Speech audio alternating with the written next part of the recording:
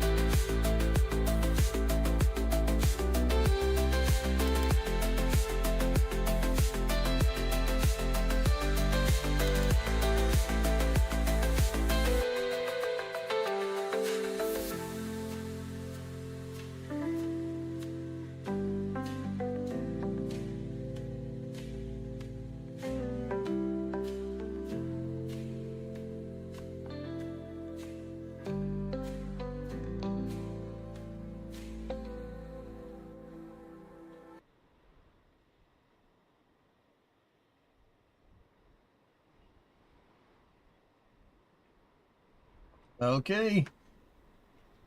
What's going on, everybody? Happy Thursday? Yeah, happy Thursday. I think. How's everybody doing today? So we're going to jump into workers here, and we are going to keep going with the YAKOGRAD Republic. How's everybody doing? It's certainly a Thursday. Yeah. Oop. I forgot to get a bottle of water. I'll be right back. 1 second. I gotta get water. I need the wet. Gotta get the wet. Wait. No, that's...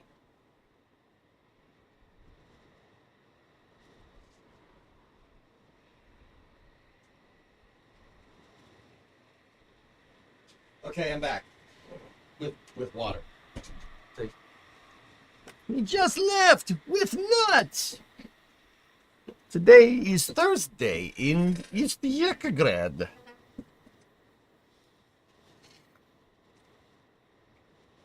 Okay, let's jump in. No, that's Hearts of Iron. I don't want that.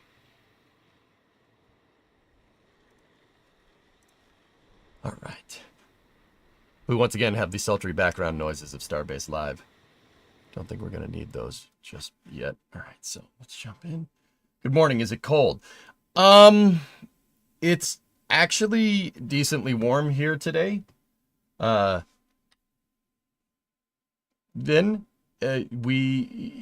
had like a third day in the past like 2 months where it's above freezing. So, you know, that's good. Snow's melting. That's great.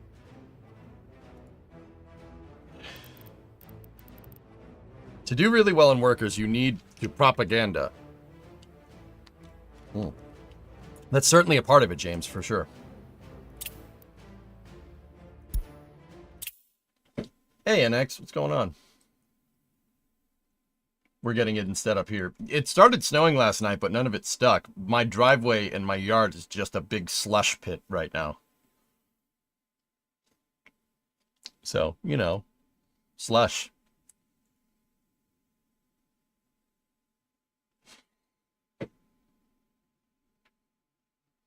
This has been a long week, hasn't it? Yeah, you could say that. But Titan loves it. Titan likes frolicking around in not wet snow. At least I don't, yeah. He's liked powdery snow rather than wet snow. But yeah, my whole driveway is going to just, yeah, slush pit.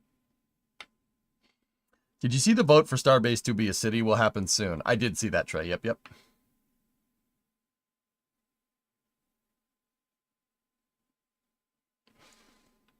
All things considered, with full-time return to office, yeah, it's been a week, and now I'm sick.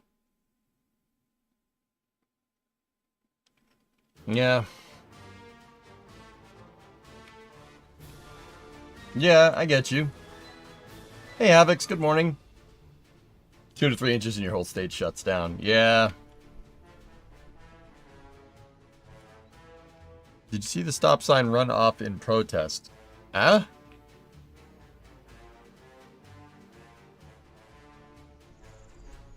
No, I didn't. Dons, what's going on, buddy? Alright, so it looks like Past DJ left us a message here which says go slow. That's gonna be our motto here.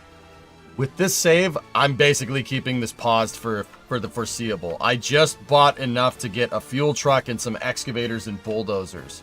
And that's it. I'm gonna try to design out as much of this as I possibly can.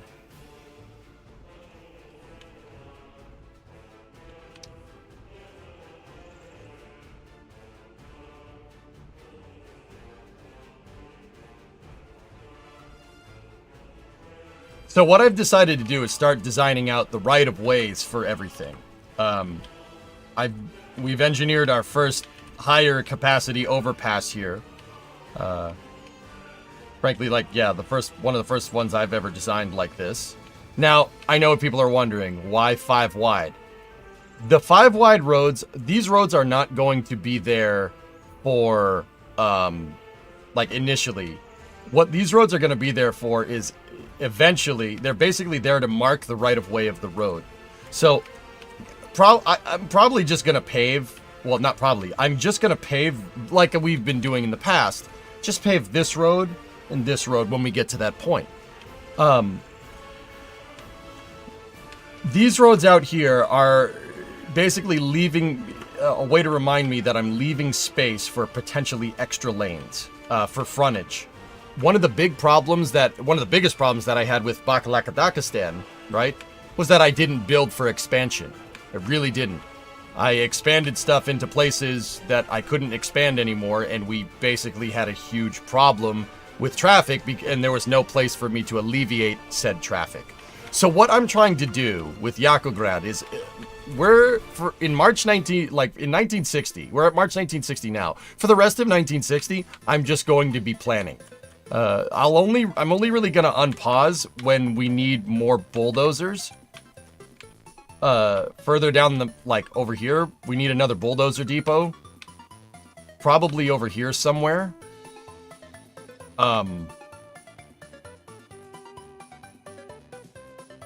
Yeah. Over here somewhere, so we can basically get the rest of the highway going and start planning out where all the city stuff is going to be. That's it. Yeah, I wrote down go slow just to remind me. Go slow, be deliberate. Now, the other thing that I want to do with the right-of-way, the roads, if you notice, they're 5 wide, but they also have extra space over here. I want another thing that I ran into, and that I noticed this with Bakalakadakistan a lot, is that there was really no standardized plumbing in drainage. There was none of that. No standardized plumbing, no standardized drainage, nothing along those lines. No standardized electrical power grid. Now, with our plumbing, we did have some standardization. There was, always be switching, like what we say. Always put a switch in every certain distance, right? But there was really no, main right-of-way for water lines to go. And, well, here we go. How can you plan so much if you don't know where the resources are? Babis, the first thing that I did, if you watched part 1 when we played this the other day, is I prospected for resources. Now, you're not going to be able to find them. It's not going to be able to show you directly on the map, right? You need to research that stuff. But what you can do is basically take your quote-unquote mining equipment. So in this particular case, I'll take an oil pump jack, and you can just move around the map. You can figure out where oil is. In this particular case, I have played the map before, like what my moderator said, but I prospected out so I could show everybody how you would do it if you've never played the map before. See what I'm saying? I know there's oil over here. And because I know that there's oil over here, I put a high capacity interchange over here on purpose. That road will go this way, and it'll go to Apatomo, and it will stop here. We'll have another type of interchange. Maybe it'll look like this, maybe it won't. I'm not 100% sure. What I eventually want to do over here is, obviously you have your crude, but let's be real, this oil patch is not enough to do anything useful. Especially if you have a high capacity refinery. Like, it's not great, not the best. But what we'll eventually do is pipeline connections. We'll do pipeline connections, put the refinery here, bring in crude, export fuel and bitumen. That is a surefire win. If we can get to it, if we do it in time. It's hard to get that done right. But yeah, that's the main reason why I built a big interchange right here. The aircraft carrier Harry S. Truman CVN-75 has crashed into a merchant vessel while passing through the Suez Canal. Whoops. So, I'm going to keep going with road right-of-ways here. We also started to design out my train depot here. Now, I've designed my train depot with a little bit better understanding of how our logic goes. Now, once again, I know what people are going to say. You're going to do all this with that amount of money? Probably not. I am playing on the highest difficulty, first and foremost. No, the whole plan is to not exactly do all of this, but to build it in pieces. Basically, this is the final plan. This is what I want, not exactly what I need. So what we can do here is I can build what I need. We don't need 2 tracks going to the border in the early game, right? You don't need 2 tracks to do that. You don't need 2 tracks going to your construction office. If I want to build one railroad line, I just build one railroad line and have an omnidirectional railroad line during construction. Eventually, we can scale it up over time as we get to a profitable point. We could scale it up over time, and we can you can build out to this. Same thing with the road. Initially, guys, I'm only going to pave one way. And I'm only going to build one bridge, right? And then pave the sides of the bridge. We're only going to pave one and then use it as a 2-lane, 2-way. And then eventually, we make the other side. Try to keep costs down to a minimum. But it doesn't cost you, it only costs you a little bit amount of fuel to move the terrain around. It doesn't cost you anything to place down dirt roads. What I'm doing here is planning, so I don't have to spend money later to make up for the fact that I didn't plan now. Thank you for doing a New Republic. Yeah, no problem, Tip Show. Looks like he was near Port Said, which is indeed the start of the canal. Rip. Why have the crossing highways so close to the border?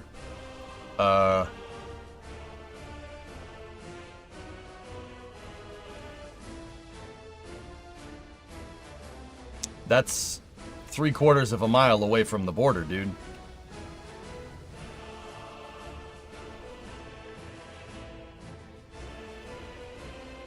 So, these markers right here, from there to there, is 400 meters. So that's 400 meters, 800 meters, 1,200 meters, right? 1,600 meters. These are a 1/4 mile, 1/2 mile, 3/4 of a mile, 1 mile. Why am I doing this? I'm putting turnarounds in, well, at the beginning, I'm going to put turnarounds. You know, when we eventually build out, we have our service roads, so we can build 2 roads at once, right? In the center, right? These are for snow plows to turn around. They're an emergency vehicle turnaround for fire trucks, snow plows, etc., etc. I'm putting them every 1/4 of a mile, or every about 400 meters. Because remember, this map is temperate. It snows. It's not the desert, right? So once again, we got to plan around our emergency vehicles. A lot of infrastructure is built this way in real life. It's planned around emergency vehicles or military vehicles. I mean, why not both? Guess you're planning a big intersection eventually. Well, yeah, that's the idea.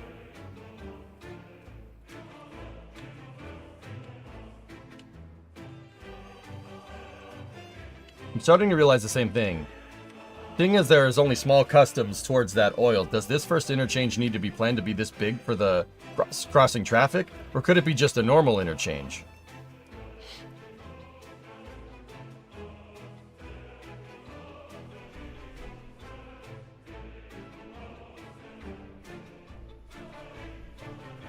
I don't know. Which industry will we focus on first? Construction. Tom, I know that doesn't answer your question. The first industry that we're going to focus on, I don't know. Well, we're going to have oil over here, so we know there's going to be a lot of traffic going that way, Sneaky. Now, keep in mind, we could make this road a big, high-capacity interchange and then have the road get smaller as it gets close to Apatomo over there, right? But I really built scale here because if there's an oil refinery over here and there's a city here, people are going to take the highway to get to that refinery. If we do cars. Once again, I'm planning for everything. Right? We plan for everything.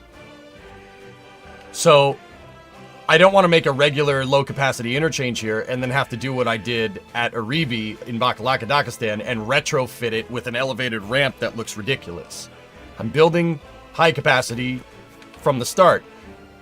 Or planning out high capacity from the start, and then we can scale on need. Does that make sense? This might not ever be a high-capacity interchange. But, if I need it to be, we can change it. Does that make sense? Have you considered introducing mods? There's UAZ 452 buses and trucks. I have one mod installed, Tup Show. I don't know if I'll do anything with it. Now, in terms of this side over here, in terms of here, what I want is this road to go up over the tracks right here, right? And then I want this road to turn, cross the narrow point in the river right here. Because it's narrow, it'll be easier to build a bridge there. And then I want that to get to another interchange here with the highway going this way. Does that make sense? That's at least my initial plan. And that will basically give us a loop between the borders. The other thing that I'm trying to not do is have road connections near the border. I always found that having stuff around the border makes it so more vehicles will go up here and clog up already pre-existing traffic. So the other reason why I want high capacity over here is because I think right here is where I'm going to build my construction depot for the area. The big one with the repair center and everything.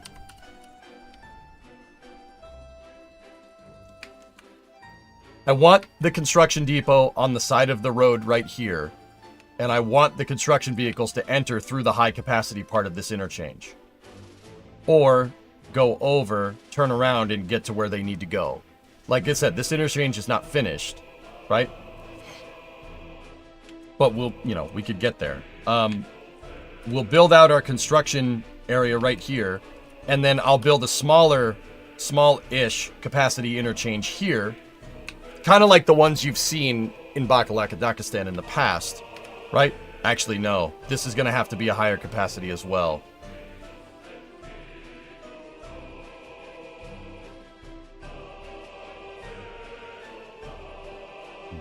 What I wanted to do is build the construction depot here and then have a train resource stockpile. I want the trains to bring in resources here. That's why I leveled this area. I want the trains to bring in boards, prefab, steel, and bricks, at least initially. But I also want to design this so it can be restocked by trains from both directions. The reason why is because I might not always be getting bricks, steel, boards, and prefabs. I might not be getting that from a border in the future. So I don't want trains just to be able to get into that from here, right? I want to build it so that you have right of way both ways. And then I want those resources to be next to my construction depot. That makes sense? What do you need 5 lanes for? Okay. Alright, let me explain. So, Jens, In the United States, when we went to build our highway system in the 50s, they did stuff like this. I can give you an example that's kind of near my house, right? You see this all over the place, but this is just a local one that's close to me. So, in Massachusetts, right? I live down here, right? There's one road, one big highway that services this entire area. It's Route 3, okay? Route 3. Route 3 was designed, it was designed in the mid-50s and built in the late 50s, okay? And like most roads that were built in the 60s or 50s, it's nowhere near capacity for the population that we have now. But look at Route 3, okay? Just look at this spot in, where are we, in Weymouth? We're in Hanover. All right, that's fine. See, right here, Route 3, when they built it, right, is 2 lanes way over here and 2 lanes way over here. They're not near each other. It's not like a 4-lane highway like you'd kind of, the garden variety. I've seen them a little bit in the Netherlands, but a garden variety highway in the UK looks like 2 lanes going in either direction, kind of right next to each other, right? See how it's spread out? The reason why they did that is so they could expand the road if needed. You build a wide right-of-way for your roads. So, if you need to, you can expand and you can build a bigger road. It's very, very smart planning, very smart engineering. If you look at the abutments on the bridge, right? Even the abutments are spaced a little ways away from the road. The abutments were spaced on the road so you could add 4 lanes here, widening the road. See, the abutments, the bridge abutments aren't right up next to it. They're spaced on purpose. Right? Now that bridge was redone from the original design, but this bridge has an abutment that's dead center. See it right there? It's dead center of the path, so you could widen the roads if you need to. That makes sense? See how they kept this thing super wide? They did that entirely on purpose, so you could widen the road if needed. Now, we never did that because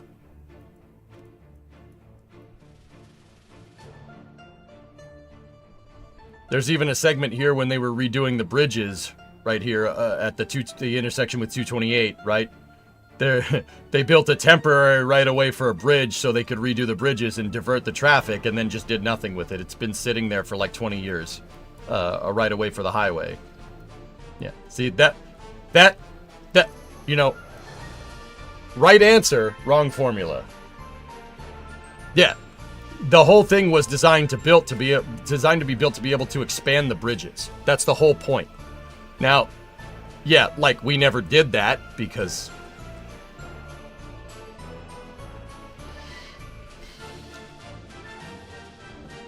but the entirety of Route 3 is built like that. And if you look at here, they did expand it up until about here. Like if you look, you can tell that these roads were 2 lanes at one point and they did make it bigger. And the pre-existing abutments on the bridge are now anchored into the median on the highway. Tranquility Base here. The Eagle has landed. Going to space has become more expensive. Prices have skyrocketed. Hi, Geeson.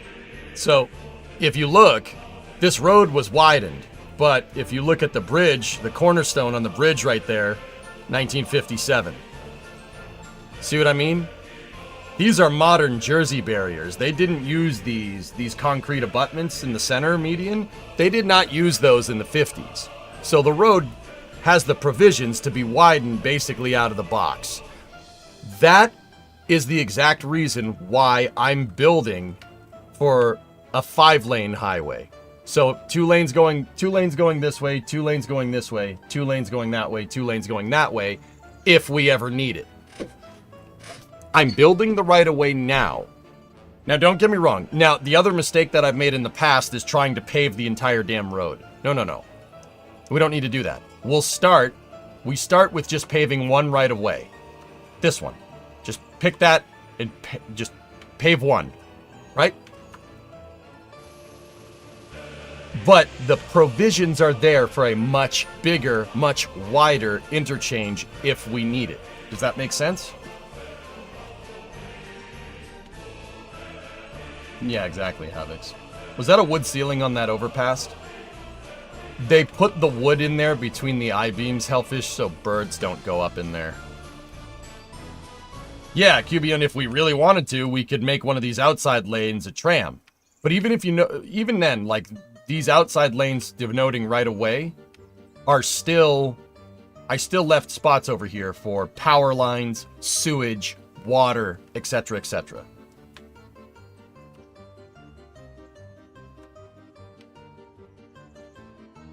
Honestly, at the very start, doing only gravel makes sense, as most vehicles can't go over 60 anyways. Yeah, except when snowplows, except when the snowplows can't plow it in time, King, and then you got a big problem. We're paving. If we want to gravel the center lane, we can do that. Maybe gravel the center and then pave the outsides when we need to. I'd be down to do that, but I do want to pave, and I don't want road connections near the damn border.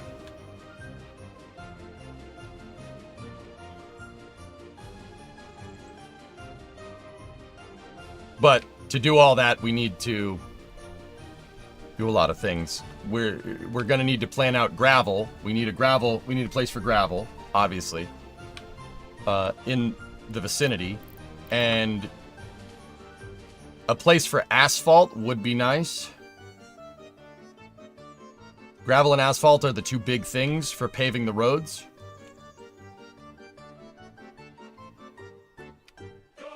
Could make the middle road emergency priority and have that as gravel. Then you can tell your snowplows to prioritize it. Go slow. Yep. We're planning everything. I'm going to be spending a lot of time here just paused in 1960. In fact, the only time I'm going to unpause is when I need to build another depot for bulldozers and stuff out here so we can expand and pave more.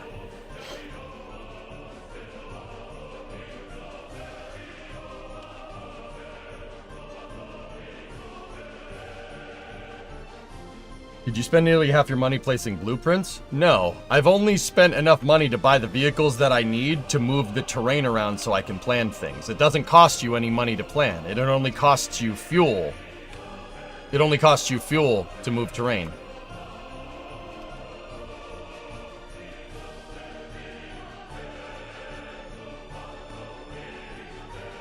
And remember, guys, I'm going to design all this stuff to scale. Like, I'm going to build the entire construction depot, and we're not necessarily going to just build the entire depot off the bat. I'll build one depot, right? To pave roads. You know, we'll plan the entire thing, but only build a small piece of it, and then eventually expand to the entire thing. That makes sense? Discovery, go at throttle up. So, the big things that we got to work on. I gotta keep working on the right-of-way of this road here. I gotta figure out where I want my construction depot, probably right here. And then I gotta figure out the train, a train depot right here, basically. Lazy Ace, I survived the purge at Blue Origin. Cuts were deep. I've heard some things, dude. That sucks.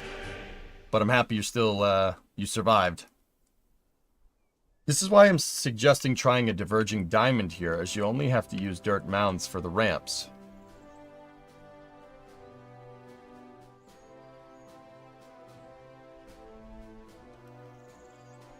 You suggested a diverging diamond? I didn't see you say that. I must have missed it. And supply depots for construction, i.e. concrete. Yeah, exactly.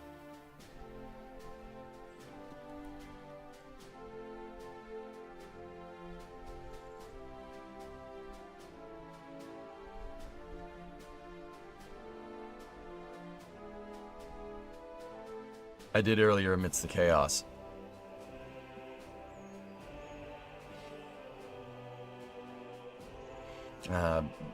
Sneaky, this on-ramp with the highway going under is it's not placed, like, it's not good for a diverging diamond. With a diverging diamond, you need your highway to be an overpass. I didn't do that here, but I do, with that all being said, I do think diverging diamond interchanges will play nice with the how Workers does its traffic. I really think it'll play nice, actually. So I do think you're onto something there.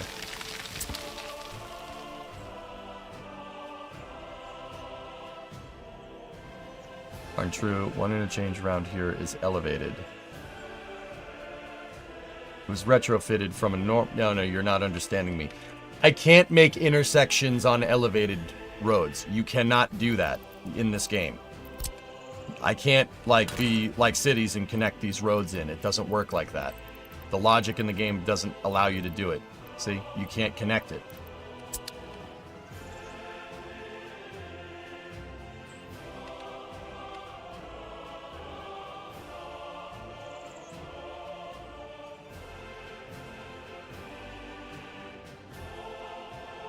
I don't want to make this a diverging diamond. I'll work on another one. We'll do a diverging diamond going into the city if we want to test it. I already have this in my mind here, and I think this interchange will work correctly. I'm thinking within the limits of the game, but fair enough. I understand that. But I already made this. I already made this. And the interchange that I'm designing for this should be good enough. I already made this. This took a good deal of time.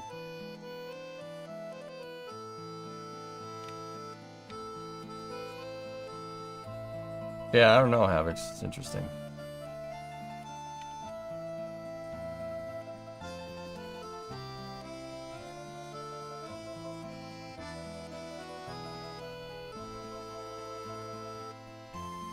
Okay. All right. Let's work on the railroad, the rail yard here. Now, we need a stockpile. I need 4 stockpile depots here. Well, actually, let's look at construction. Demolition and explosives.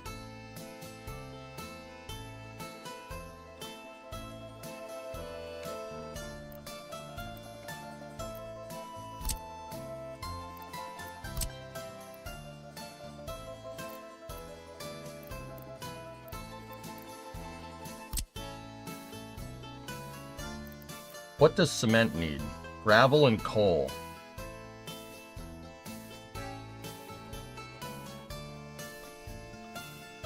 Are there some buildings you can't plan out yet because they're not unlocked? Well, yeah, of course, JSB. Yeah, yeah, there definitely is, dude, but,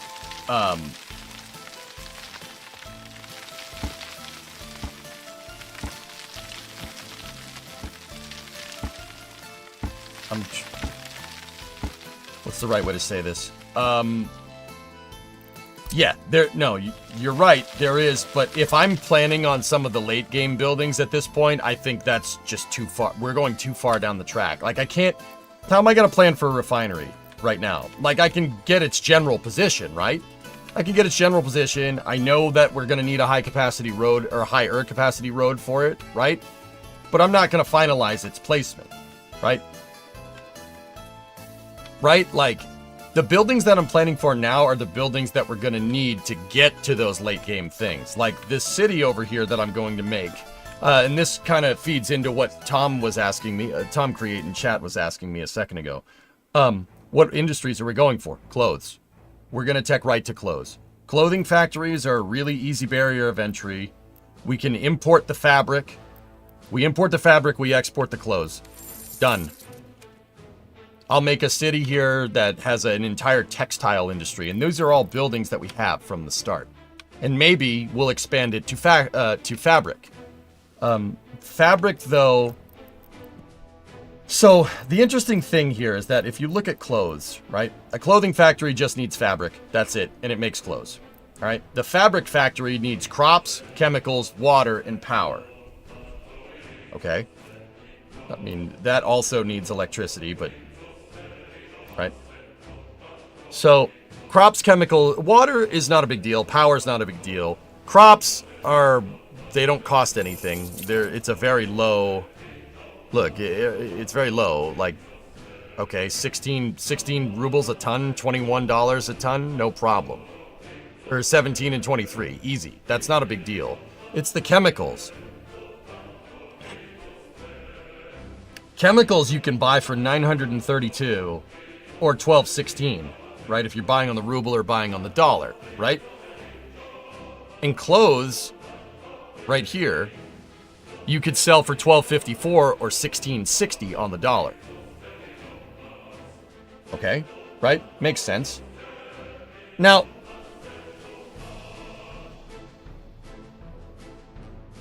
you need fabric right here to make clothes.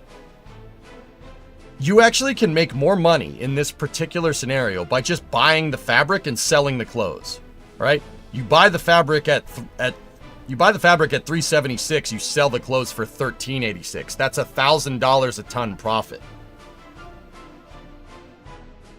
Even here, 496 to 18. So you're buying at 500, you're selling at 1800. That's even more of a profit. Don't forget, you don't want to overwhelm a customs house. Well, yeah. We're going to build another high-capacity road and interchange over here, and those interchanges are going to be connected.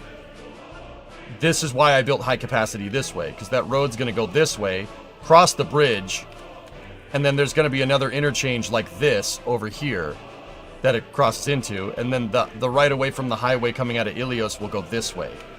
Eventually, what I would like to do, or what we could do is...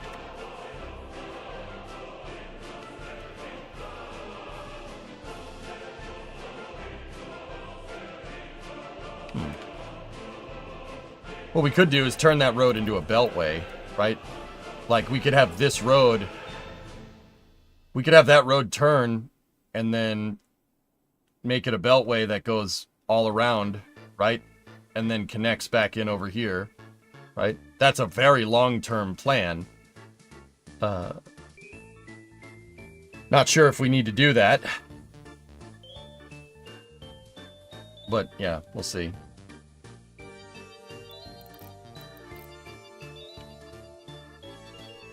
Should probably look at the ratio of materials. I don't think it's one fabric to one cloth. 2.3 tons of fabric make 1.2 tons of clothes.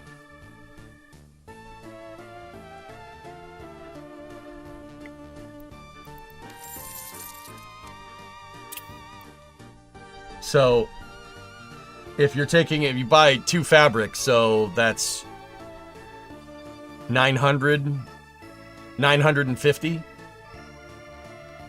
give or take. You sell the clothes at 13. You're still profiting $400 a pop. That's huge. Oh yeah, that's 376, not 476. Yeah, 750. Yeah, it's even better. 750 to 1400. You're doubling. It's double. What industries are you going to start with? Clothes. Are you planning to use foreign workers? Initially, for certain things, Newell, yes. We're gonna have to. I'm gonna need foreign workers to an extent to start building the city. Because there's no one here. It is literally just empty. It's not like Bakalakadakistan where we could bring stuff in. Or we have villages that we can relocate people or take over a village, right? I mean, for the clothes factory. The clothes factory will be with in-house workers, yes.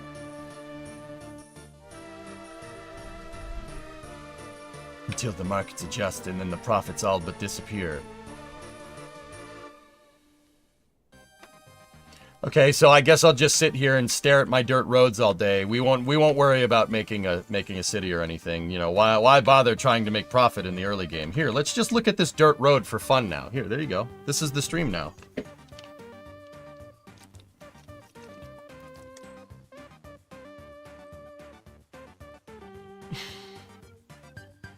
What do you look, man? If you don't have solutions here, I don't want to hear it. Like, This game's already hard enough to play, bro. I followed for the dirt road. Oh, thanks, man. Look at it. Isn't that nice? Look at that nice dirt road. Look at these nice straight roads. The look of it, the taste of it, the texture. Like, I understand that the industries, it will adapt. And if the markets adapt, hopefully by the time we've made a good amount of profit off of clothes, we can pivot into another one. We pivot into another market. No problem. Right? And then the worst case scenario is that we don't need to import clothes because we have a gigantic textile industry. Right? Smoking a pancake? Piping a crack? Bonging a blinch? Well, looks like there is no pleasing you. In YAKOGRAD Republic, road paves you! Alright, let's work on our stock area here. Before we even get to clothes and everything, guys, we have to have some capital investment here. We gotta buy trucks. We have to buy all the equipment that those trucks need, or all the materials that all the trucks for the construction equipment need to start building the highways and building the city. It's a process. What happens when the Soviet Woodstock of April 1960 shreks the clothing industry, Kappa? Okay, I'm gonna get back to work now. And I want you guys to go dig a hole. And I'll get another beer.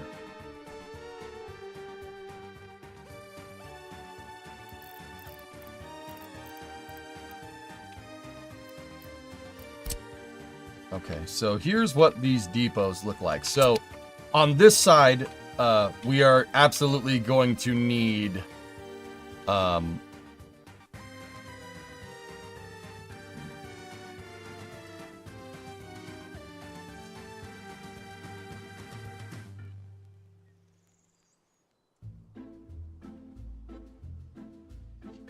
so I just had a thought. You put all your cargo over here. There's no way for the trains that are on the depot to get to them. So I might need to add a loop so they can get around. Yeah, we might need to add a loop track. Balls.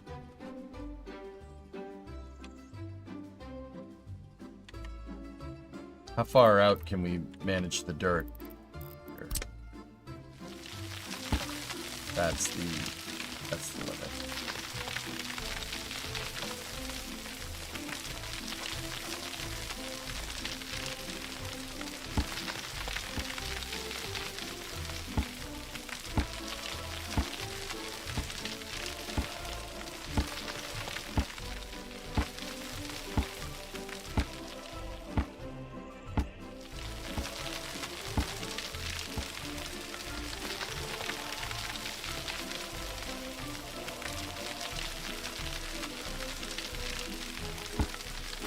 Gotta be flat. Like what real trains have to do in yards sometimes. Remember, this game allows trains to go to waypoints and then reverse down the tracks.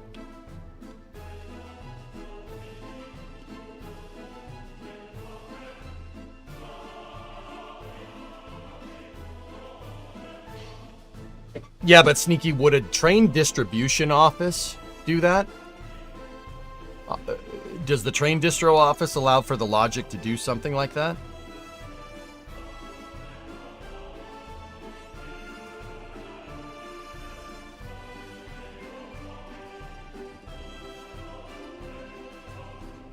Just a depot to the center? Nah, Andrew, I don't... I've seen construction trains. Yeah, the construction trains can do that.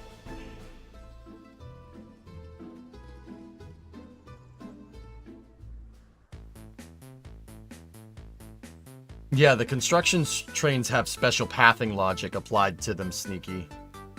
Yeah, Happy Socks is right.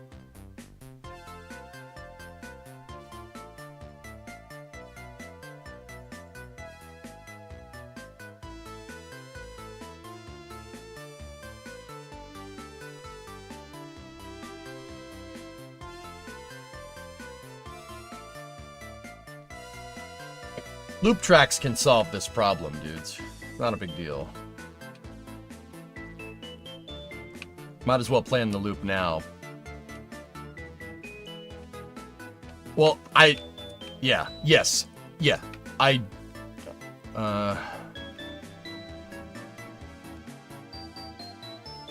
okay, EJ needs a second. Brain is doing good.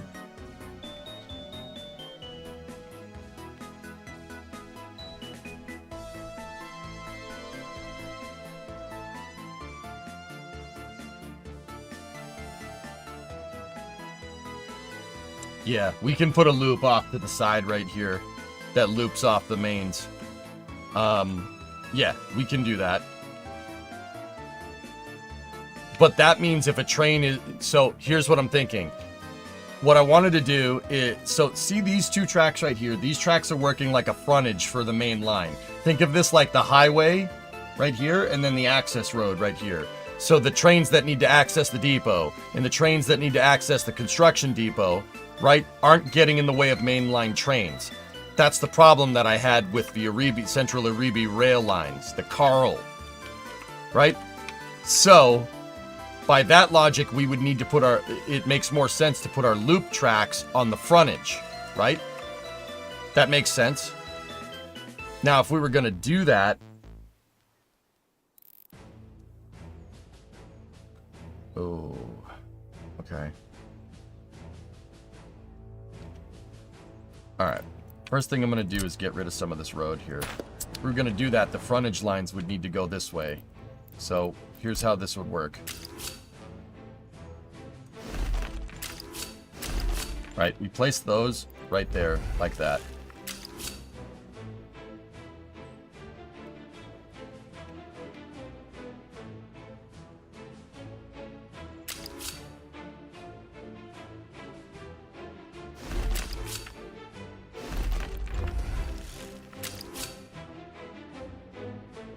You can't make a three-way switch, can you?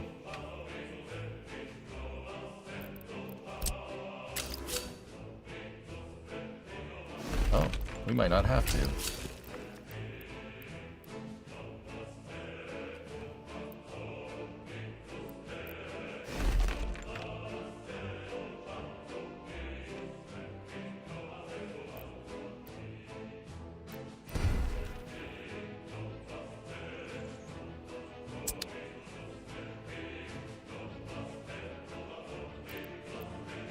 Wait, what the hell is this?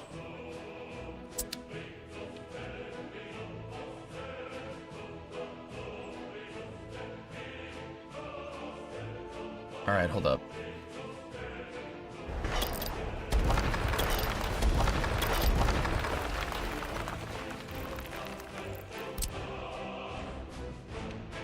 Alright, so right here, this is gonna have to go 299 or 313 from there. Okay, so now this track is gonna need to go right there, right? And now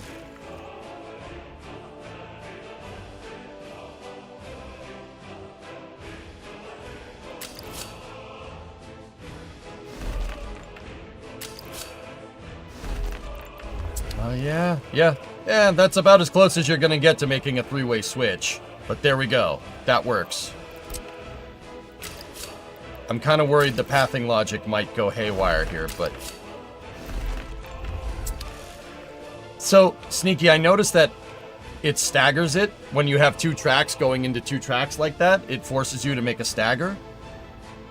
Right? So, we basically utilize the stagger to put two switches right next to each other. So, there's a switch going right here, and then right after that, there's a switch going left. And there's a switch going left here, and then right after that, there's a switch going right.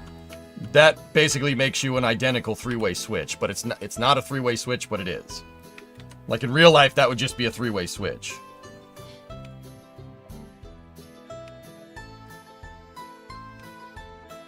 Do you need a reference? A real Soviet city with a train station in the middle there? There are 5 to 6 railways connecting to 2. Not for this one, Tupcho. I need a loop. I need a freight yard with a loop.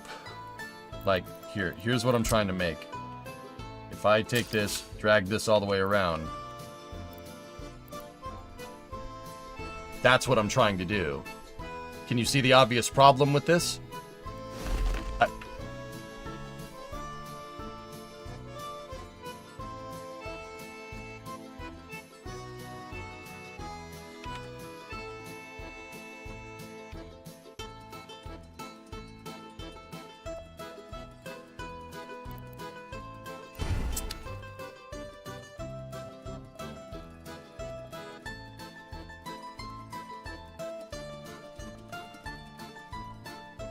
It'll be a cold day in hell when I let that ride on one of my maps. Okay.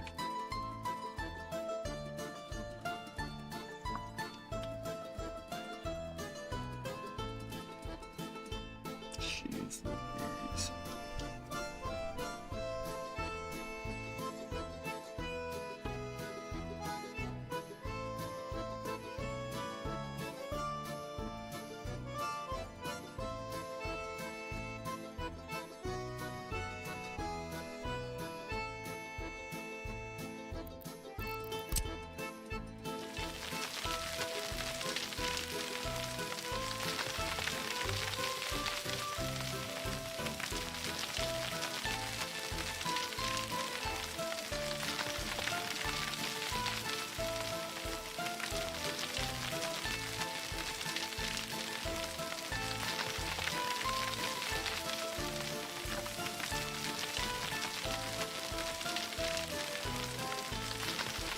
Just bridge it, and then you won't have any level crossing issues.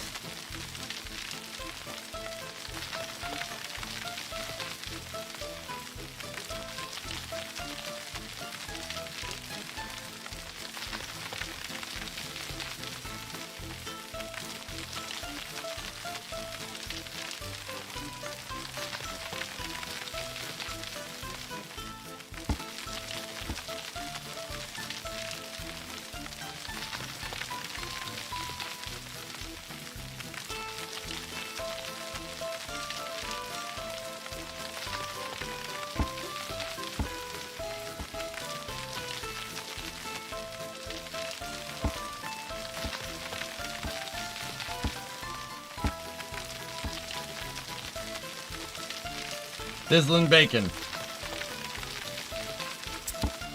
Chief, I'm fine. Everything's fine. How are you? Okay, so the whole parallel tracks thing is not gonna do us exactly right.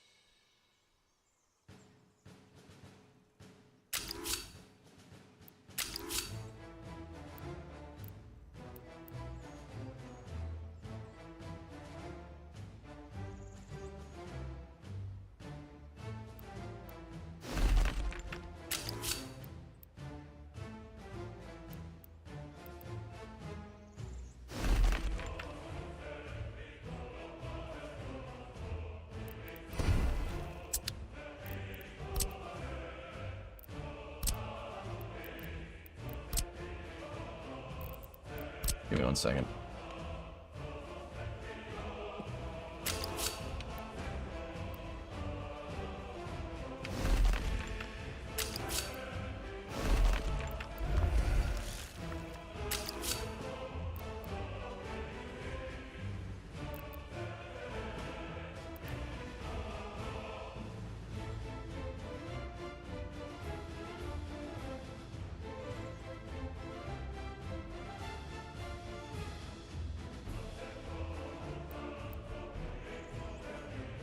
How do I know which track that's connected to?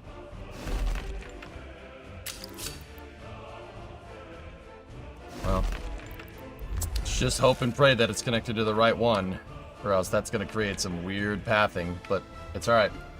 2 days now with gastroenteritis and high fever, getting better slowly. Oh, I'm sorry, man.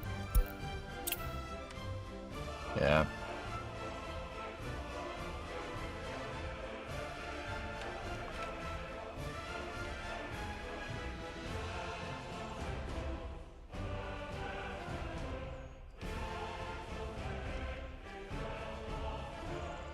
All right. Now.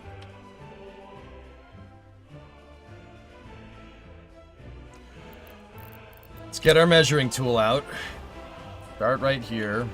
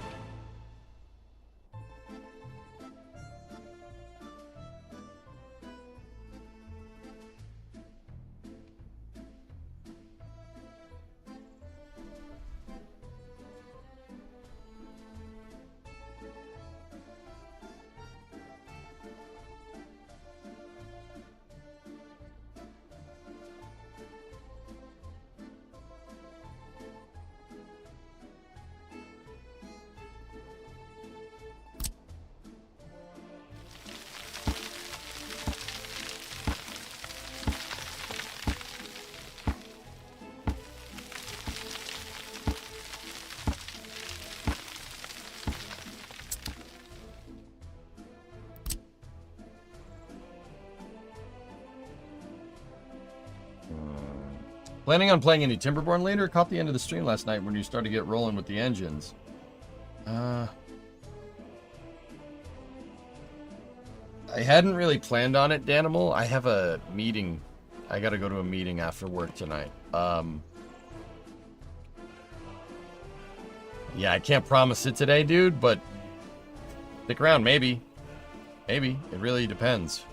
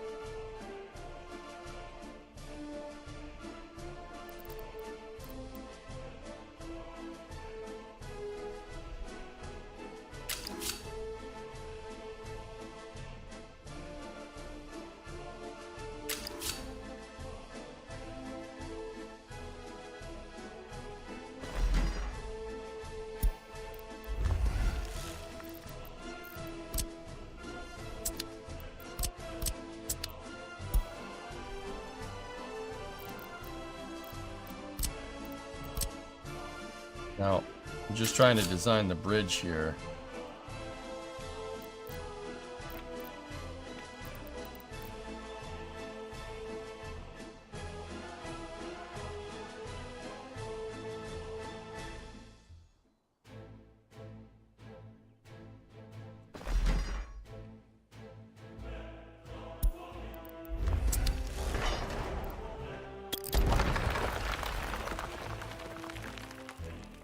That's high enough to cross that right there, right?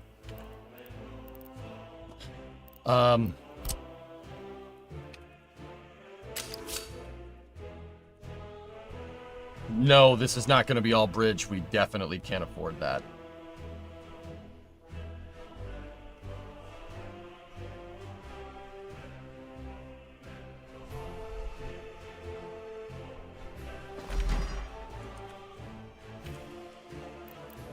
I'm just putting that there as a guide.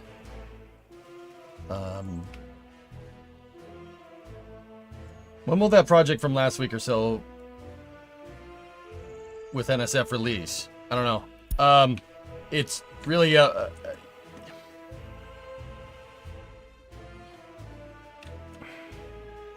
Not much longer, Dean. I don't... The project didn't have an exact turnaround time because it's a new thing that we're trying. So... Yeah. I hit a big milestone today for what it's worth. I've been working on it since like 8 this morning.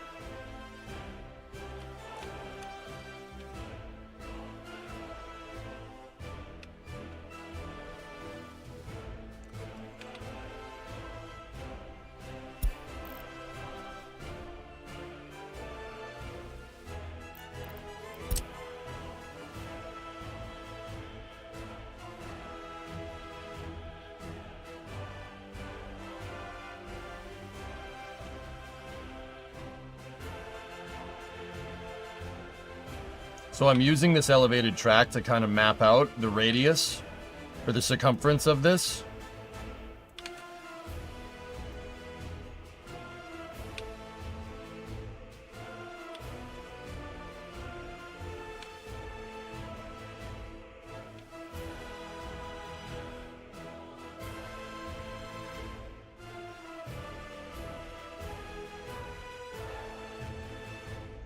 The only thing I'm like... oof about is yeah.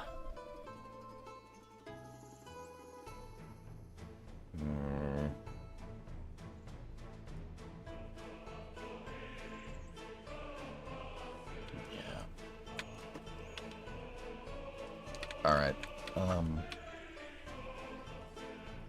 Okay, hold on. Get rid of that.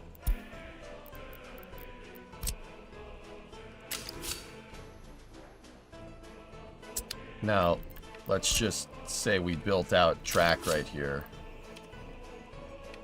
Crossing's not allowed. Okay.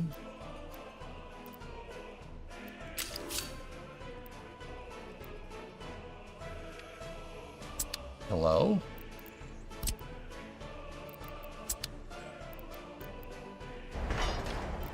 Hello?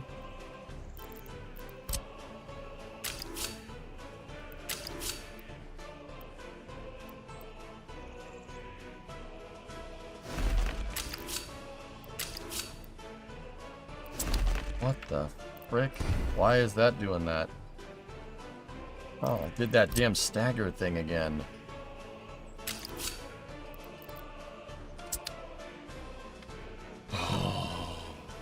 Is the tool for measurement thing a mod? I've never used it. No, it's part of the stock game.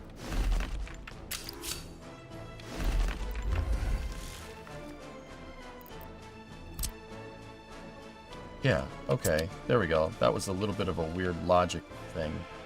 Now, okay, so here, let's...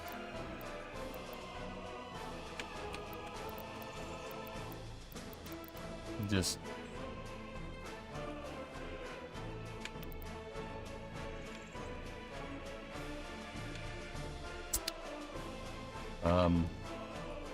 okay.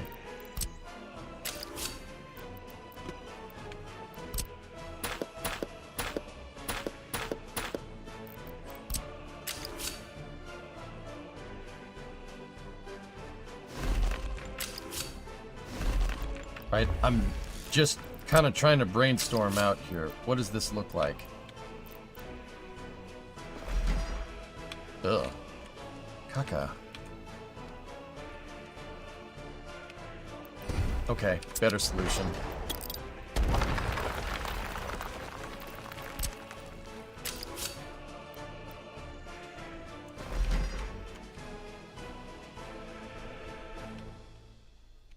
I'm trying to figure out a way to see where the route can be, and I'm trying to figure out how much line I need to make the grade that I want. If we just shoot a straight shot at this, what I want to do is make sure we grade the dirt up with the tracks, like what we did with the roads right here. It's cheaper that way, because building bridges is expensive, just like real life. That's the same case. So what I want to do is make a little bit of a dirt ramp right here, and have the dirt ramp at this height be enough to cross. And then from there, I just want a straight circle, right? Constant radius circle. And then this will be on elevated dirt, right? And then from here, a dirt ramp down that levels off and connects in right here. That's what I'm thinking. That's a good enough turnaround if we need to do it. Or we could just have a level crossing right here.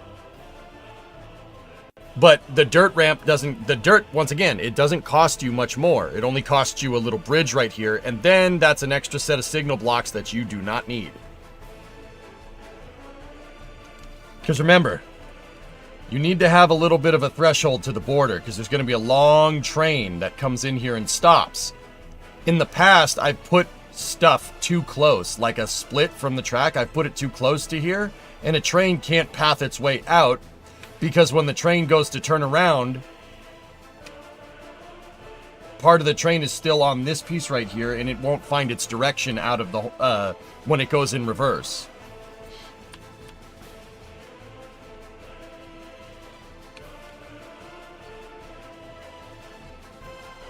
I don't know. I like spaghetti.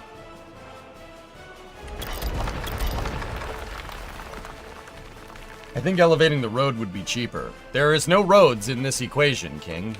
What are you talking about? There's no roads here. I don't understand what you mean.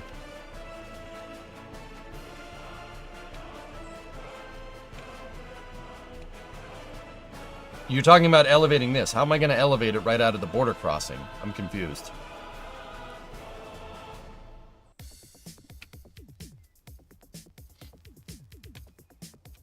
Level crossing against the other tracks, dude. Yeah, exactly.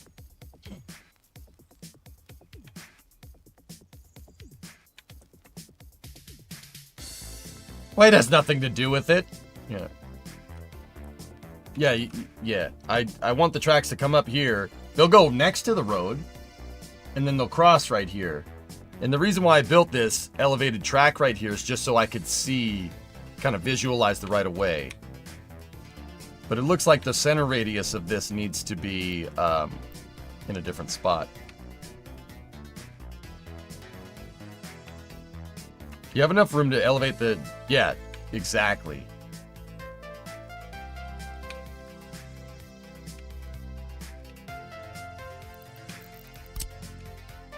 So here, let's get those excavators up.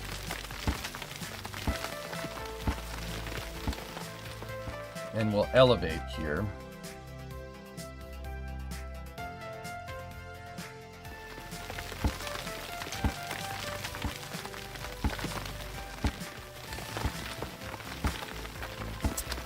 To the height that we need. Now, I do believe you need to be about 10 meters clearance here for a train track for the bridge, right? These tracks...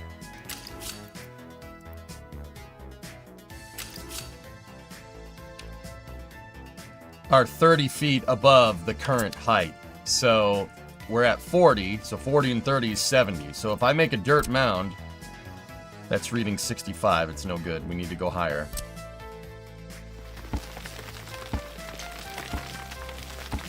This is realistic mode, right? That's correct, Chris. Highest difficulty.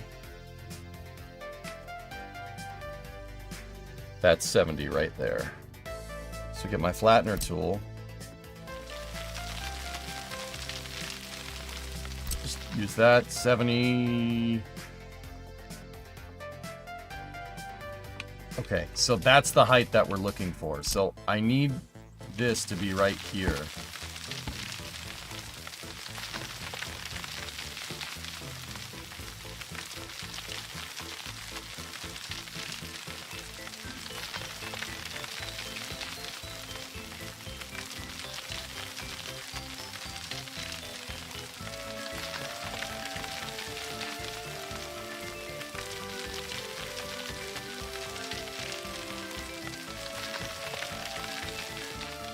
I don't like it. No, sir. I don't like it. We're already building too close. Nope. Don't want to do that. It's too close. Everything is too close to everything else. We could do it with a bridge. We could do it with a bridge, guys, but I don't want to. We'll find another way.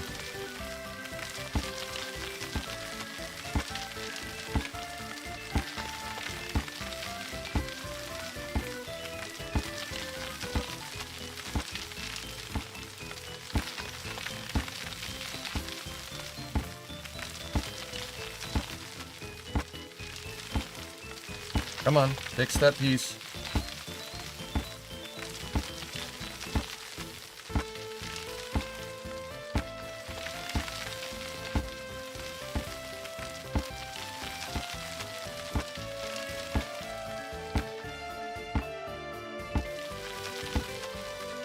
Why? Use a soccer field? For what, Chris? To flatten? Oh, no. I find that you just gotta sneak up on it and gotta rub the terrain in a certain way to get it to play nice with you.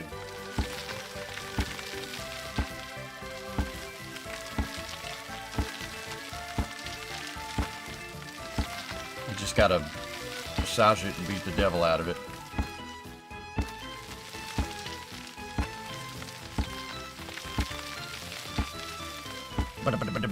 Come on.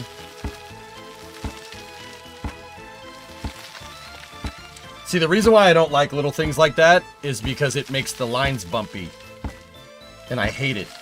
I can't stand it. It makes your train tracks, like, really, really bad. In fact, you know what? Here's what we're doing.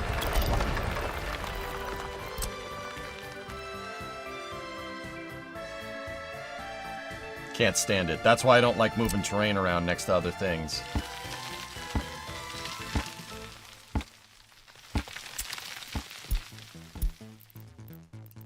That's why, I mean, that's why I don't like building elevated. And that's the other reason why I give, like, we go back over here. That's why I gave a ton of space here. So that kind of crap doesn't happen. Because you can screw the terrain around something that you've already built, and then it becomes all bumpy and gross.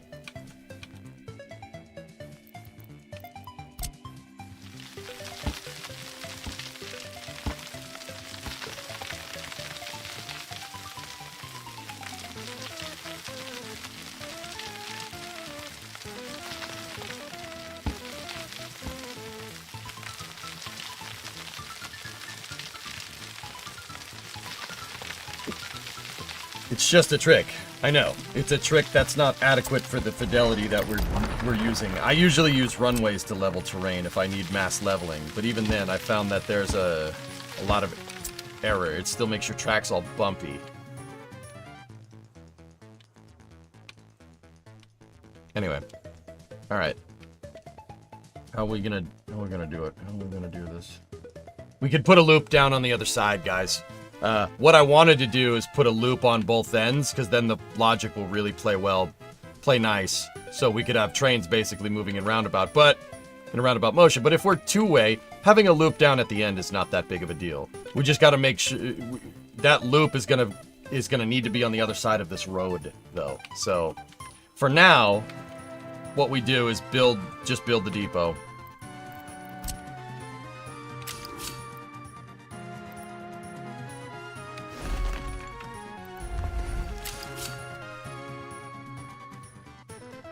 I'll just build the rest of the depot and we'll go from there.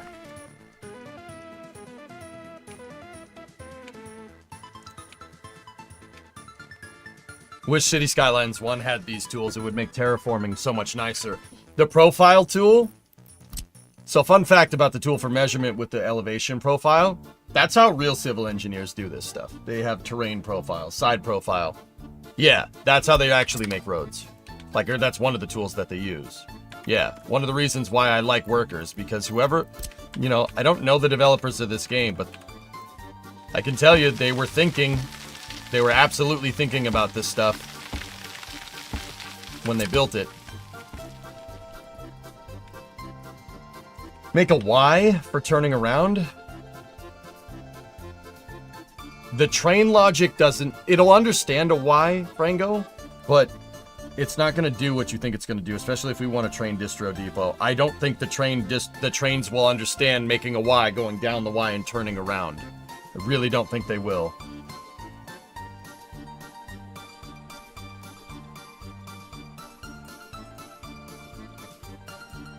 That's awful, Nova.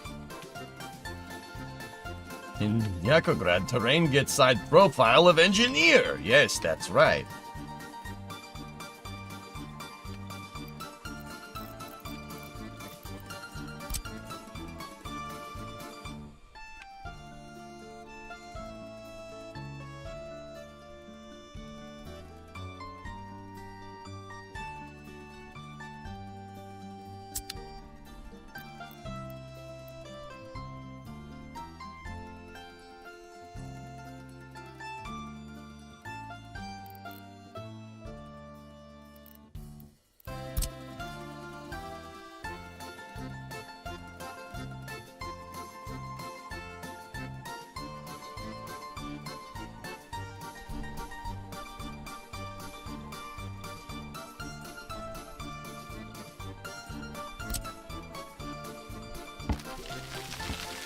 See? Even though it doesn't say, there's that little tiny bit of terrain that's no good.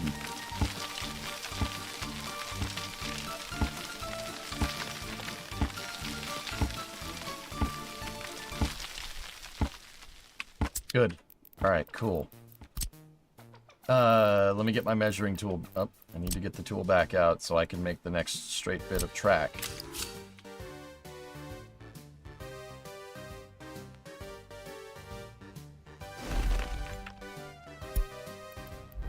That's about as straight as you're gonna go. Coming straight on like that. Alright, so now...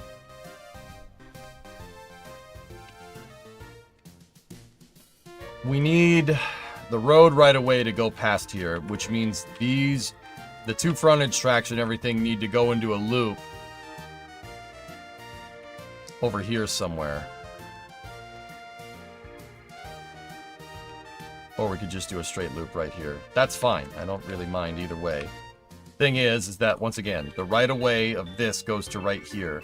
So, yeah, that's all going to have to start down here. But the thing is that my terrain, the range on my terrain is no...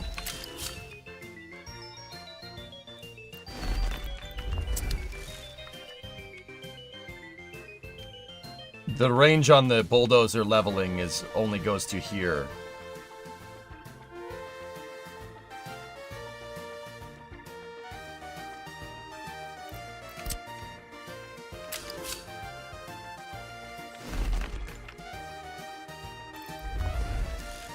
Do we really want 6 lines wide? I mean, yes, the answer is yes, I do. You'll need that when... you'll need that later.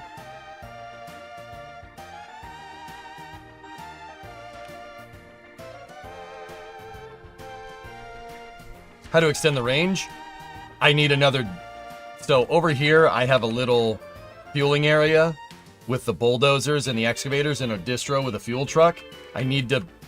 J-Speed, I'm going to need to place another one of these somewhere over here. I'll get more into that in a second. Alright, so that's good. This is fine.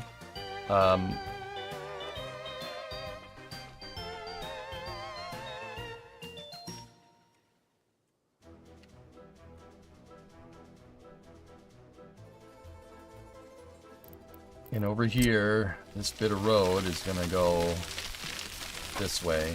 I'm just going to move the terrain up to here.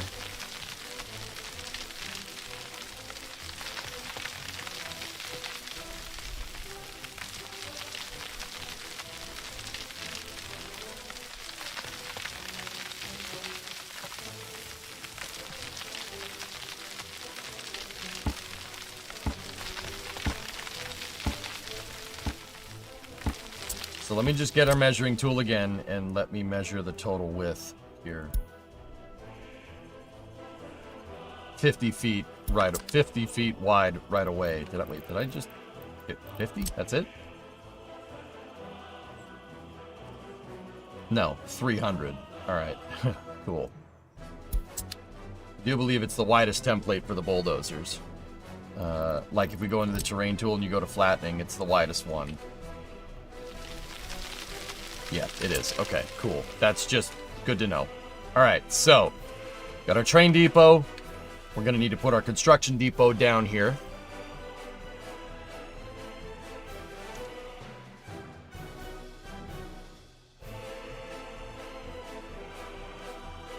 And we need the supply area here. So let's work on that right now. So I said I needed 4 big drop-offs here. So we go into general cargo.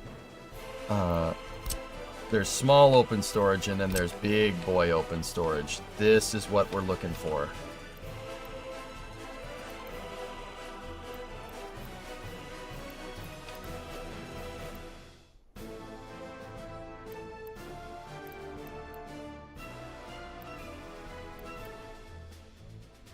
Salutes general storage. Yes. Yes, that is right. You are right to salute General Storage. Congratulations, you have been promoted to Commissar of Official Commissar of Storage Unit Research.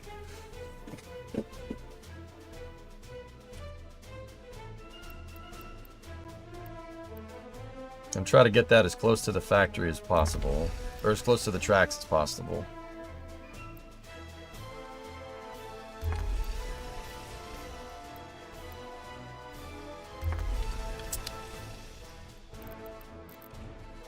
Actually, hold up. I didn't check the profile. Yep, not exact.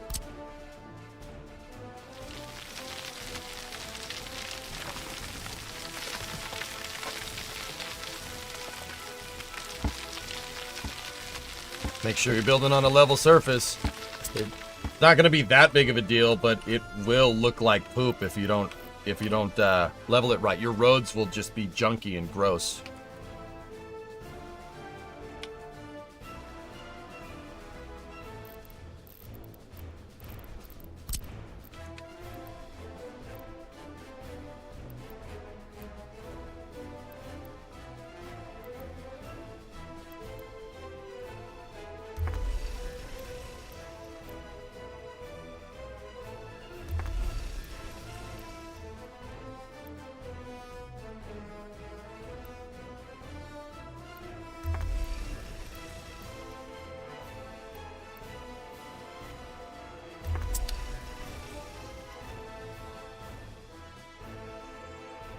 A lot of free dirt work. Yep. It only costs you fuel.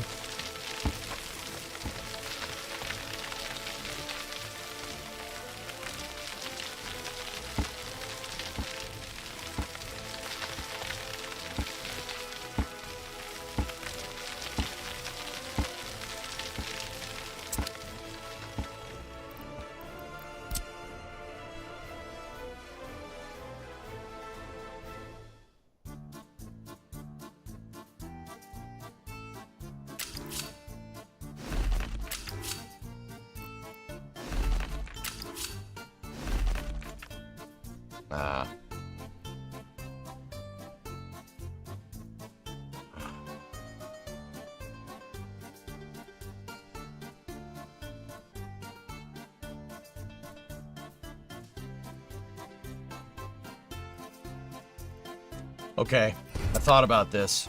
What I wanted to do was just have a line that goes out and back, right?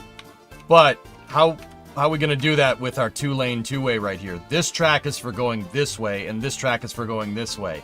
I want these depots to be able to be accessible from both directions, right? So how do we do that? We could have one track going in here, and then that track connects back in. That makes this whole thing a one-way process. How do we make it a two? Ooh, a little bit of a logic puzzle here.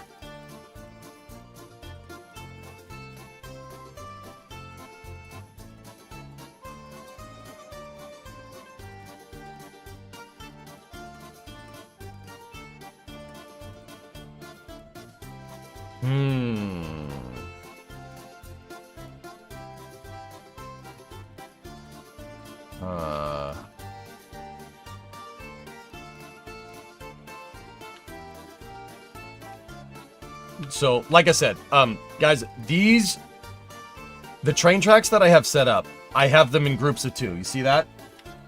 Consider this a two-lane, two-way road. So, from where we are, that's going this way. This track is going this way. This makes it so, like, the construction depot can send trains out this way or can send trains out this way. And the regular depot basically can send a train out this way on that inside track, and it'll go to this inside track. And then from here, this inside track will lead to this track right here. But simultaneously, there's a right-of-way, a bypass that goes through the entire yard. This right here, these two tracks that go down the center have trains going this way and trains going this way. These two tracks are the bypass. It'll get you right through the yard. There's no crossings except at the beginning and the end, right? So this is for trains that are going through the yard to the border, right? So if we have two-lane, two-way over here, so trains going this way are going to want to drop off stuff, but trains going this way are also going to want to drop off stuff. How do we make it so they could... Oh, okay. Why are they stacked like that? Can they not be passed through? Can a rail go through two depots to get to a third? I don't know. J-Speed? I'm not 100% sure on that one. To be honest with you, I don't know.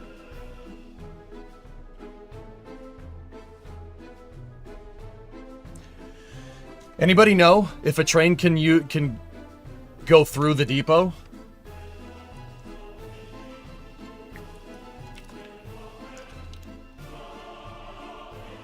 Pass through works, but it's inconvenient.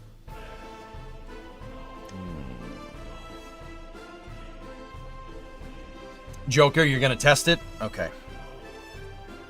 Alright, well, I'm gonna mess with the placing on these anyway, so. Imagine a train blocks the first, then there's no way to reach the second. Yeah, exactly. So, you know what? We don't want to do that either way. Yeah, we don't want that.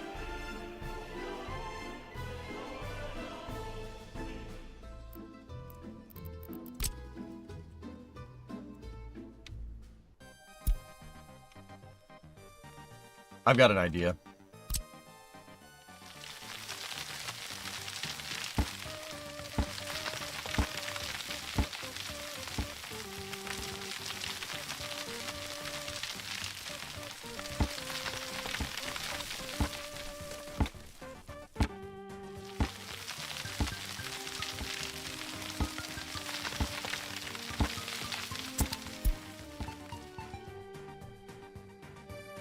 You can use a cargo station and connect it to the storages, and just use one cargo station for all of them.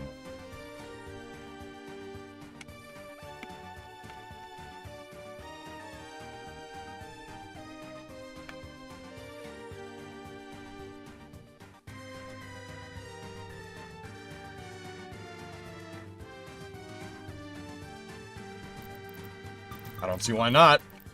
Alright, so let's load up the different styles of cargo stations that we have here. Oh my word.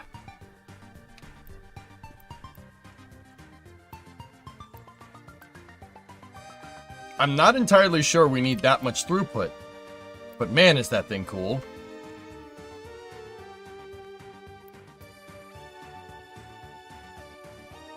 Hey Dean, what's going on? That's 253 tons of concrete, 12 tons of steel, 158 tons of gravel, 16 bricks, 5.4 boards.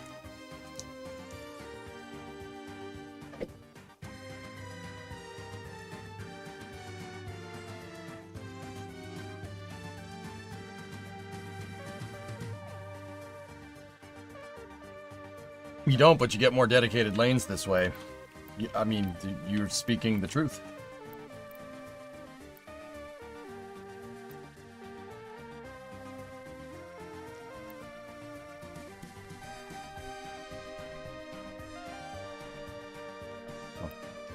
Nice hat. Thanks, Ul. What's up, buddy?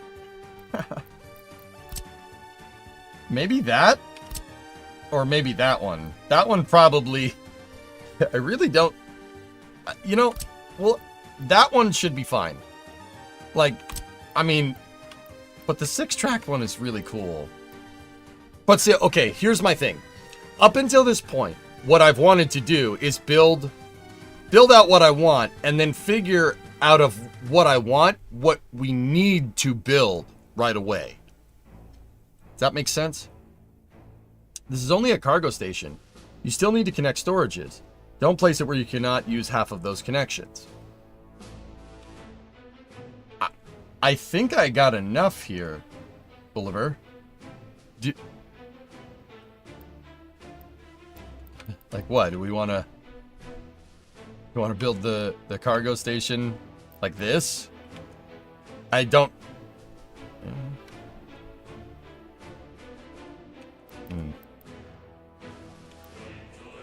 Do all the 6 of these tracks go to storage? See these, Bob? The yellow arrows that are coming off of stuff? Those are conveyor belts. So I can have the train drop it off and it'll conveyor belt it to the open storage. That works. I actually do like that idea. But Oliver, I think I have enough. So we need steel, boards, prefabs, and bricks. That's the open storage that we need, right? That's the big open storage that we need. And then what I was thinking is I'll just connect a warehouse in. Just connect a warehouse, a small warehouse for other components that we might need, like electrical, mechanical, electrical components, mechanical components, maybe even chemicals, stuff like that. Put it in a warehouse. I think I have enough connections to do all that.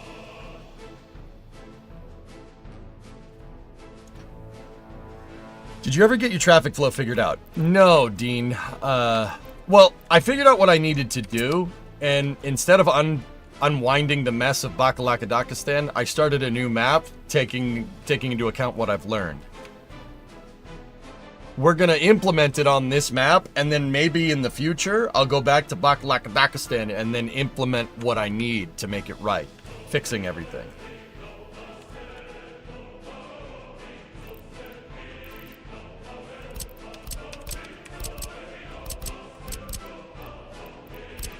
What are the other types of cargo stations? That's two-sided cargo. I don't want that.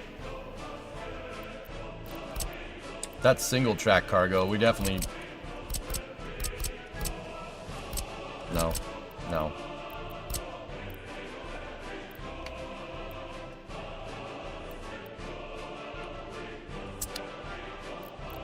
Alright.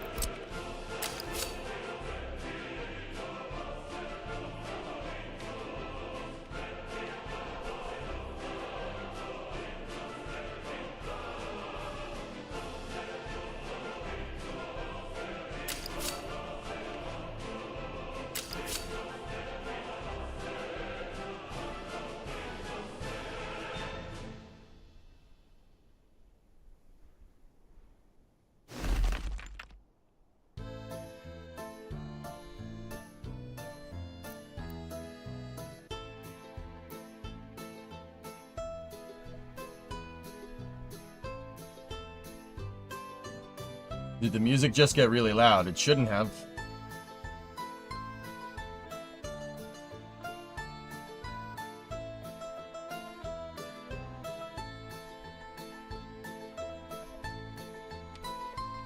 I'm trying to figure out where I want the front of this station to be. Gotta figure... How big was the footprint for our construction depot over here? It was 1,000 by 1,000. Okay.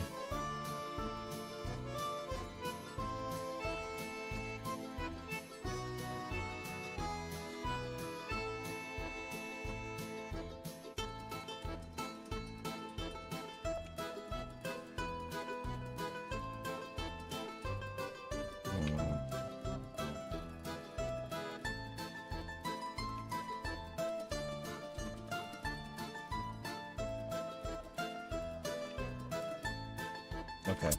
I should have enough room to place it over there.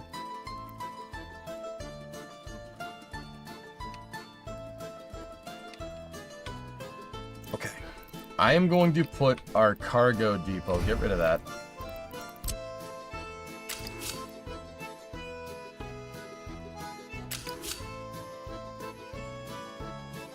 We'll do 500 feet from the threshold. Now, let me show you what I'm trying to do here. No... Well, you'll see. These are not going to be the finalized tracks.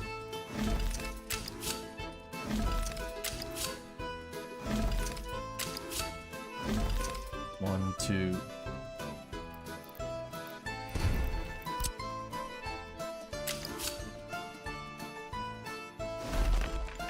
Those are wooden tracks. We had 6 tracks in that design, right? And you can't build the depot right up here, so I'm going to build 7 tracks out. So 1, 2, 3, 4, 5, 6. One more. 7. We're 500 feet off of the threshold. 500 feet off the threshold for this. Off the threshold for the end of frontage. Now, why? Why did I put a space in here? Well, trains going in and out of this cargo depot are going to be long. You have to give room for the cars. I don't want a train to pull into the cargo depot and have the back of the train on the main line. You got to give space. You must leave the space. Which is why here, I'm leaving a little bit of a threshold. I'll leave a threshold front and back. So in that regard, we're going to need to make another, we need another 500 feet of track, or off the end of the station. So just make those tracks for now, and then let's go to cargo. And then we line up our 6 tracks with pre-existing, right? But what I'm going to do in here is just get rid of the front couple of these tracks. Of course, that one didn't want to play. Of course it didn't.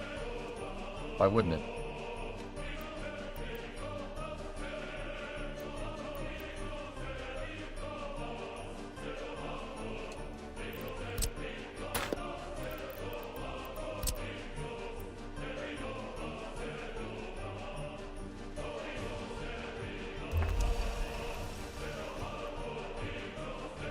Nope, little crooked.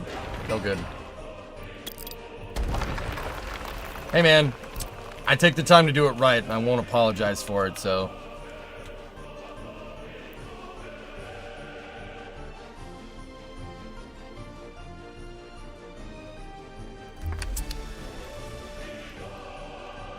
It's good.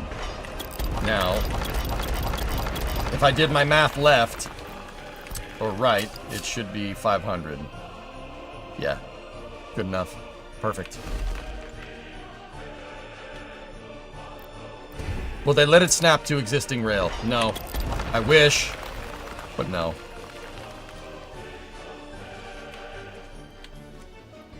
Are you sure that there are enough rails?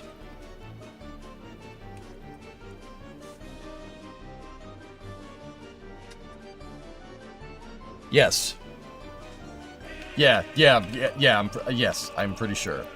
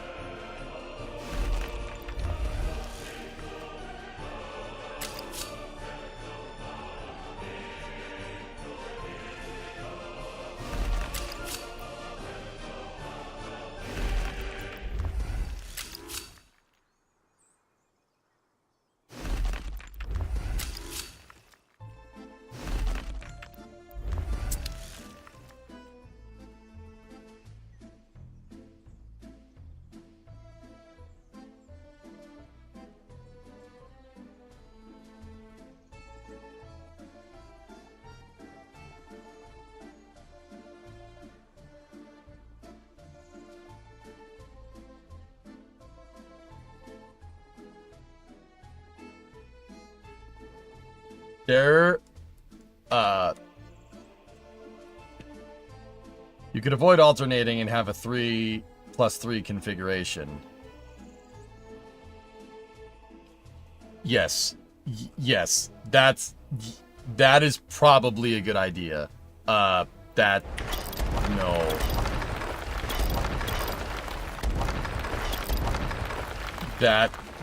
That's not, yeah, no.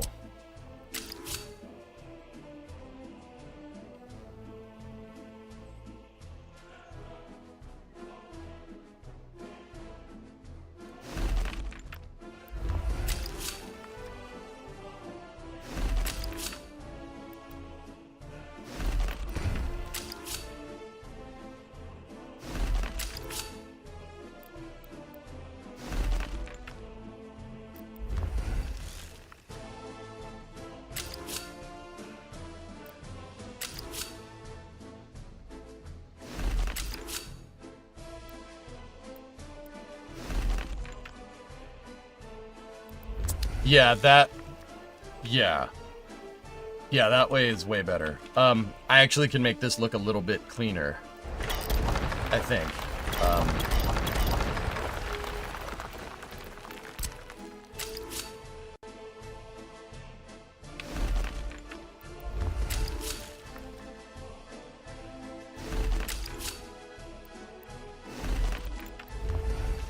There. Huh. Oh. That's a lot of tracks. I'm worried that this is not enough. Not enough of a threshold, guys. Yeah, dude, I mean, how long can the trains be? The trains can be 1,500 feet per the longest depot. Or even the distros can be longer than that. What's the longest train that you can have in workers? Does anybody know? I'm pretty sure it's the bottleneck here is your depot. But train distro could be different. Happy Socks, it's 450 feet. Oh, hang on, I got a message.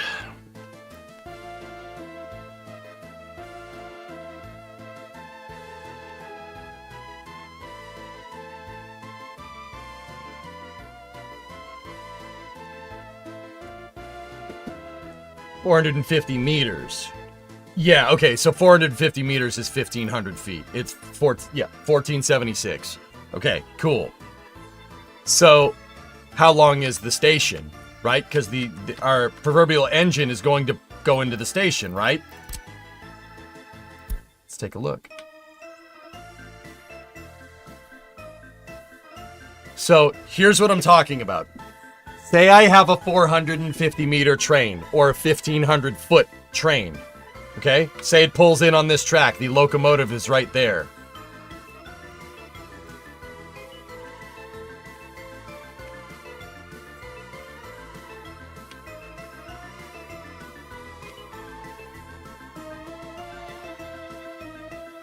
That's bad.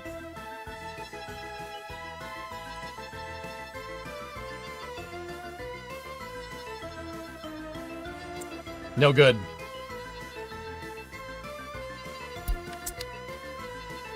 So,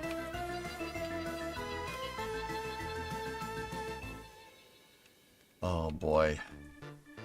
Yeah, that's not great.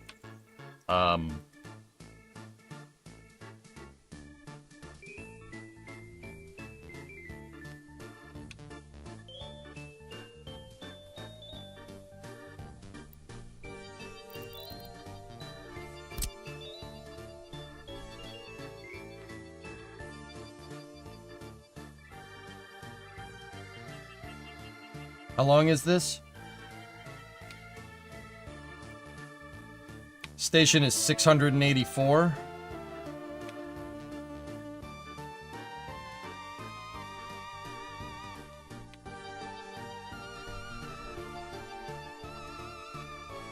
So if we go 1,000 feet from station start to right here, right? And then put the front of the station right there and then do the same thing on the other side, we're never going to have a problem. I'm confused. You measured for 1,500 feet. Are you accounting for a queue? No. Length of train, J-Speed. I don't need a train to pull into the station and have the back of the train on my main lines. Right? We don't want that. That's not a good idea. Right? We don't want that at all. That's really bad.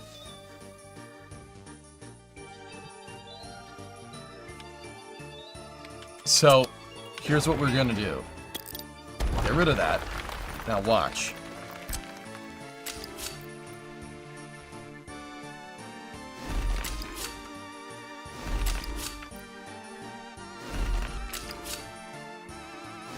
And if you're saying, EJ, this is such overkill. This is ridiculous. Yeah, I know. I know it is. It's a freight yard. Freight yards are generally pretty long. Remember, guys, I'm building what I want, not necessarily what I need. By building what you want to do right now, building what you want to do, actually get rid of that. Those tracks are too long. Hold on. By building what you want right now, I can see what I need later. Like we can see the whole picture, because designing stuff doesn't cost you anything, right?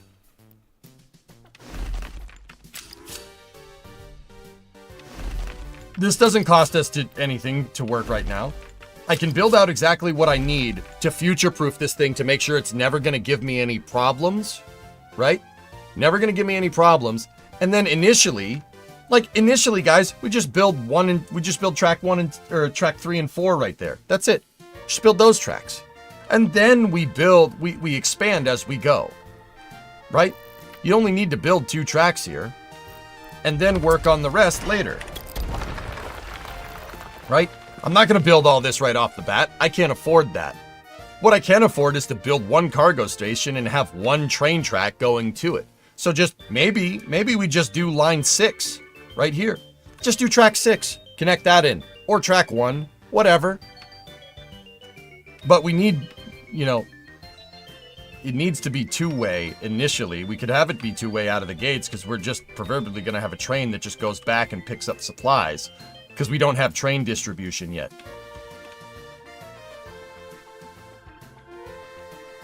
Yeah, Wally, exactly. You build it when necessary. Oh, I messed something up. I didn't level the terrain right here. Bring that tool back up.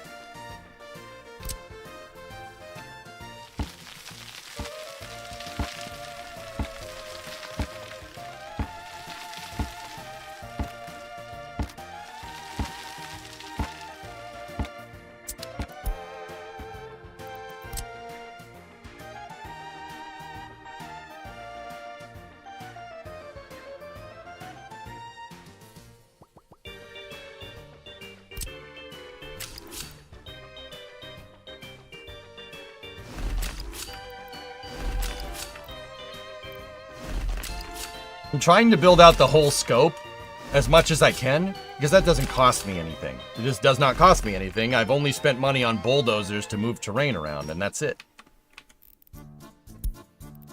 Is this the right way to play workers? I have no idea. I'm not an expert at this. I mean, I'd like to think that I know what I'm doing. Or monster fish?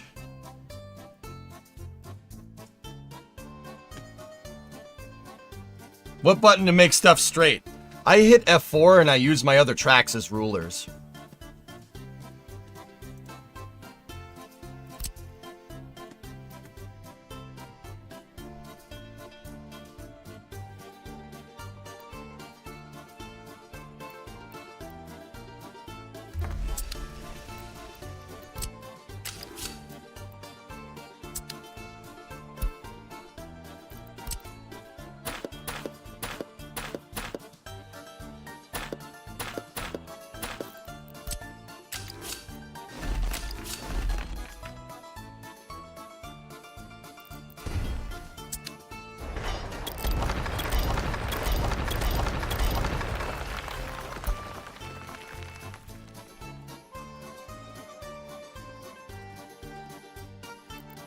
Wait a minute.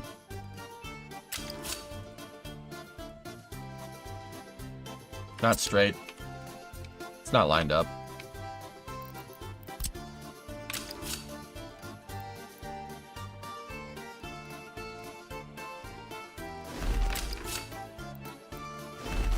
You have to kind of find creative ways to get this to work right.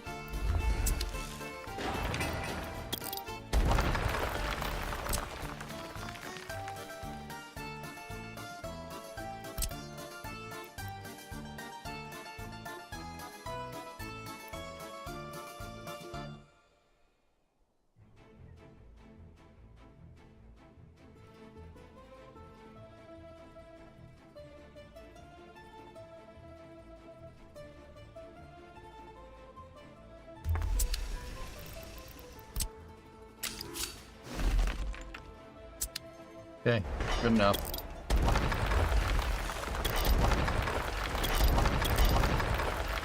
Now here,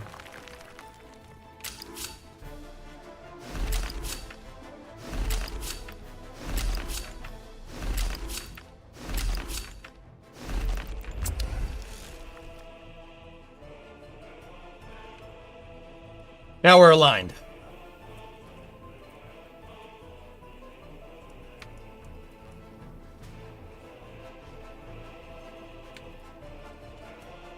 It looks like North Platte up in here.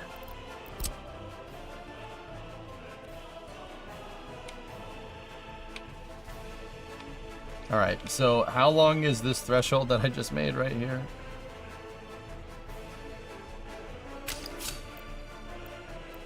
It's 1,000 feet. Now, keep in mind, this has to go in both directions. So now what I gotta do is measuring tool off the side here. We're going this way, 1,000 feet, and that's where the switch block needs to be.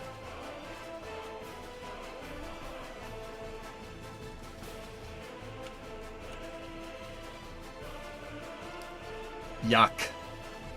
Yuck. Yuck. Looking at this from the bottom up, lines 5 and 6 above 3 and 4, which are to pass through the yard, are 5 and 6 also able to pass through the yard? They seem extra.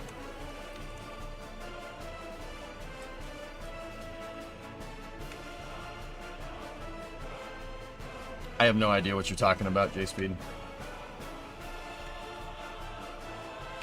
Are you gonna build... Dude, just one more track. Lisa, just one more track. Just one more track, bro. Please, bro. Please, just one more track, bro. Please. Just one more track. I swear it'll fix our pathing problems. Just one more track, bro. Please.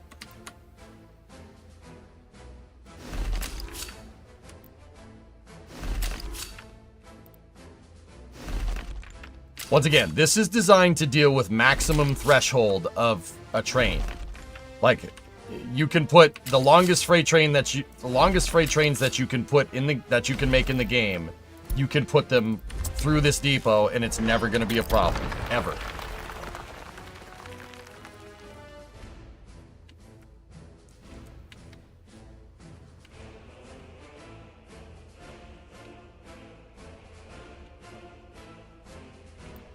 Okay, let me get my measuring tool out again. Oh no. Or I can just make more work for myself by making sure that the terrain is leveled correctly. You know, I love doing more work. That's great.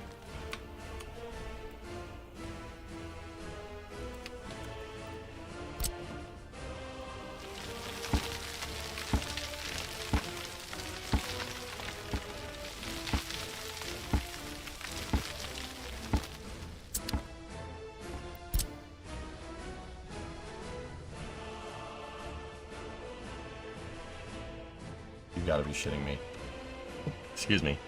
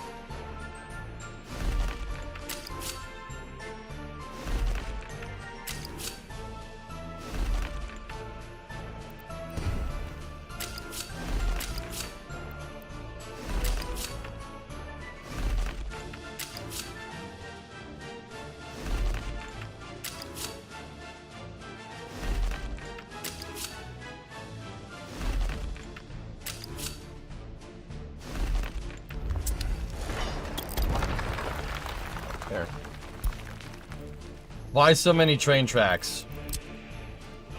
It has to do with pathing logic, Pigeon. I don't know if you were watching Black Lakadakistan, but the pathing was no good.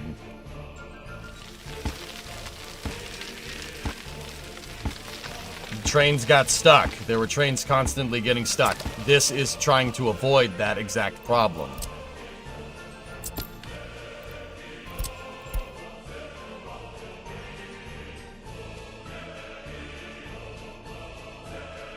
$434 feet.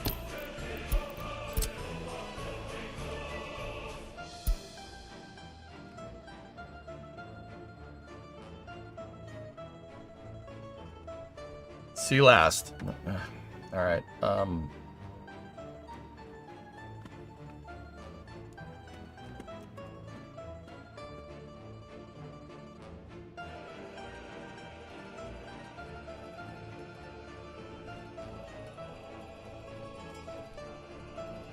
What's the purpose of those two lines? Frontage.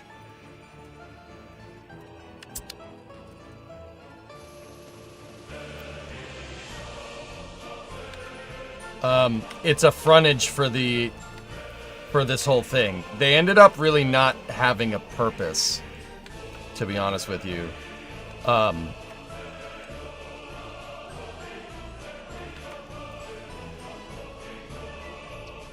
We could probably get rid of them, but in this particular scenario, this could be used as extra throughput. It still impinges right there, but because when I built these lines here, J-Speed, I didn't think we were going to do something like this. I was thinking we were going to have a bunch of individual terminals, not one big terminal. Now, well, I could get rid of them. Could get rid of them. They're not really needed. It's not really needed. We could dump them.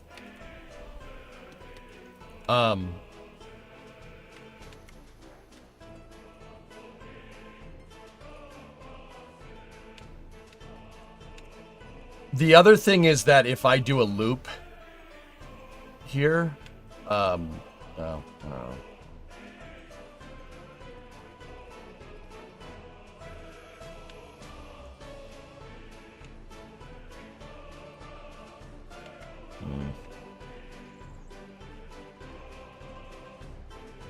Or just leave it and not build them. Yeah. I suppose we could have these lines here as a potential for expansion. You know, I just said like all the throughput right here impinges, but we do have 3 entrances into this rail right here. So what I could do is if I get rid of these, right, and then we take the rail and we connect it into there, and we connect it into there, and then I go back here with this, right?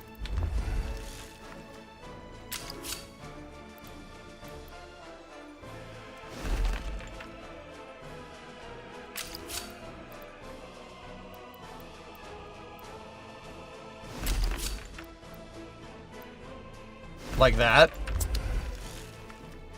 That could give us a, I mean, somebody did suggest this before. That could give us a dedicated line for cargo trains that are going from the border directly to our cargo depot.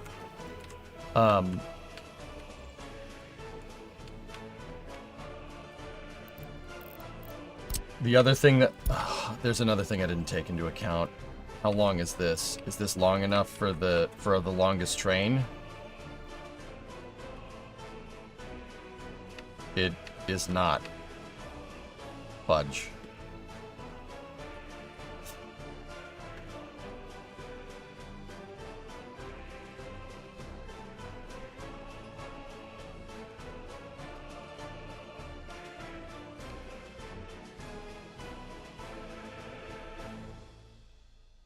That X track needs to be up here.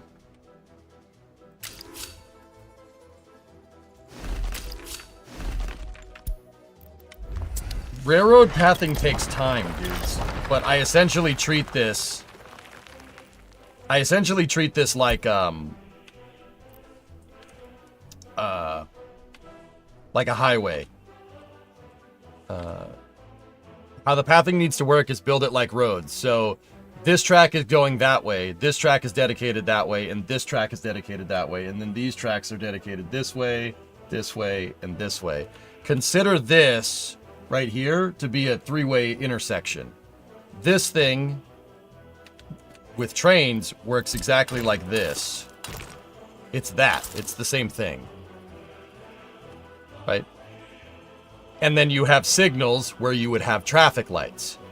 Does that make sense? That's the right way to path it.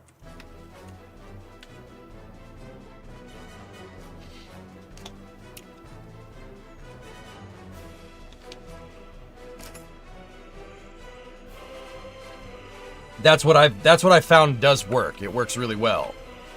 Basically build it like roads.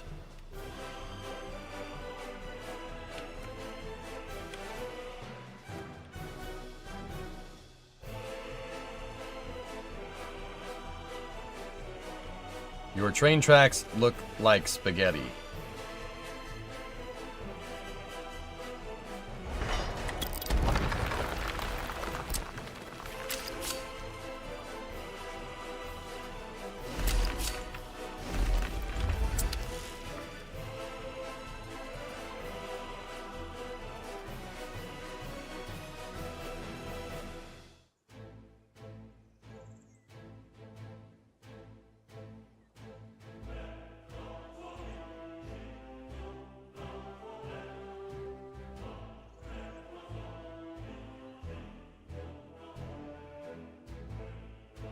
I just noticed a problem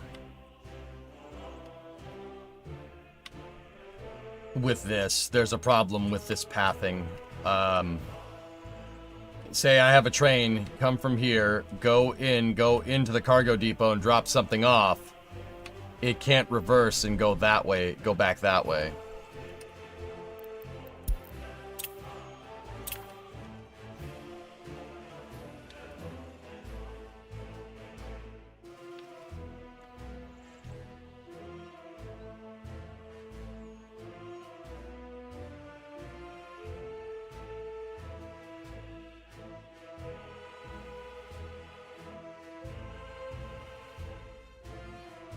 Give it a singular directional crossover.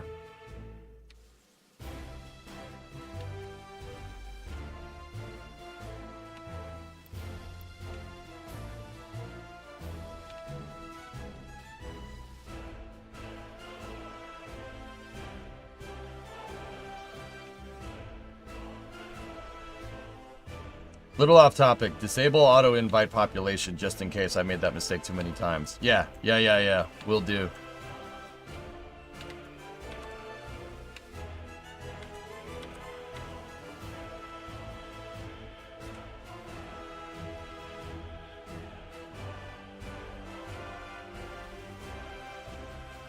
I don't know what limitations you have in this game, but as someone who works on the railway, that seems pretty odd. Clean strikes, it's not like real trains. It's not like real trains at all. Trains in this game can't turn around.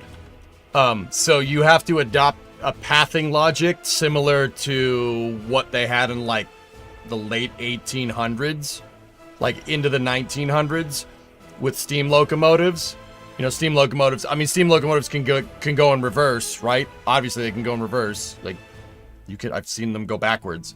But steam locomotives had loops, right? They had loop track. You have to use pathing logic like that. Because for whatever reason, the trains don't like changing direction. Yeah, so think about it like a model railroad almost. You have to build it like model trains. Like the train, yeah, you have to basically force a directional flow here because there's no TTC here. There's no TTC, so the governing logic is, yeah, not the brightest. You know what I mean? You're gonna need a lot of loops. Yes. With this particular design, I really only think I need one. There needs to be a loop over here. Because my loops are bidirectional, right? If I make a loop track that's two ways, right? 2 tracks wide, tracks in opposite directions, right? If I put a nice loop right here and we elevate the loop, right? I can have the trains turn around and they'll either go right back into this or I could have them go over here. So that basically connects my entire frontage, right? So like these tracks, right,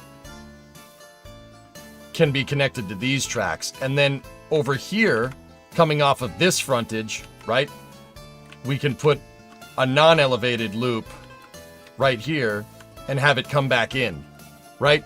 So that means a train that's coming down this frontage could turn around, go over there, turn around, and then come back, do cargo, and then go around back over here, flip around and change direction, right? Like here, let me show you. So like, there's my frontage, right? That's my main line, okay? The lines in blue are the yard lines, okay? Obviously that one goes this way, that one goes that way, right? And then with the main line, you get that and you get that.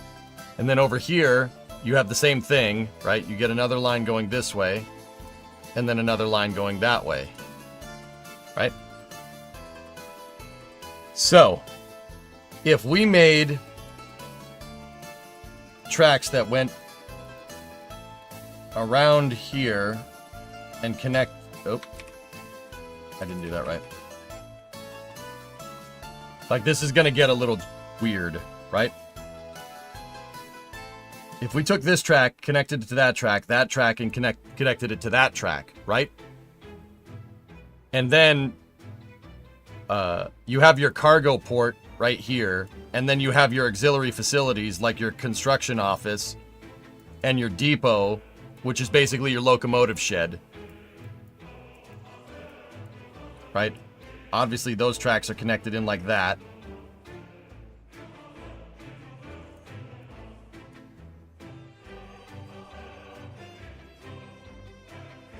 Right?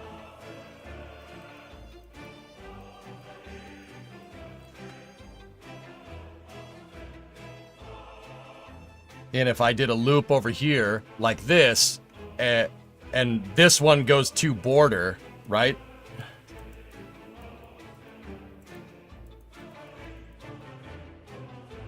Right? Obviously these go to the border as well, right? And then we make these go underneath right there.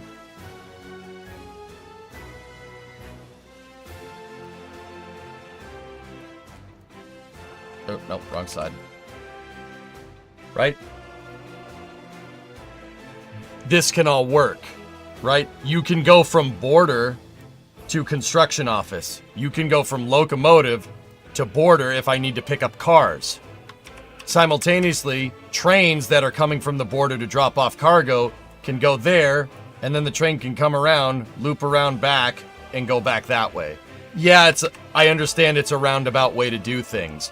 What we also could do, if we wanted to get real slick, is put in a loop right there. Right?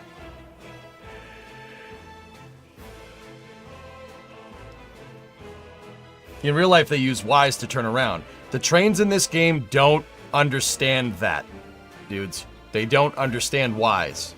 They don't understand going down, changing direction, and backing out. They don't get that. Now, they kind of do, but they kind of don't. What I could do, and we don't know this pathing logic, if this works, I can make Ys, right? Somebody has to test it. Could you please explain why reversing trains is bad? I never said it was bad, Joker. This game doesn't do it. The trains won't reverse direction unless you tell them to. That's the problem. They don't reverse direction. They will reverse direction at a stop. So like if it stops, comes in one way, it can reverse direction out the other way. But because of our directional pathing here, it can't do that. So that's why we need to add the loops.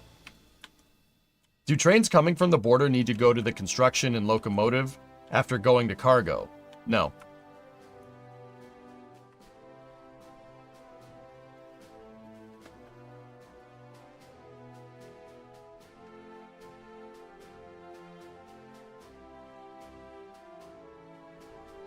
Oh, also, these lines do this here, right? And then we have this obviously down here, so that goes to there, that goes to there, and then over here we have the same thing. That goes to there, and that goes to there. And what I would ideally want to do is the same thing down here.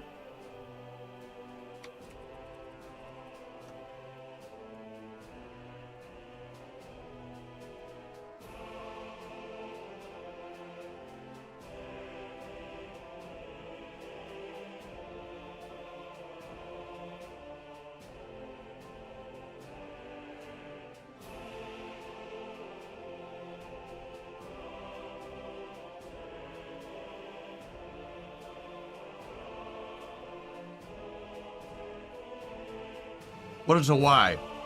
It's just a piece of track that looks like a Y. A Y is like this. If you had your main line here, and you had a piece of track like this. So a train could come in here, go down the track, and then basically reverse direction out that way. See what I'm saying?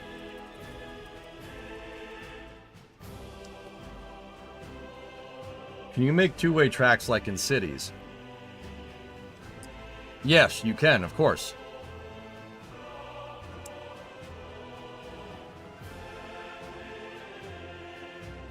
Do trains coming? So why do you want them? Do trains coming from the border need to go to the construction office and loco after going to cargo? Well, Clean Strikes, your depot, how this works, right, is I need, the depot is basically my, like, freight yard, right? That's the storage yard. That's where you keep empty consist in the game. That's how it does it. The other thing that we would need is a railroad distribution office, which, just, railroad distribution is over here. Just remember that for later. How it needs to work in the interim. The railroad distribution office is something that you don't get right out of the box. So what does a distro office do? The railroad distro offices in this game will detect that, say my cargo port is low on steel. It'll detect it, and the distribution office will automatically dispatch a train to go and do it. It's basically the closest thing that we have to a TTC in this game. Train traffic control for the uninitiated. With the depot, but like you don't get that right out of the box. What you got to do with the depot is you have to dispatch your trains manually, right? So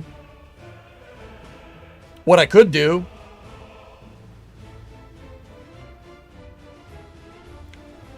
what I'm trying to do here, dudes.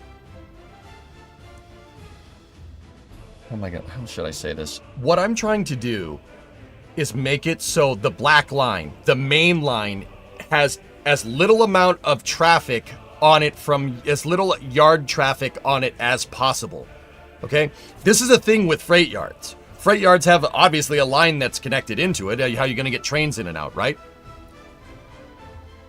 The main line throughput needs to stay open, right? It needs to stay open, which is why I built, you know, the 500-foot thresholds right here and right here, because I don't want a train backing up onto the main line and then another train coming down the track have to stop because there's a train parked on my main line. You don't want that in real life. You don't want that with real rails, and you definitely don't want it in this game because the trains are dumb. They don't get it, right? You have so many conflicting points. Thank you for the constructive criticism. I appreciate it.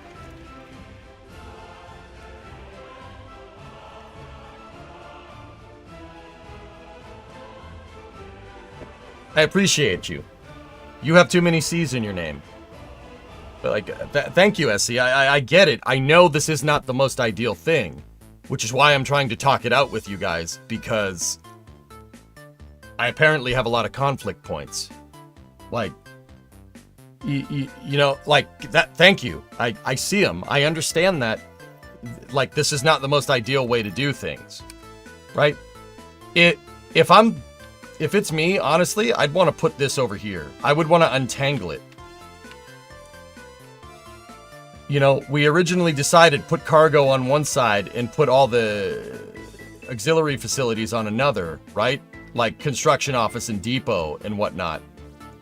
But that just makes it so I have to fold the whole thing over itself right there, which is annoying.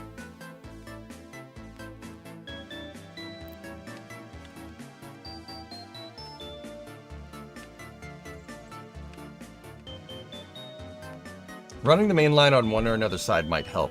The whole reason why we decided to have the main line go down the center was because space was kind of at a premium here. Do you have a train fueling station? No, I haven't even put that into this design yet.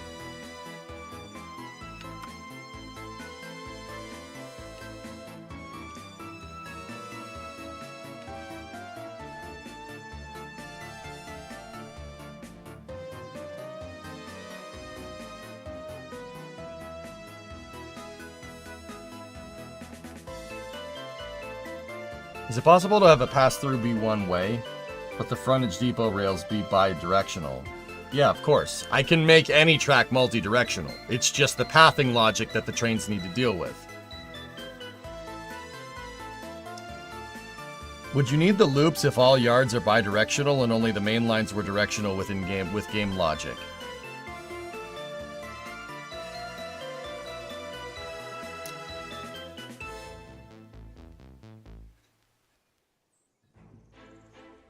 Gorzy, I didn't mean to kill SC. SC is a good dude. I like him. He helped me out. But you gotta do me a solid here. I'm trying to tell you, like, understand. I know that this isn't the best thing that we can do here.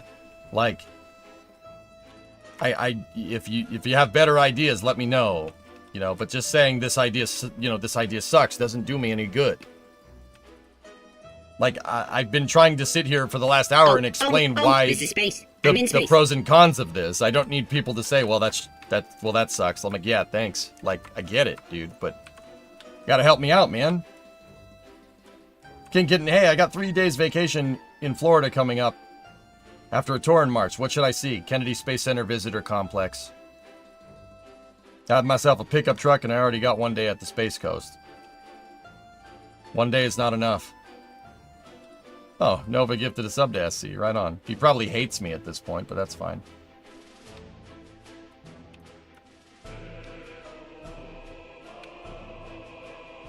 Can you manifold both sides and have it come together?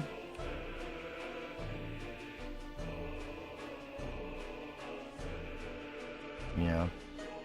Tepcho, I have an idea. I will put it in Discord. It uses a waypoint to turn the train around. No turnaround needed. Tepcho, okay. Alright. The heck with the idea. Alright. Your idea is probably good. Can I ask you a question? And I don't mean to be mean. Just hear me out. If I have a waypoint at the end of a Y that I use to give the train a stopping point so it can turn around, right? Will the distribution office use that? Because the whole reason why I'm designing it this way is because I'm not 100% sure if the distro office will pick up on a waypoint automatically as a place for a train to turn around.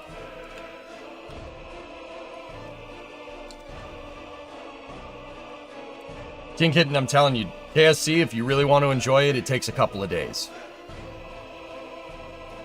Distro office will not use it. Yes, that works, and no, distro will not use waypoints.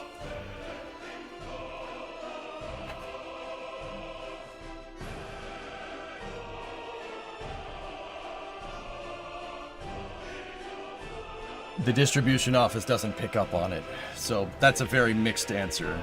I don't want to sound mean and pushy as well. No. You're good. If we're having a flyover, why make every other line cross? I don't really see where their lines are crossing, but...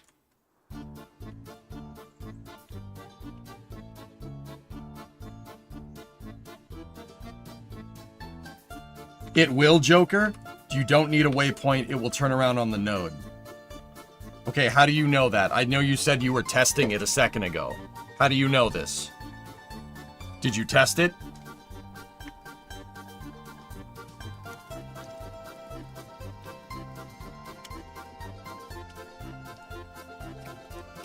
Why is the population at 0? Because no one lives here.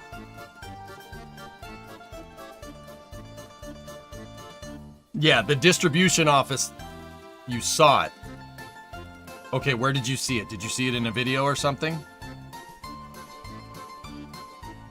Would you need the loops if all the yard lines are bidirectional and only the main lines were directional with game logic? Yes and no, Andrew.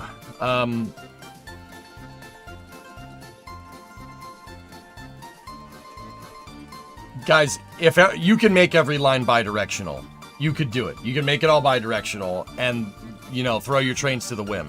Then your trains all crash into each other. I'm telling you, the pathing logic for the trains is stupid. It's not the best. It's really bad.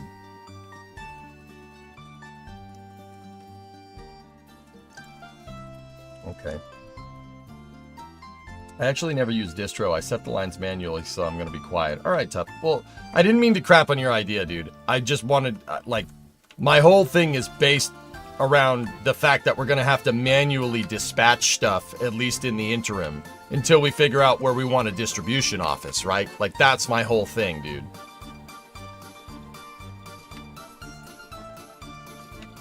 Bidirectional causes crashes and traffic jams.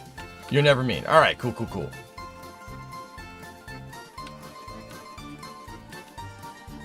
So using directional tracks means your yard ladders will not work. It'll work with a loop, Lisa. It'll work with a loop. We can set it to bidirectional when it's low traffic, but remember, this is designed for high throughput. How are we supposed to build our glorious old republic if nobody lives here?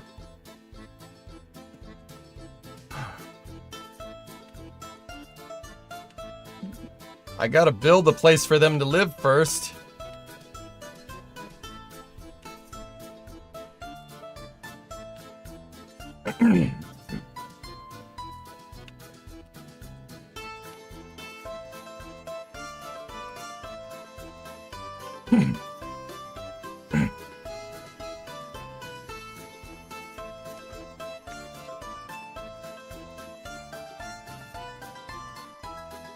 Yeah, Andrew, the pathing logic sucks. That's the problem. Pathing logic is awful. Like, I'm telling you, if you don't tell the trains exactly where they need to go, they will crash into each other. Like, without fail. Or you'll have one train pull up to a signal block and another train just pull up to a signal block and they'll just sit there staring at each other. Like, hey, well, I'm using this track. Well, I'm using this track. Like, trust me, you have to make them directional. I've built rail yards in the past in this game, and I didn't take this pathing logic into account, and it was a fustercluck. You know? Is this what you mean?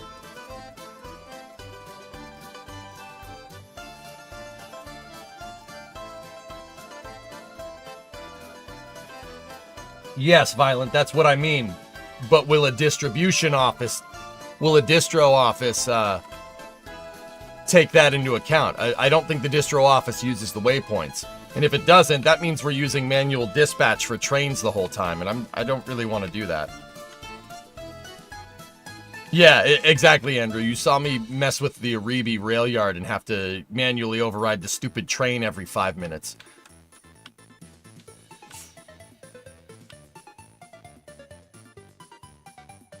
But the other map already had small towns and villages on them.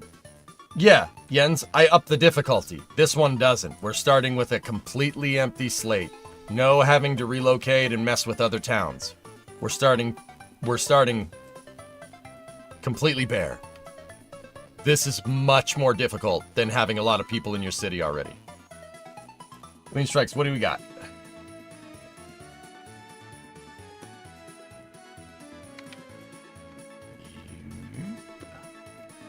What do we got? Let's show it to the class. Blue is the yard for your specific buildings. Green is the passenger line. Black is freight.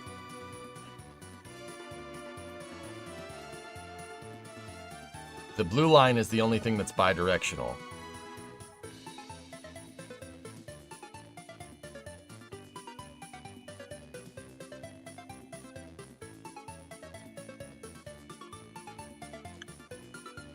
What do you have as your main export with this republic?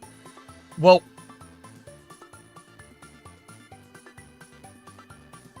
Weight Crush, everything.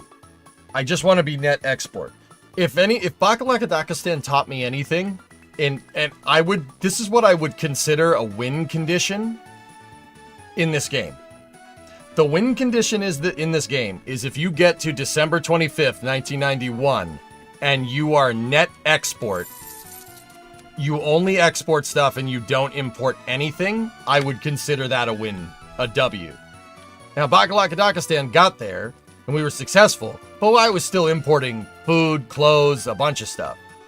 I want only exports. That's my win condition. Self-sufficient.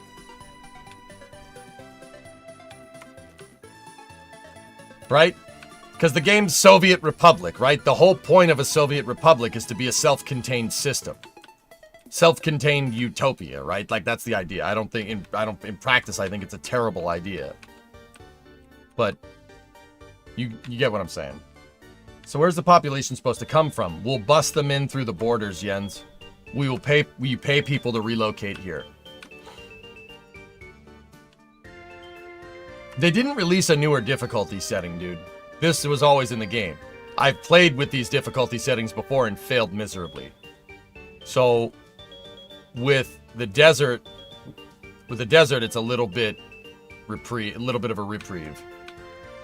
Will you be on Flame Trench tomorrow? R&D, that's the plan. I don't think they've... Oh, wait, hold up. Yeah, I got the...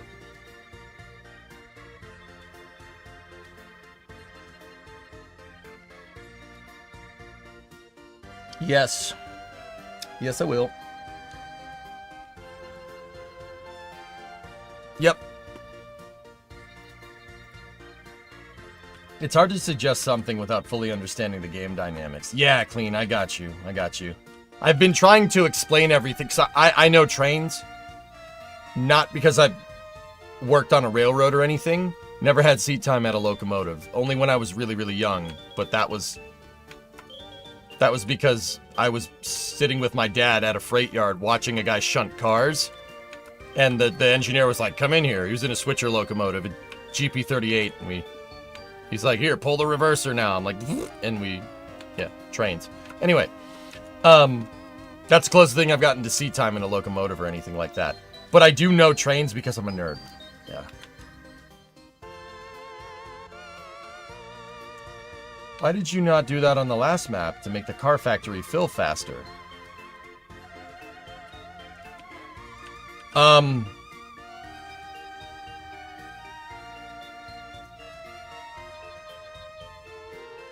didn't have a place for anybody to stay. I didn't build enough buildings. And the buildings that I did build were too clogged up with traffic to get people there in time. I don't drive them either. You signal them. Yeah, I got you. Okay.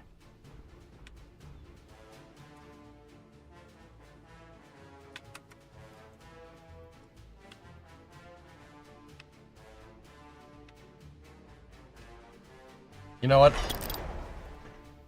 I'm kind of...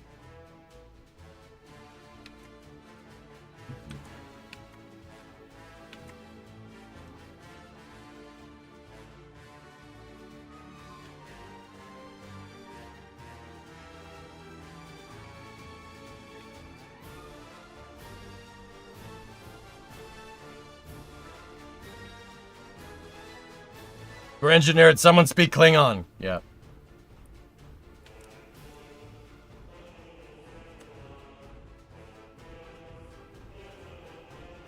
Check out Cooperstown and Charlotte Railroad in New York. They have a guest engineering program. All right. All right, we can get rid of that construction office there.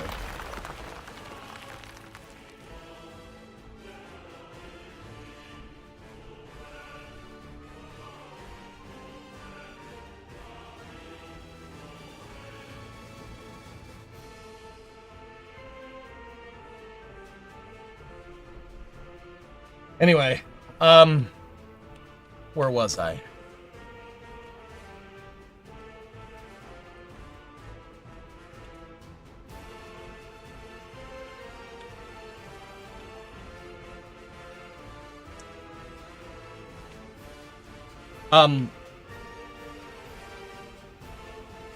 I'm gonna take a rain check on building the dedicated cargo line. I'm gonna take a rain check on it. Hey, Wake Rush, 26-month resub, EJ for president. Oh, jeez.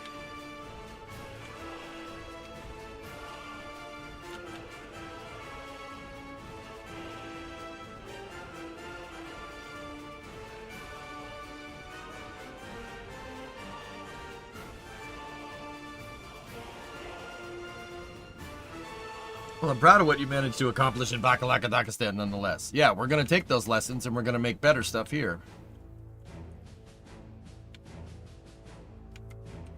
What other rail yard buildings will you need?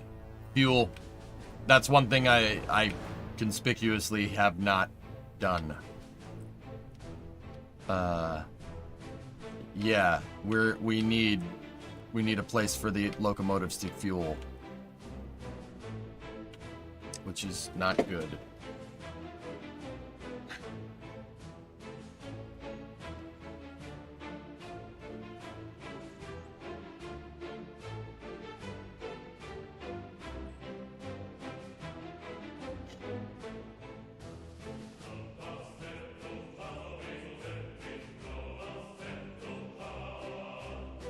See, Clean Strikes, guys, and this is another thing. Clean Strikes brought up a good point. What about passenger lines? Do we want passenger and freight on the same tracks? Pretty sure we do that here in the States, and that does not work very well. And if your passenger train gets clogged in traffic and it's trying to get to a destination, in game, if workers spend too much time commuting, they won't. If they get to the end of their shift and they're still commuting, they'll just say, nah, and they'll just go back home.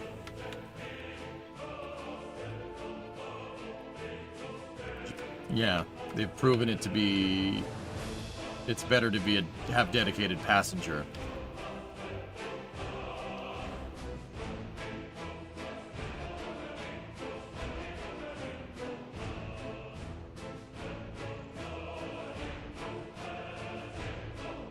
So, J-Speed, you were asking is this line redundant at this point? What I'm thinking is I made a happy accident here and accidentally gave myself provisions for a cargo line over here and passenger lines over here. And then, of course, at the end here at the border crossing, you're going to have to combine all of them together. That's just the state of affairs here. But we gave ourselves, I inadvertently designed dedicated cargo and dedicated passenger into this. I think you are way overdoing it. Once again, that's the point, Violent. It's supposed to be overdone. I'm not thinking about what my republic is going to look like in 1965, dude. I'm thinking about what this is going to look like in 1995. Right? That's the whole idea. What does this place look like in 30 years? Right? What I'm trying to tell you is frick 5-year plans. 5-year plans are for losers, all right? We got a 15-year plan here. We got a 20-year plan, right? We have Plan A. Question. Does that make sense? 5-year plan is for fat people, like Mao and Stalin. Fat, stupid people. Not that being fat is bad. You get the idea. Stupid people. No, I'm trying to think way down the road. All right, so like serious aside, I don't care if you're fat, whatever. You do you. Now, what I'm thinking about here is I'm trying to build out a design. I'm trying to build out a design that we can implement like a minimum viable. Like we'll start with just building one track to the cargo depot. Right? Start with one track. And then eventually, as throughput increases, we build out the rest of the tracks, right? So we'll start with one track that's two-way, right? And then you scale to 2 tracks that's two-way. And then 4 tracks, two-way, right? And then 6 tracks, two-way. Understand? Like, is this overdoing it? Yes. I am planning ahead here. That's why. was about to yell, you're fat. Yeah, screw you, Panta. Fueling could be a sideline after the yard with a passenger terminal. Well, Andrew, what's the passenger terminal here going to do? I don't need a passenger terminal here. I want the passenger terminal to be over here, where my city is going to be. The city is going to be right here. Right? Hey, screw you, buddy.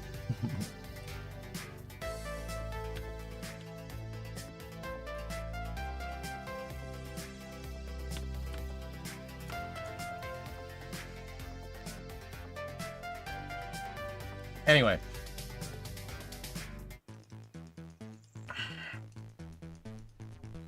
Yeah, I like dedicated freight and dedicated passenger. I like that. That's a good idea. But that's still, we still need maintenance here for these lines in some way, shape, or form. And I need a fueling terminal as well. I'm not your buddy, pal. I'm not your guy, friend. I'm not your friend, buddy.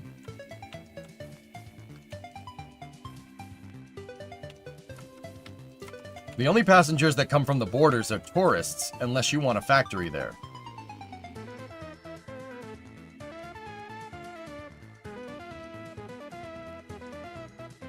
Yeah, no, not really.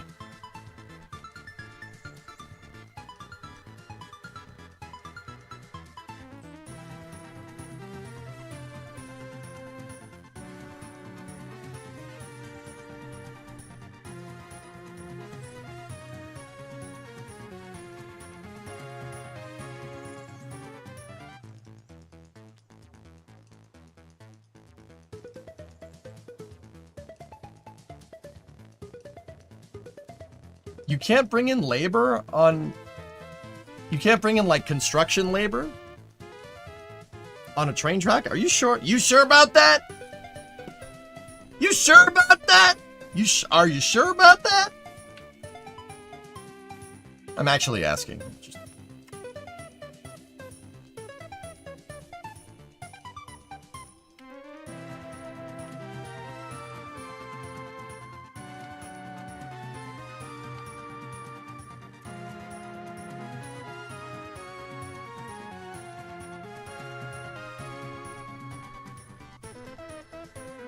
Yeah, I got you, Andrew.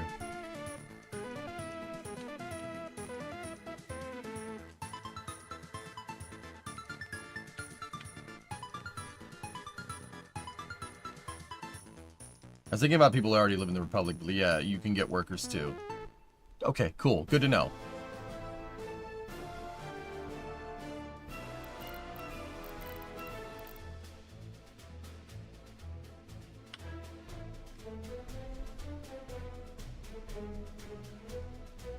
Actually, I noticed something here. We could solve a quick problem.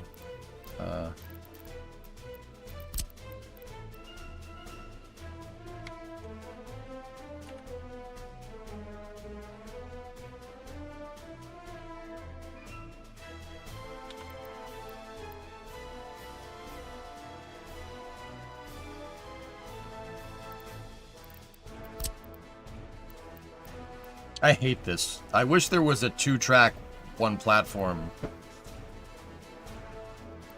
thing. The fuel depot is just cumbersome and annoying.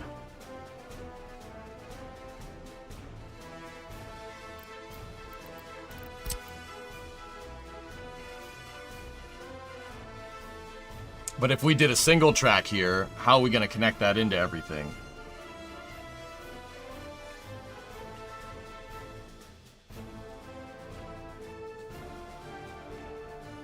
Yeah, trains can't go through the depots. So that means, Sneaky, we need a cross here, and then a cross there, and then a straight there, and then a straight there, depending on the direction.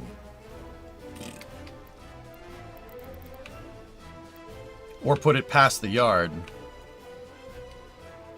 Well, I can't put it anywhere right here because the right away from the road.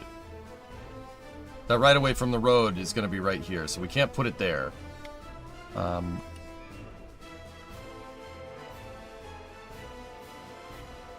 What we could do is put it on the loop. That will make it so everything should be able to get to it. But then cargo trains won't be able to get to the stupid thing. No, it's a new save, Rocket Guy. I'm working on pathing logic for the trains. And also, good job recovering that booster, man. That was pretty sick. I went back in the VOD and saw the whole recovery vessel and everything. It was pretty cool, man. And yeah, Sneaky, I know they can't go through the depot buildings, which is why I built a frontage road right here. Or frontage track.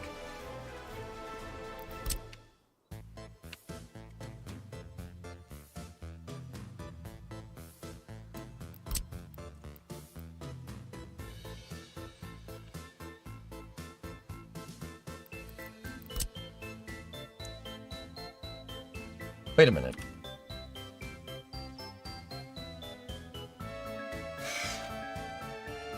Hey Bernie, what's going on? If we put our fueling depot right here, and then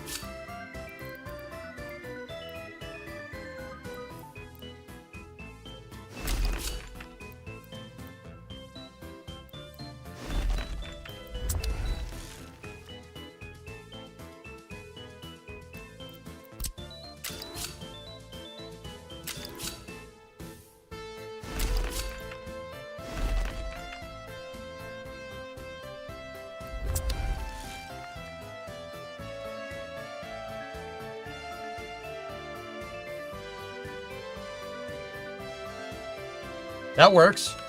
And that keeps the design nice and compact. That's the refueling loop. And that refueling loop can also serve as a regular loop for looping trains back. Yeah, I don't mind it. No, that's pretty good.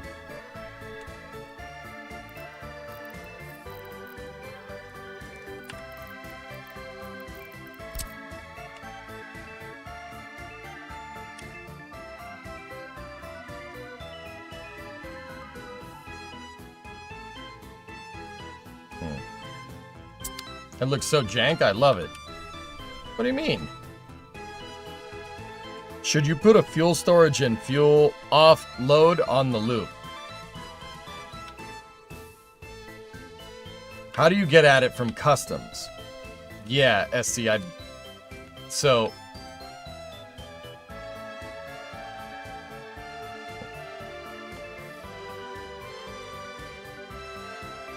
let's just entertain a scenario. Say you're going from here, the railroad office, you're going to the border, all right? So you go this way, you're on this track now, right? Now you loop around, now you're here.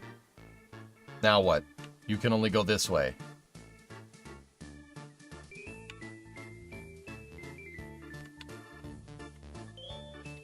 It's no good.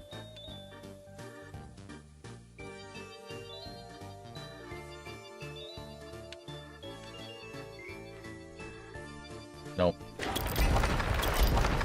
Good idea, good thought, but no.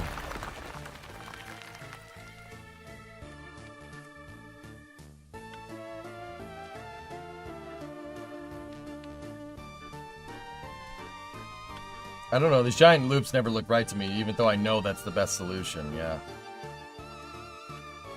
Yeah.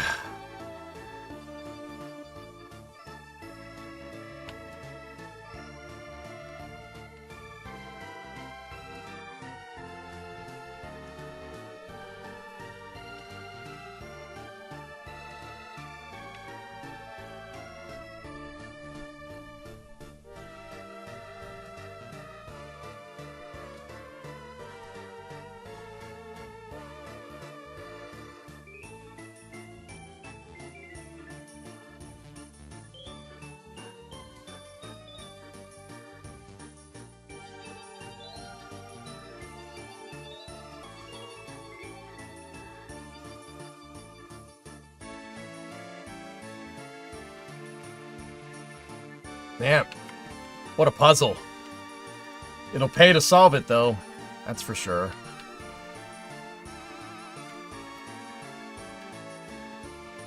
Jugger, what's that?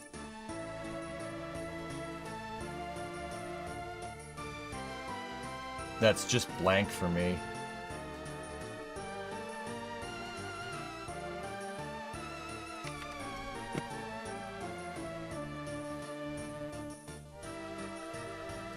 Yeah, I don't see anything.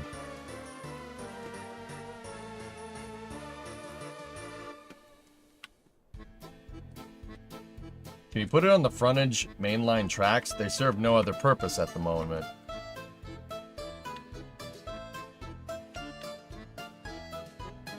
Guys, it might be good to just put the fueling depot right here. I'm serious, just put it right there.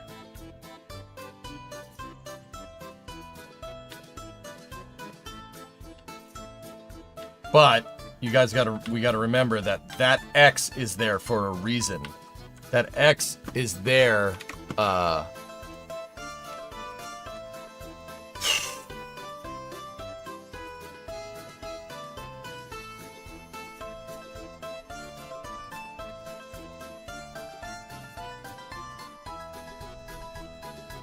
Okay, Trey. Yeah, we covered that for Space News yesterday, dude.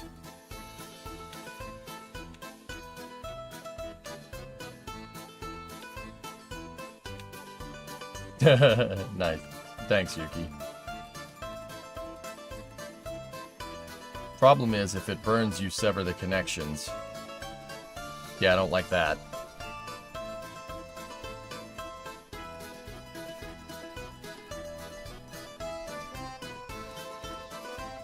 Discovery, go at throttle up. Hey, Dino. Almost nearing triple digits. 98-month resub. Thanks, man.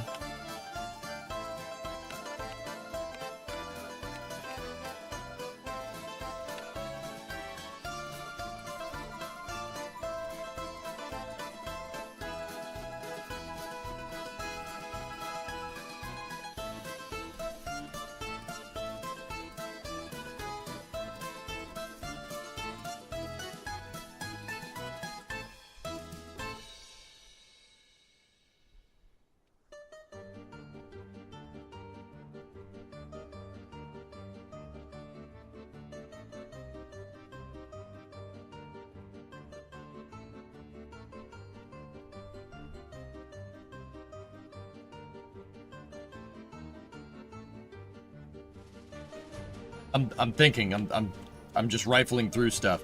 I was just thinking about putting a Y and putting the fueling depot right here, putting a Y there, but the Y would need to be as long as the longest freight train, and it's also on our border threshold. I can't have any connections from here to here. Nothing. Do not connect anything from there to there. Trains will cause a traffic jam. The reason why is because that is the exact length from the front of the station to here for the longest trains that you can make in the game, right? We have a length of train, maximum length that the game allows.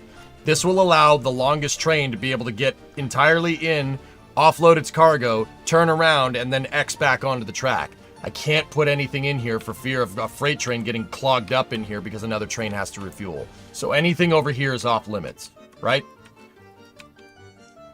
I can't really put anything right here because the cargo terminal is going to be there, open storages are going to be here, warehouse is going to be here, and the construction depot is going to be there. So we can't do that.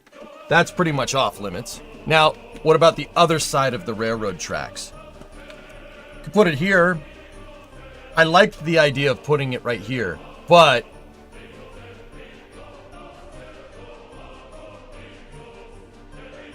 are there any waiting positions planned for customs access? What do you mean waiting positions? Oh. Yeah, Oliver, no, there isn't. It's just designed for one train. But these tracks are going to be omnidirectional, which is why I have the X cross right there. So if one train goes in and another train's coming down the track, he could just switch over to this line and go in. So that's my maximum planned threshold, two of the longest freight trains in the game. That's it. That's what I've decided will work. As soon as 3 not want to access it, there's no parking spots. I do have the provisions for the third rail, and we could introduce the third rail into this design.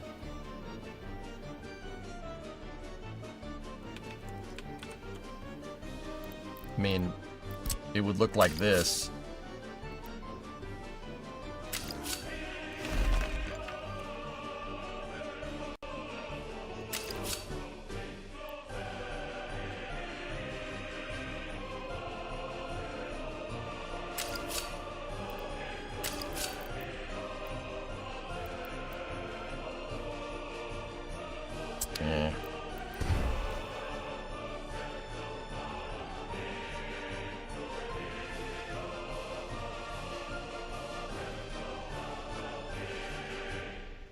What I'm very quickly realizing is that this stuff, the cargo yard being right here is a very bad idea.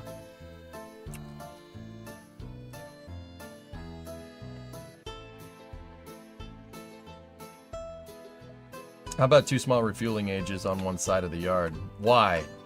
Well, traffic going onto the border here. It's the same reason why I don't want anything right here.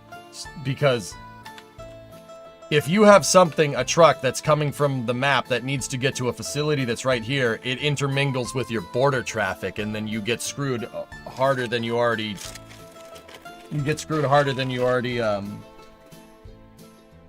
are. Like, your traffic jam gets way worse. Do you plan on going to electric rail eventually? Maybe don't have to be super well thought out if it'll become obsolete. I'll move to electric rail, probably eventually with passenger service. Not with anything else, not with freight. Screw that. The diesel locomotives are too good.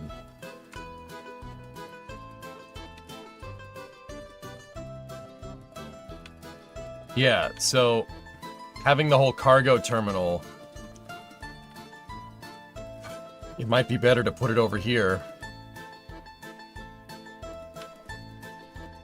And then that leaves a bunch of space here for whatever. See, that also makes it so all your freight frontage stays on this line right here.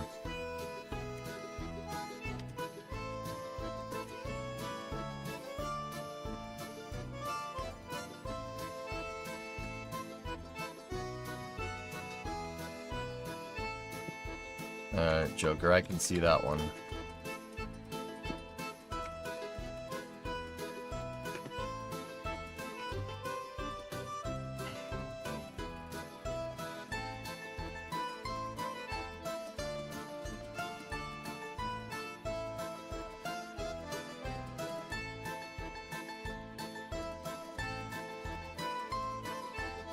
Mods, can we untime out Joker?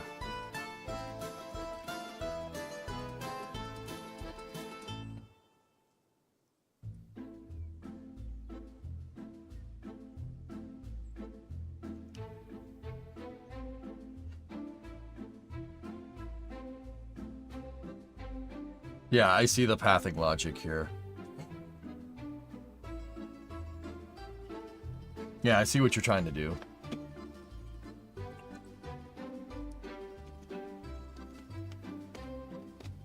Thank you, Renard.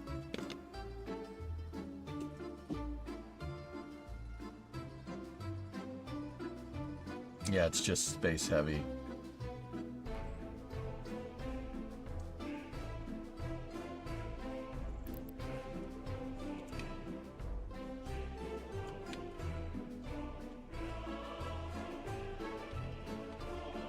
Hey, Wolfie.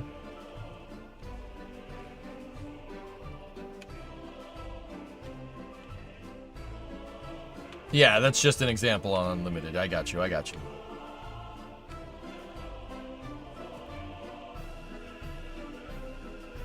Yeah, you're using chain signals on this part right here, right? So you have bidirectional here, unidirectional here, and then unidirectional through the chain, right?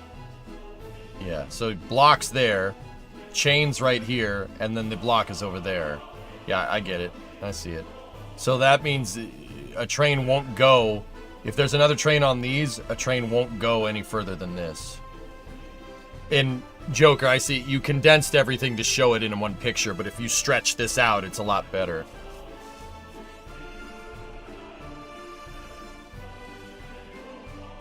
Okay, Top Show. Cool. The train will choose an empty track and it won't stop on the crossings, yeah.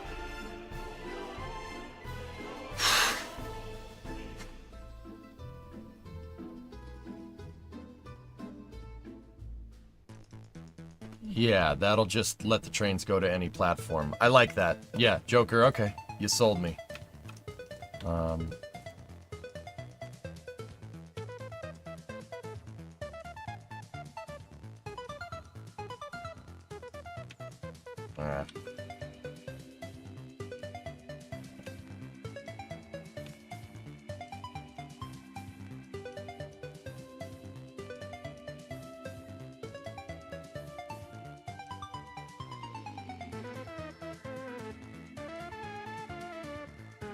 No, Wolfie, I haven't.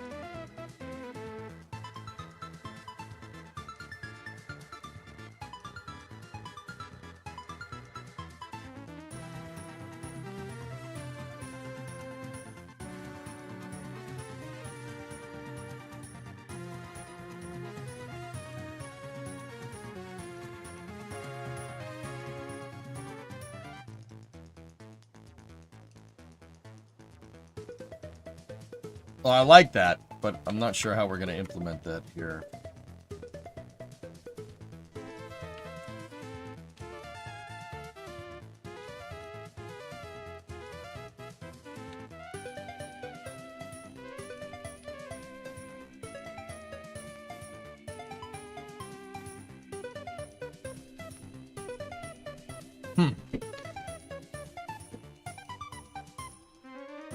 Okay.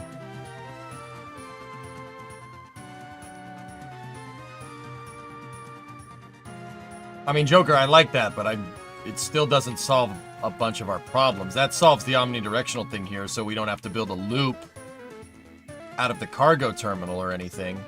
But say a train, say a train's coming out of my depot, and then it needs to go from construction office to the border to cargo, and then back to the construction office. How does it do that? How does it go back to the construction office from here?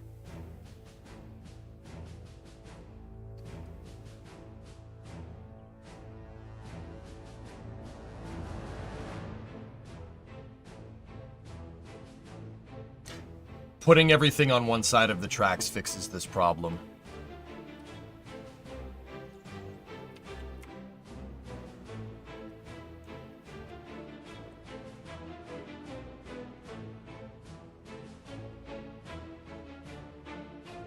You could build another loop on the far side of the yard. Yeah. We could... Yeah, that was my original idea. Just build a loop down here. See? Right there. See the blue? Build the loop.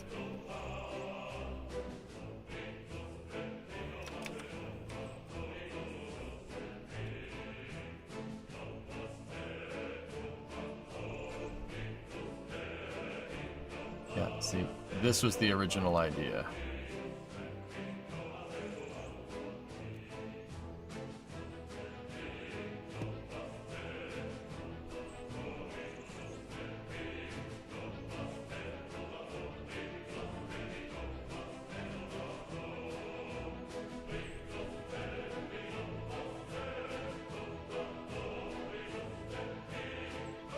DM'd a rough diagram for how real rail yards temporarily have the trains move to the opposing track.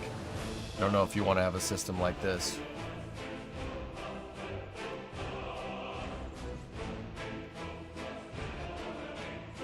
I see it, Sneaky. We could make that. That's doable.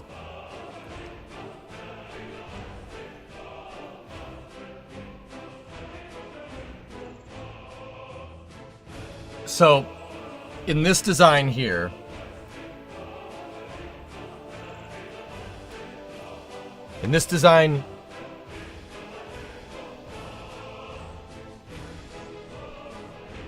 hold on. There's still some things I gotta fix. That needs to go there. And then that needs to go there. And then this needs to go here, and that needs to go there. All right. In this design, say a locomotive wants to go to the border. They can take this path right here. I'll draw it in red. And go out here. That doesn't, you can't really see that. Yellow. You can go down here like that. Go here. And then it comes back from the border here. Goes to the cargo. Right? And then if we put a loop down at the end, if it wants to get back to the depot, goes around here and up that path. Okay. That makes sense.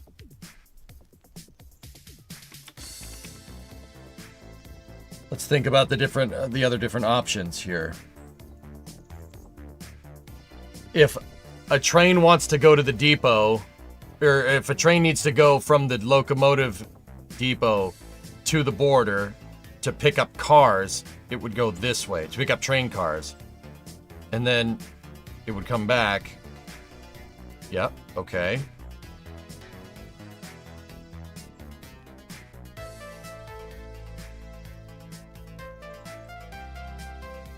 I think 6 tracks is overkill. 4 would be more than enough. Every track's increased in size a lot. He used to have...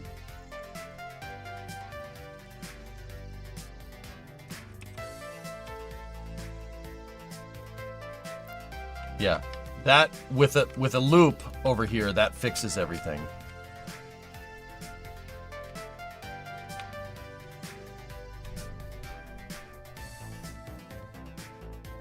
The loop only really needs to be... It only needs to be one track. It needs to be one track. So Joker, if I did this loop, right? If we did the loop, just out of curiosity, and we made the loop do this, right? We had 2 of these connect, and they went like that, and then we used that same chain idea that you had. The loop only needs to be one track, right? That'll just make it so if one train is on the single track loop, right? You can make the loop bidirectional. I mean, you could keep it omnidirectional. It would be cleaner pathing that way.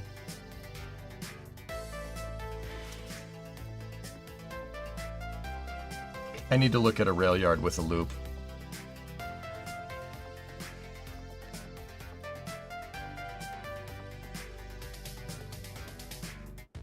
North Platte, I think, has one.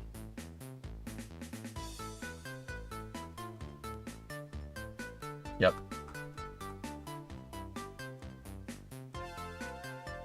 You'll hate that loop if you have high frequency traffic. Yep, see, there's a singular loop right there.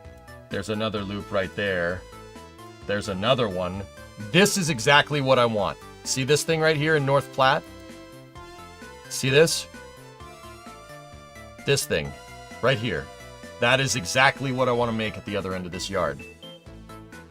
Just goes up a berm, goes up and over, and comes back down. That's it. And then just connects right back in. This is the biggest freight yard in the world, by the way. North Platte. It's huge.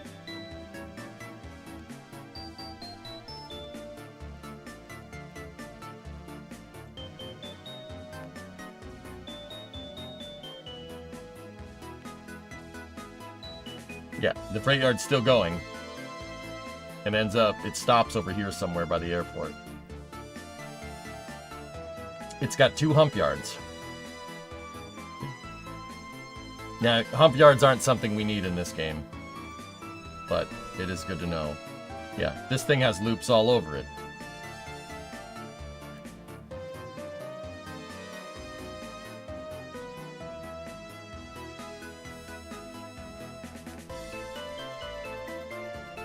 Yeah, this right here is exactly what I need. That. And that needs to go over all the tracks like that too.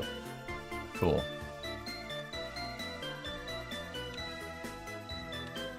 Oh, that's cool, Phone Sister. Neat.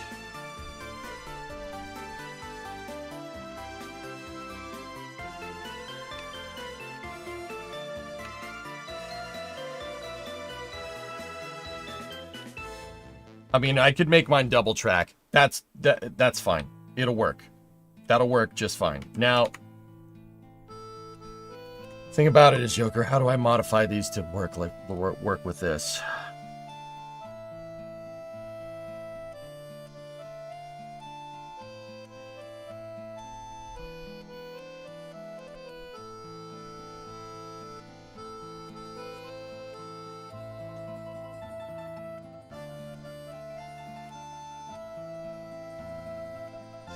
Yes, new and improved face wall save, indeed. Yep. Yep.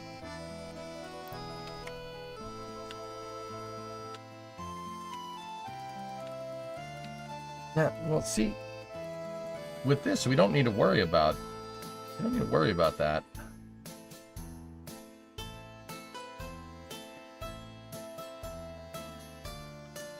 Unless...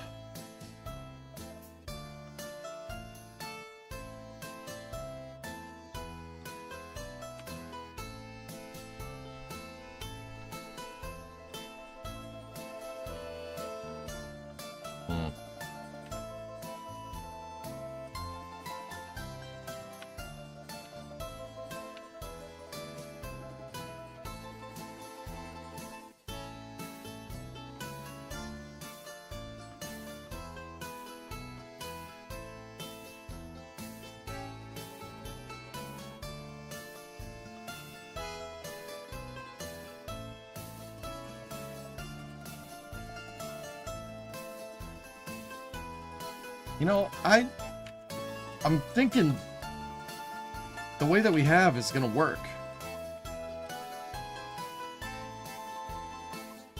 Did I leave enough room for signaling?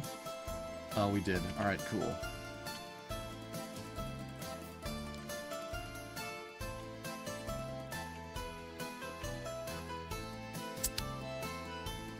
Double ladder.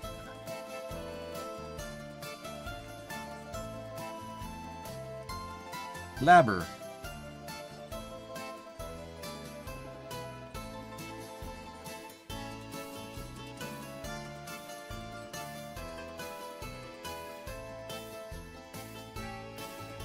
Yeah, okay.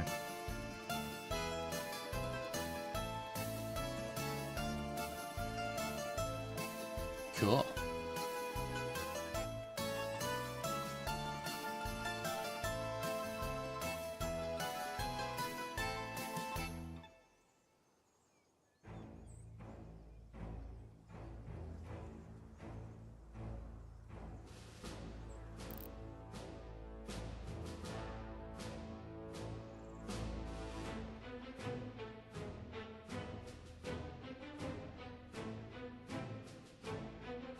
May I have one of those? Maybe you'll screenshot one and send it.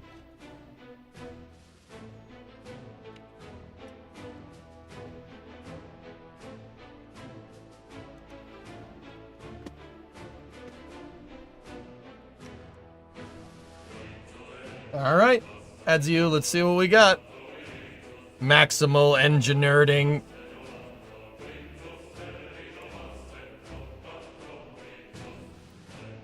Oh. Yeah, that's a pretty big one.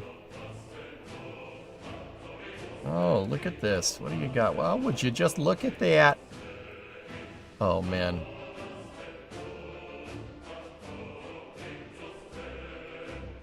Oh, you got all kinds of fun stuff here. This is great.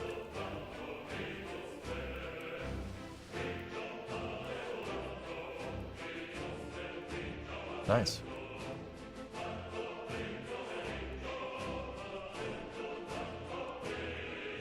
Nice.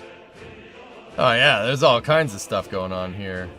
That's a big train station. Damn. We in Warsaw? Yeah, okay. Yeah, we're in Warsaw. Alright, well there, yeah, there's your reason why there's a big honking train station there. Oh yeah! Oh yeah, look at this.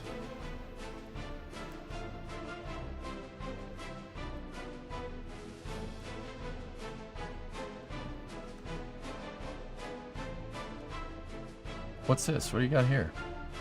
Aggregate. Aggregates are on their own train line. Cool. Cool.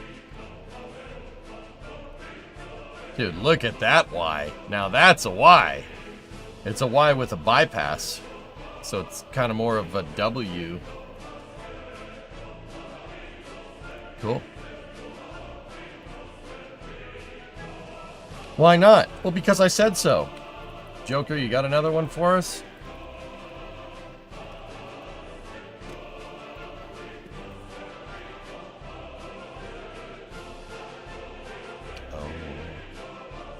It looks like the heart. It looks like the whales logo. Yeah. Ooh. I like that.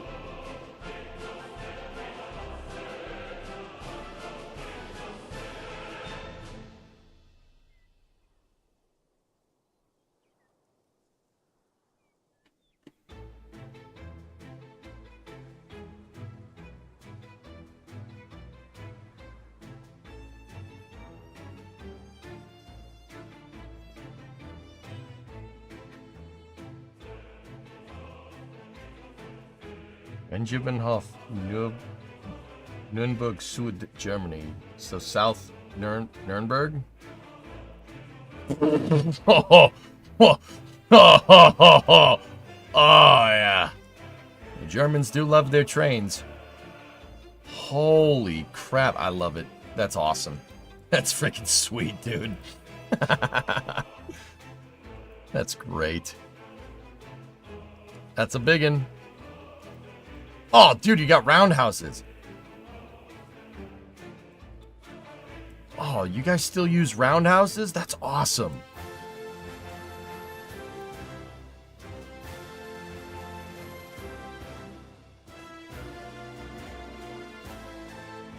Bro, this is a model train set, but in real life. This is a freaking model train set.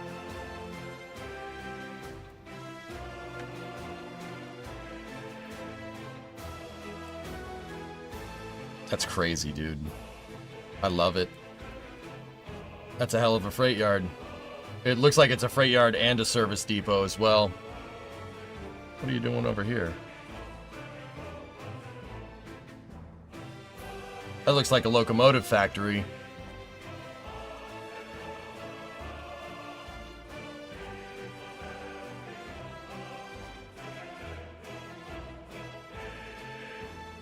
Nice. What's over here? What is this?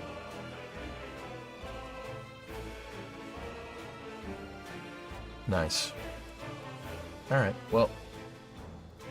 Alright, Joker, I like this. This is a good idea, but I gotta figure out how we're going. Okay. What's getting me is the singular track here, dude. I'm not...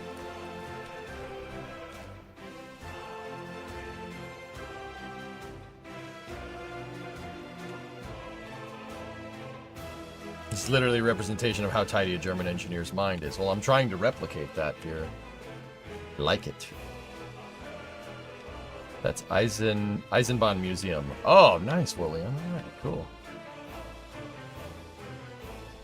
Beast.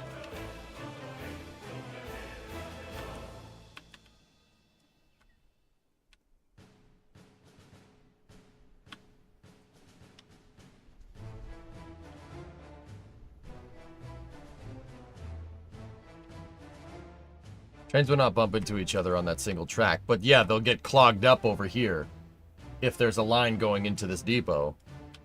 But then again, you have the throughput.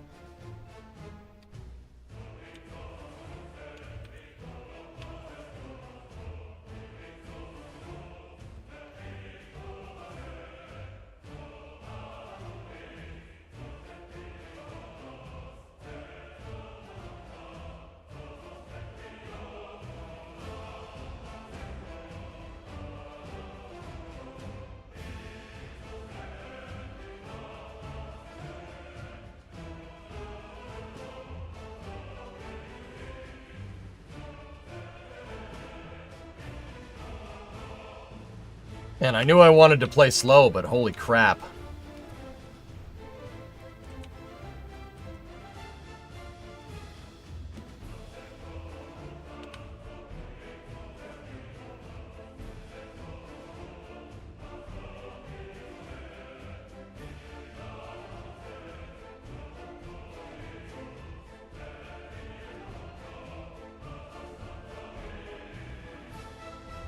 No, we haven't unpaused.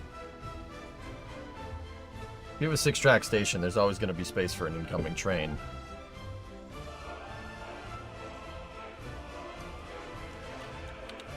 Rarest, I'm running into analysis paralysis because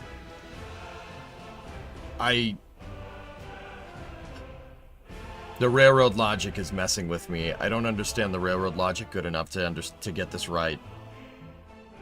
What Joker's showing me, I understand what it's doing, but my brain is having trouble taking this and adapting it to my design.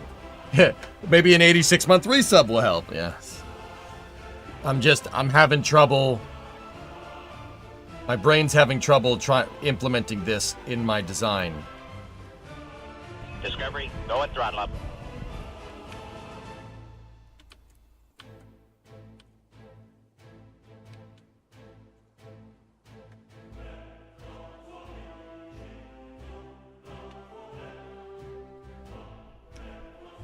Because in Joker, in your design, this, from here to here, like, let's just break it down.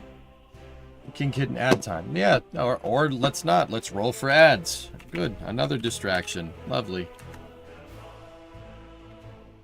17. Mods, can you roll for King Kitten for ads?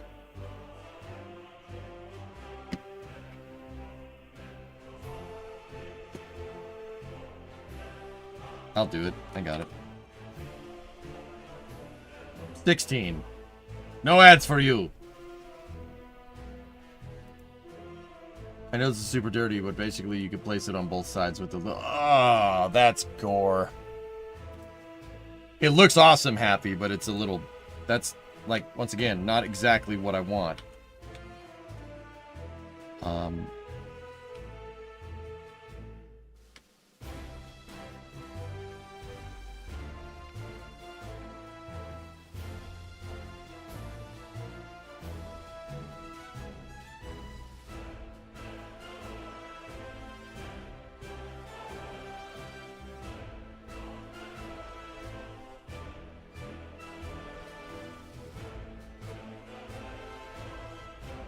King Kitten, another thing, just on a side note, you want more things to do. Daytona is not 20 miles, you don't understand what that means. About 35 kilometers north of KSC. If you go up 95, you get to Daytona. That's pretty cool. There's a Buc-ee's there too, just north. So about, yeah, like I said, about 35 kilometers north, give or take. Well, actually, it's more like 32, but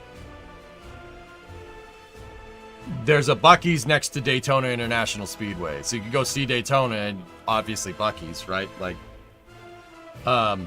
if you go west on 50, or not on 50, if you go west on 528, it'll take you to Disney World. 528 to 417 will take you to Disney World. If you want to go see that. You want to go see Epcot. Epcot's pretty cool. I'm kind of a fan. I don't know if... It's a little expensive, though. Disney World's...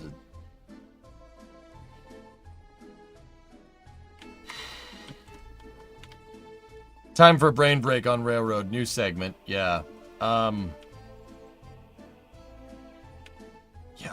Yeah, I definitely need it.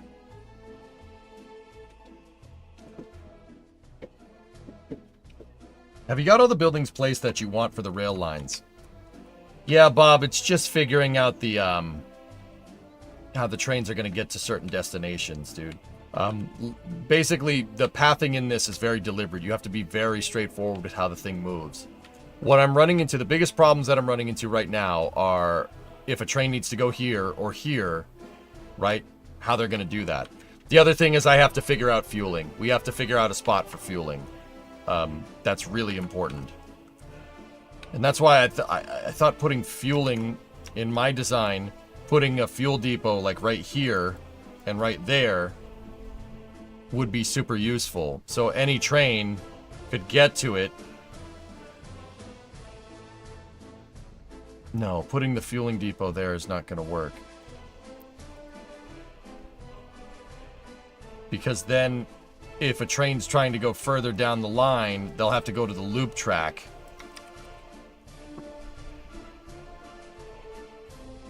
We'd have to have 2 fueling depots on either side.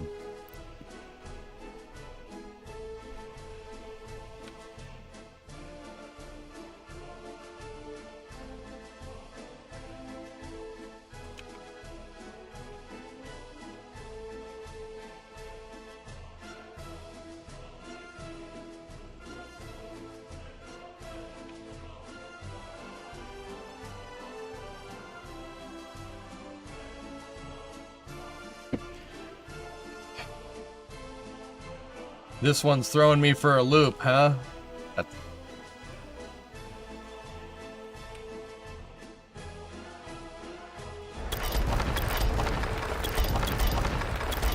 I saved my work, don't worry, in case I don't want this.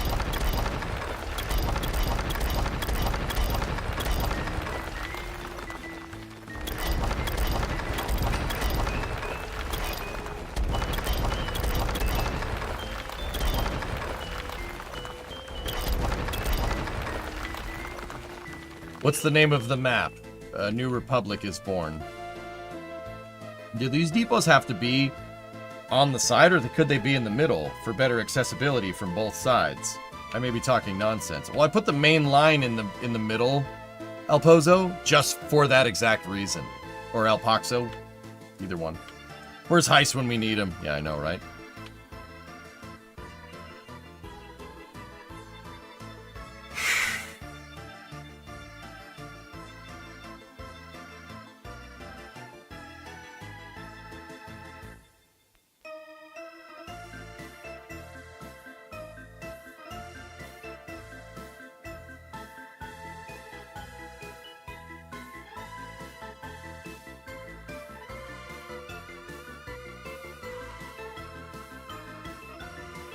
Wow, I didn't think this would get to be this big of a pain in the butt.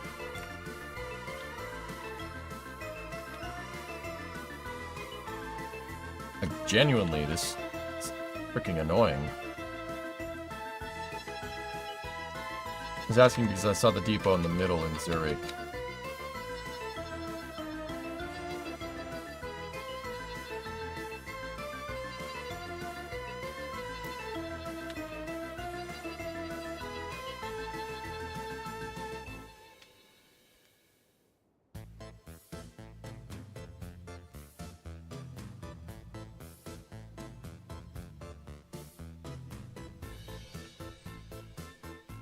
Look at Nuremberg Harbor, they have a loop.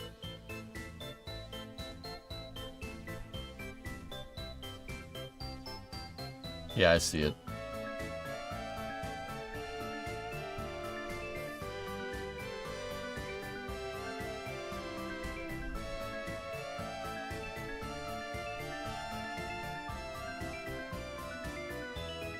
It's still really funny seeing a port that far inland, but rivers do be like that.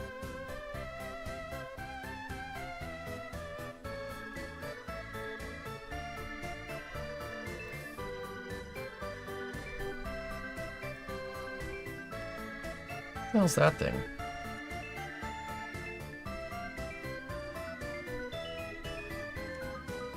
I don't know what that is. I saw it out of the corner of my eye. Old football stadium, maybe?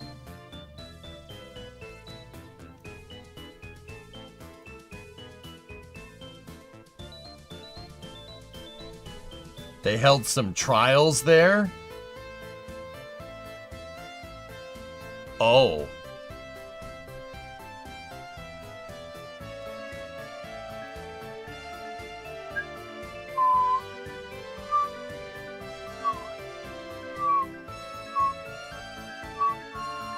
Hey, Chris.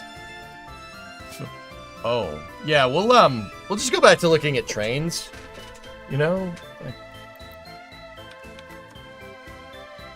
yeah, we'll do that. Ugh.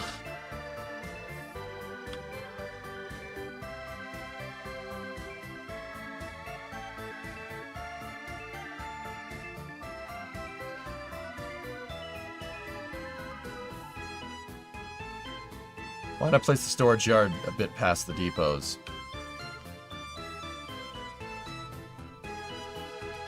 The building is called Congress Hall. It means convention center. It's used for art exhibitions. Oh. Oh, that's not nearly as bad.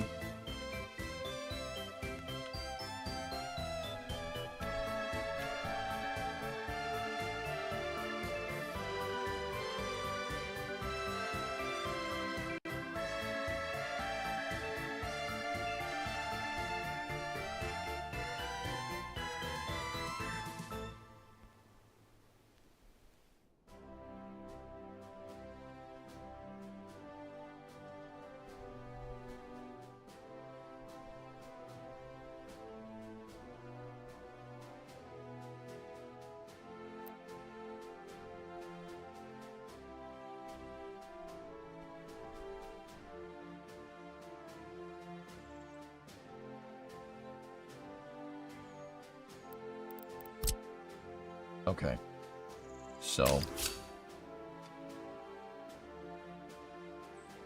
here's what I want to do with this slight redesign here.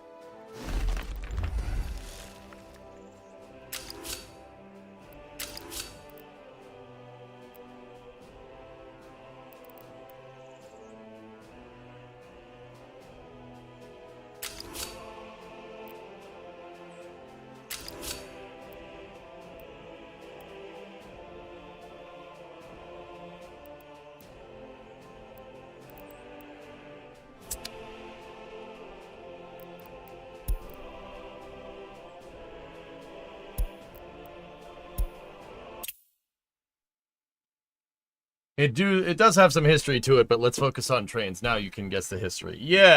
I was, yeah. Oh, that's not the one.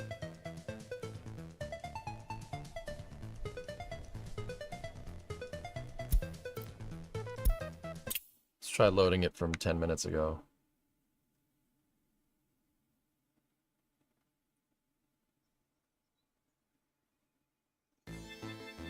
Okay. What I want is the...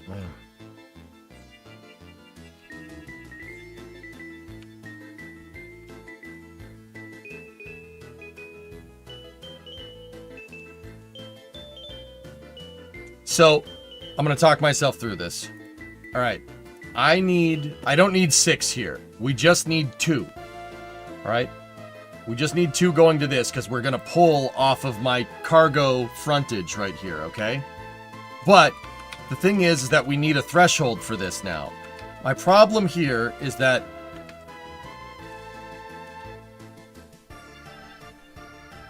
if I give it the threshold for the distro office like this, that's going to shift the cargo station down even more. Because remember, we need these because the trains could be long, right?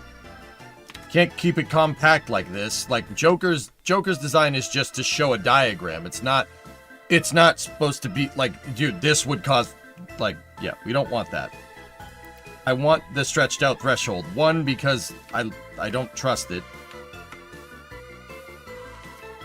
2, because I'm avoiding trying to get trains to back out onto the main line at all costs.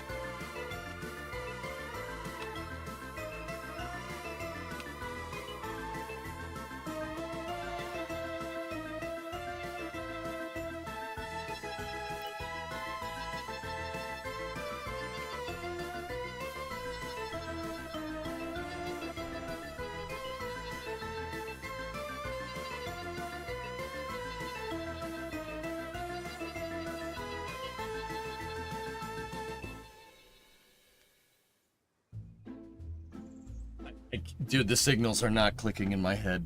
They're not clicking in my head. It's so annoying.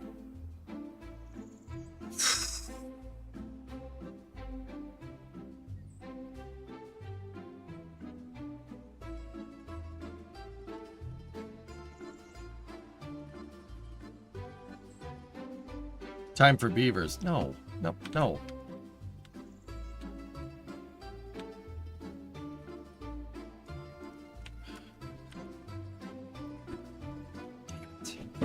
Sometimes, dude, streamer brain do be like that.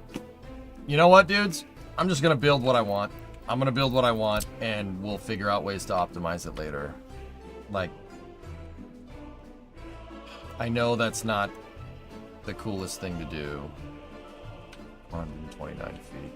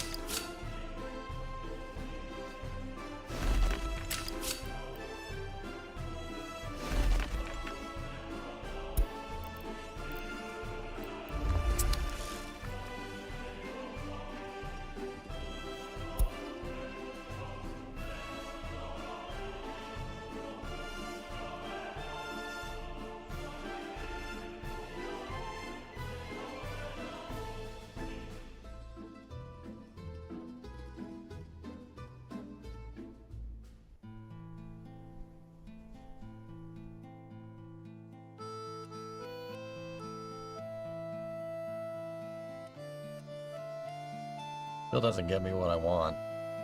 I mean, this is good. I like it. It's good for what it is, but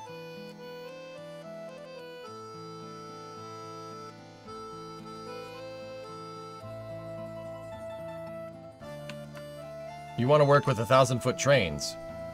I want to work with the longest train that you can make in this game. The longest train. I want the thresholds to all have room for the longest train, so no trains ever get stuck on this track. For instance, if we have a signal here, right, and for whatever reason there's a block, right, this train's gonna stop here, and it's gonna stop with its cars on the tracks, on the main line. I am trying to avoid that like the plague. The only way to really get around that is to make this 1,500 feet, just to be absolutely sure. So the train will always clear the block. That's why all these train stations, or the freight depots that we're looking at, have an extremely long threshold, right? That's why, see, all the tracks are, I mean, one, it's empty here because it's a hump yard, but two, do you see how all the tracks are empty towards the switches? There's always a threshold there. See? They're all empty right here for that exact reason.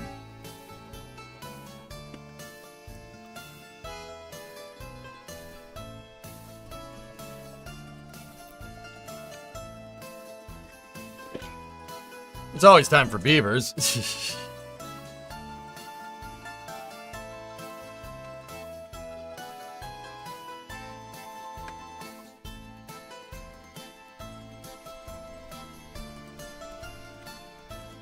What I really think we should do is put the cargo, have the tracks turn, and put our cargo depot right here. Nice beaver. Thanks, I just added stuff. It'd be so loud anywhere near that yard, right?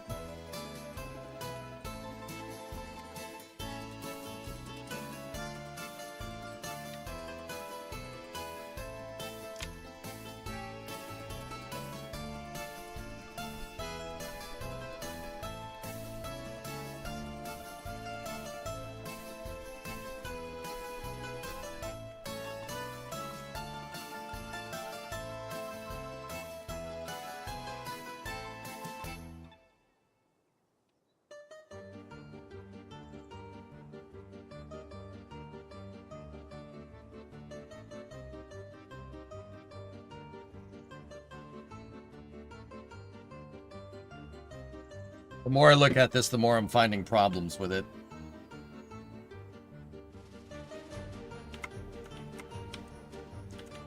The only other way to do this would be to build a loop. Just loop it around. That would fix everything. And that's more my fault because of my lack of understanding here.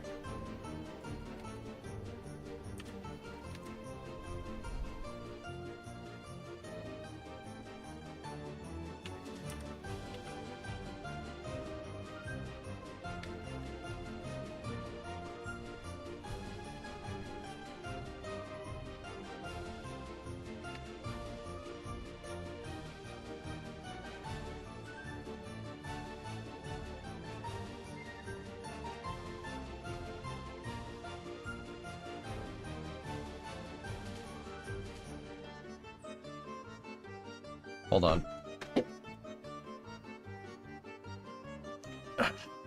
Alright. Hold on. I think I got it. I'm sorry. Caveman brain. What do you want? Alright. Make this 750.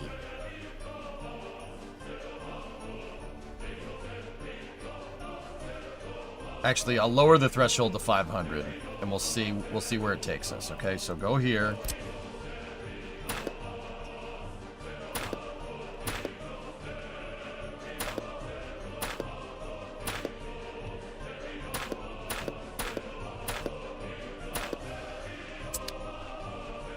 And then do the same exact thing on the other side.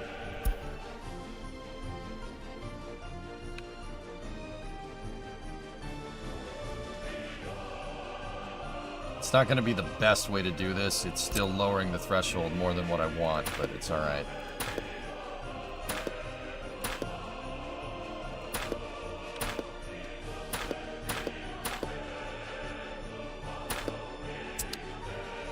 Okay. So, we have our station. We have a 500 threshold on either side. With the high throughput of this, it's very unlikely that a train will ever get clogged here. Now, I want to do what Joker did with this bi-directional thing, and I think I got it. All right, so we need a line in the center, right here.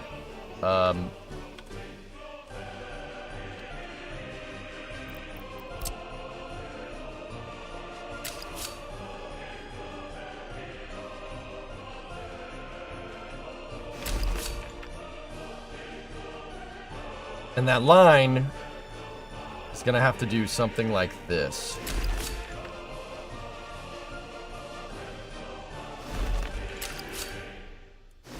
I don't like that.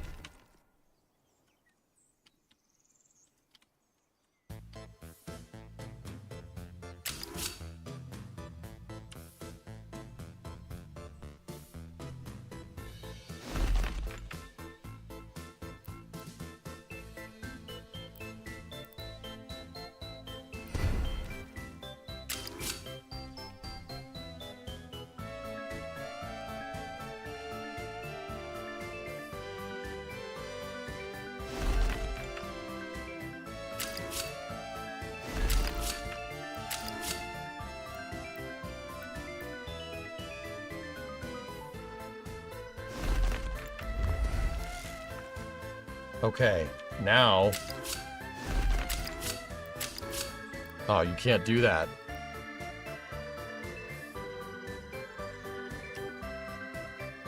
Oh, you have to make it in individual segments. Okay, this isn't gonna work. Alright, well, if that's the case...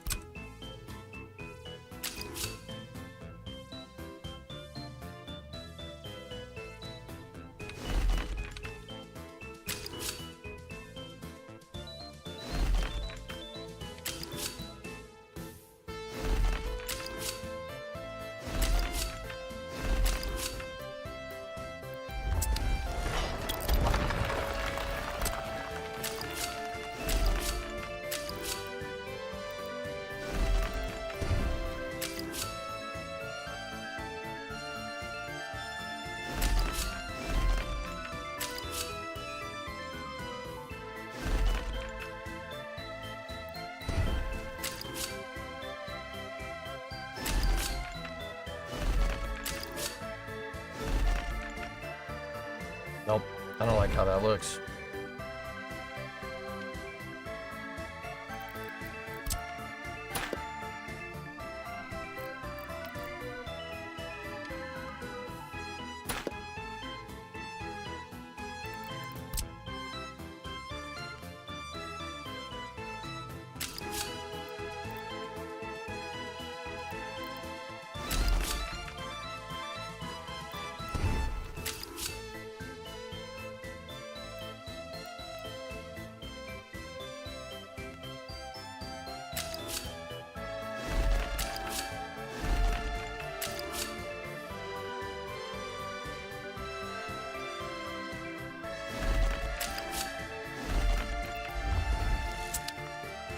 There. Okay. That's fine. Now...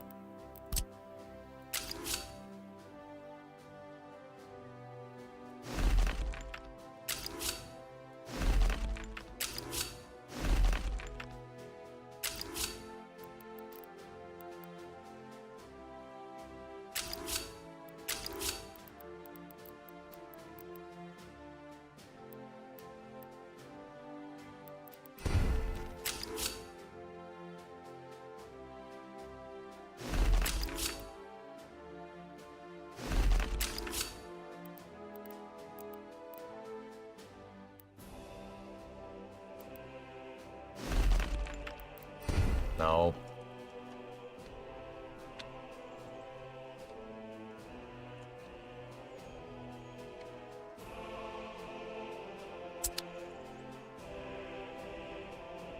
Why do I suck at this? Like, don't answer that.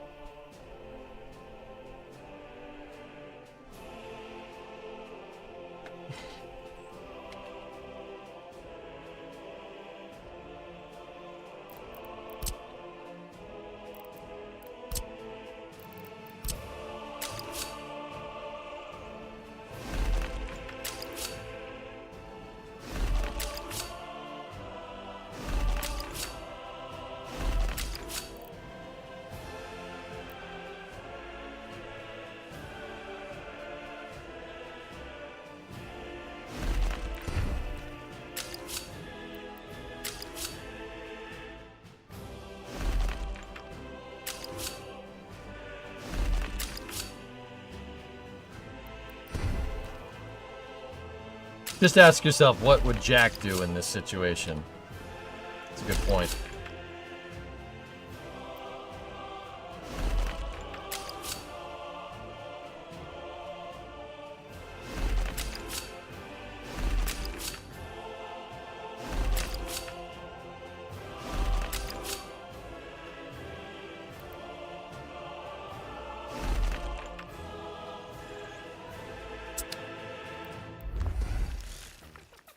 Can I achieve the same logic with this?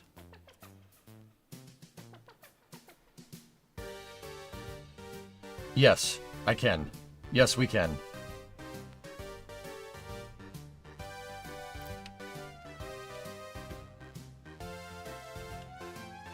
Now, here's my thing. Why do this here?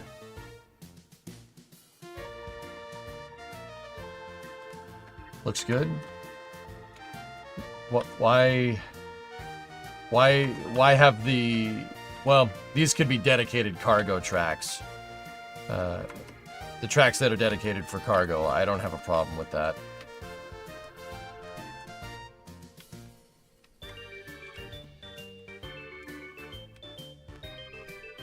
And if we put our signal threshold, like right here, right? Train enters the block, goes in, you're good to go.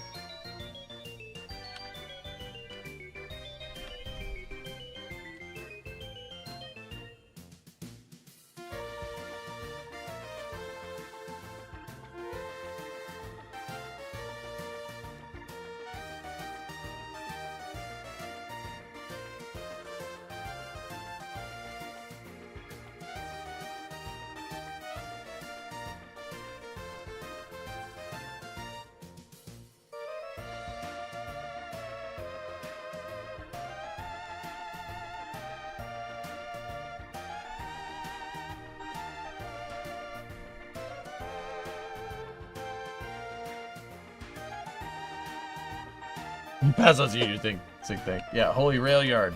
Batman. Yeah, I know.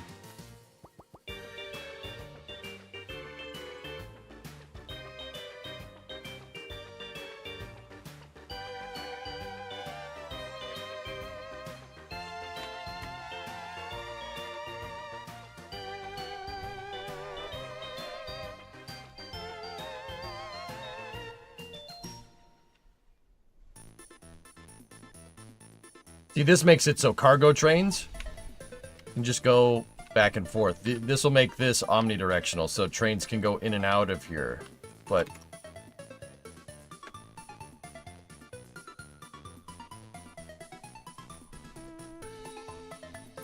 as for distro, if I left a longer thing over here, a longer line over here, we could incorporate the distribution office on the other side of the road.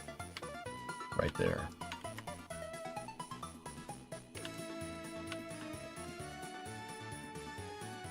Now, that still doesn't solve my problem, technically. That still doesn't solve my problem. How, if a train needs to get from the cargo drop-off to the depot, how does that fit? How does this solve this? It doesn't. You're still going to need a loop. Right?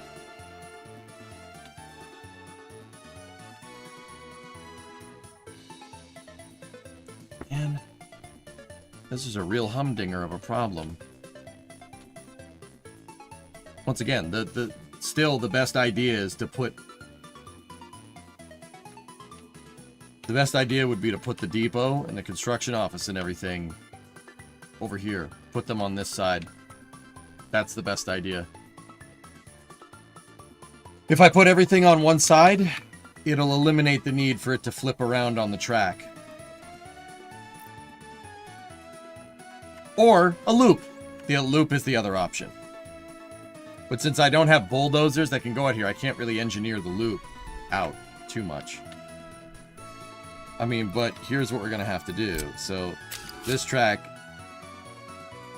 is going to have to be connected to that track. And then this track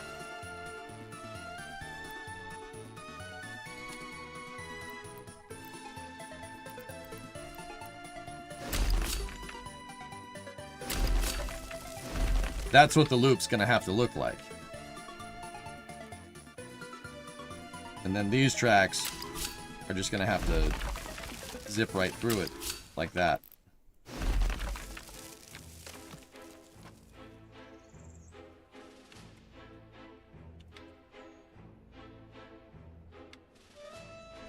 This still doesn't solve our fueling problems, though.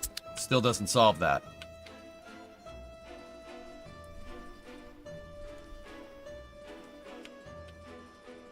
Yeah, you could see what I was doing over here with roads.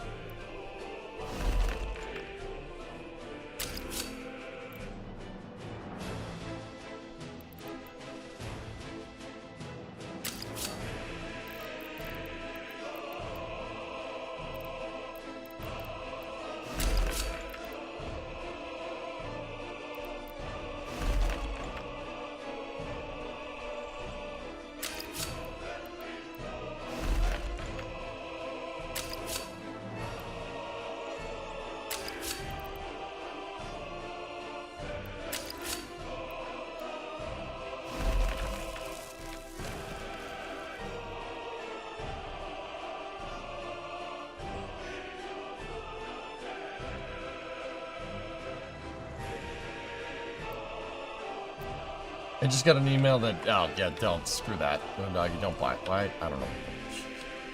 See, like, what I'm thinking is, like, you know, down here, we just have this, right? We have them all connecting into each other, right? Over here, if we did the loop, and then, maybe not exactly like this, but we, you know, did something like that, right?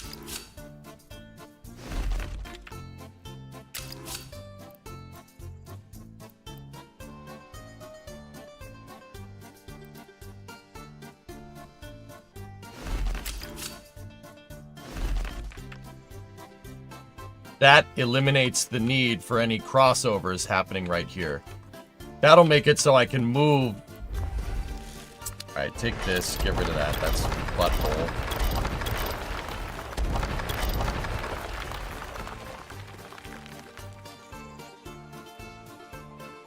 I don't mind that.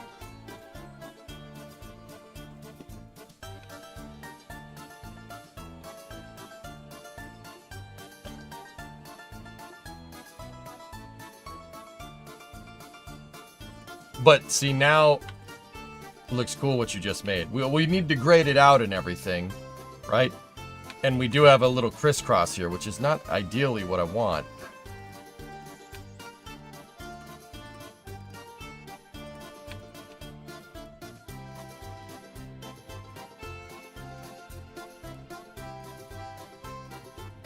Need a reveal in the middle of the circle.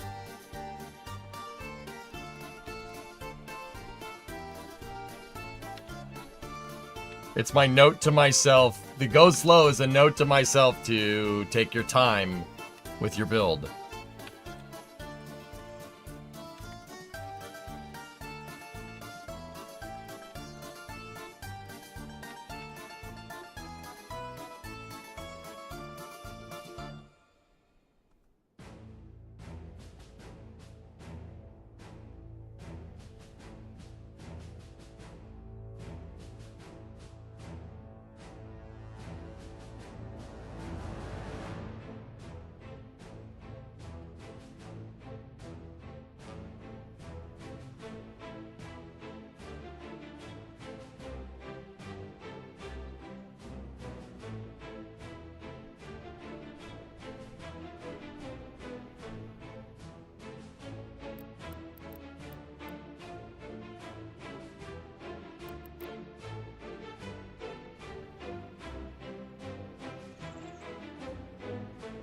Something is wrong with this, and I don't know what it is.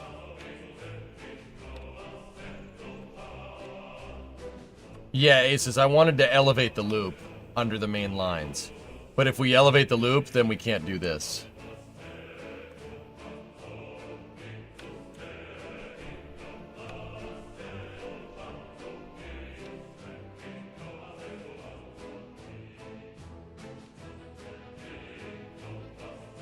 Or we could just have it cross. It doesn't matter. I mean, it'd be more realistic to not do that. And we have the space to do it. And then, no.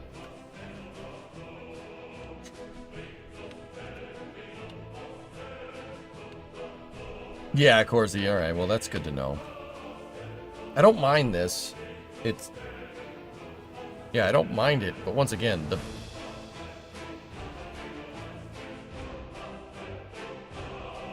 the best way to do this would be to have everything on one side of these rails. That's the best way to do it. Like, I mean, the rail yard's gonna end up being like 20 freaking miles long, figuratively, 20 miles long, but that's what I'm noticing about all the train yards that you guys are showing me. All the yards you're showing me have a bypass line. See? See that? It's like they built these train yards, right? And they built the line going through, and then they were like, no, maybe not. Maybe we shouldn't do that. Let's build a track that goes around it. See what I'm talking about?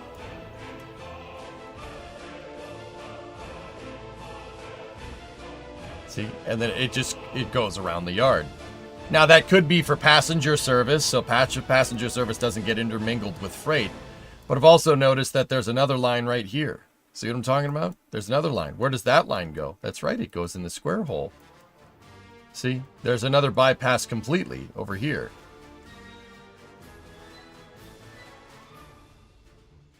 And then the train tracks just stop? Question?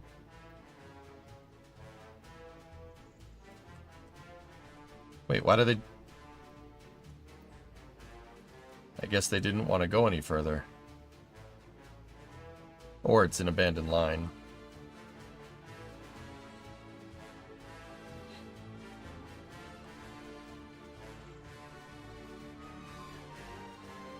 leads or arrival delivery yard ladders.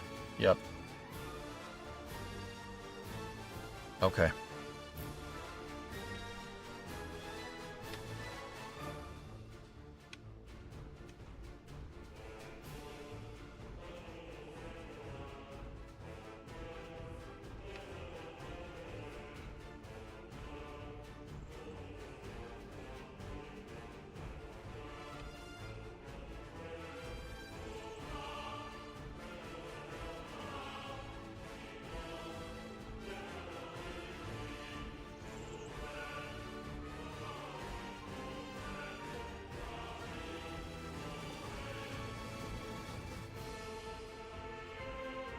I'm just seeing where okay, if we're gonna do that, if we're gonna do a bypass line, right, that goes around the whole thing, and get that wood, the benefits of that is that it gets everything on one side. Big plus. Downside of that,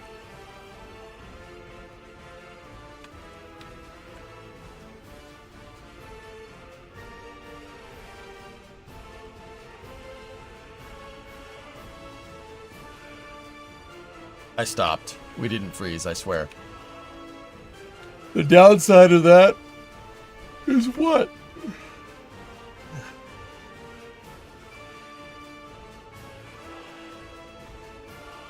My brain stopped.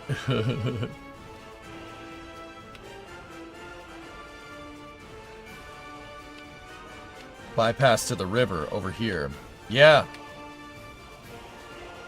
I mean, that... If that's where I originally wanted the stupid line to be. But Andrew, you remember we were talking about it's better to have these things on either side, right? But that's not knowing what we know now. So, all right, first of all, get rid of this. This was just a test. We can do that, though, and it does look nice.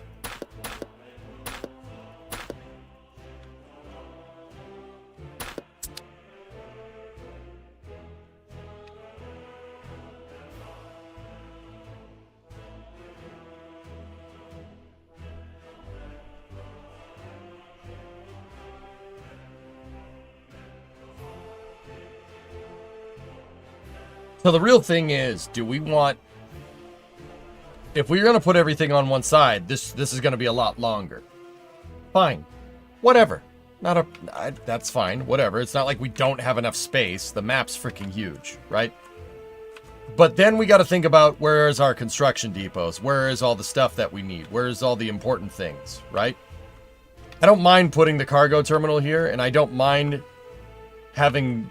you know, getting rid of this stuff over here and then moving the construction office, the railroad construction office, and the depot down here. That would literally fix all of our problems. Or at least, well, to an extent.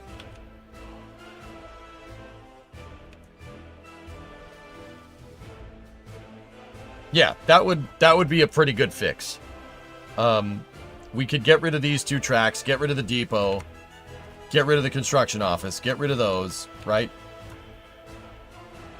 We could still have our cargo depot right here. We still have our cool pathing for said depot, right? And then further down the line, right? I basically take these, flip them 180 degrees, and put them over here somewhere.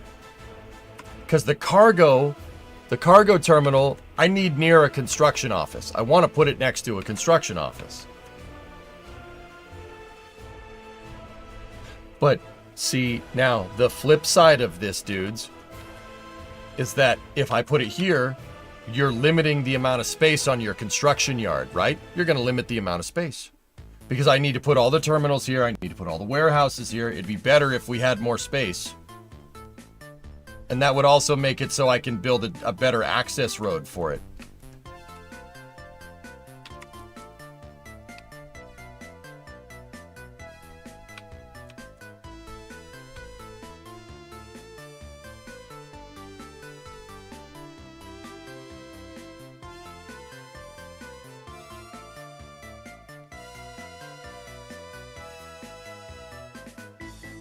Yeah. Okay. Okay, here's what we're gonna do. I'm talking it out.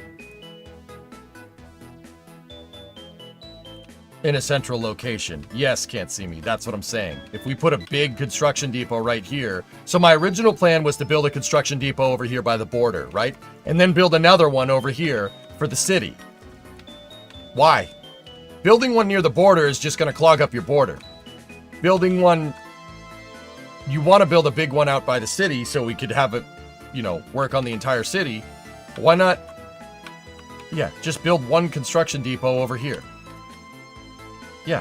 Why? Yeah. Just build one over here. Done. Easy peasy. Right? So, if that's the case, this construction depot design is good. I like this. You know what? We're going to save as...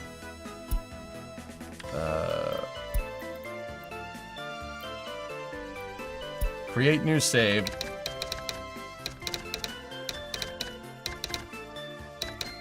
YAKOGRAD Rail Mark 1. Okay? And then we're going to load just the autosave from 2 minutes ago. Right? We have that. We have this design saved as a backup. What I'm going to do is where the cargo terminal is now, I'm going to move the railroad construction office, and I'm going to move the depot over there. Okay? And I will add in provisions for fueling. Okay? Then, over here, we'll put the construction office, right? We'll put the construction office here. And then I want the tracks to turn to align with the grid, right? So it's going to turn a little bit, align with the grid, and we build our big old cargo terminal right here with a big, gigantic construction depot next to it. That leaves us room for like cement factories, aggregates, concrete, whatever. It leaves us much more room. Is YAKOGRAD a viewer suggestion? Yeah, it was. All right, so I have this saved for reference, right? And here's what we're doing. Get rid of that, get rid of that, get rid of that. You guys know what I'm doing. Sorry, sometimes it pays to talk it out. And now I'm just gonna mirror this to the other side. That's what we're doing. Just mirror it.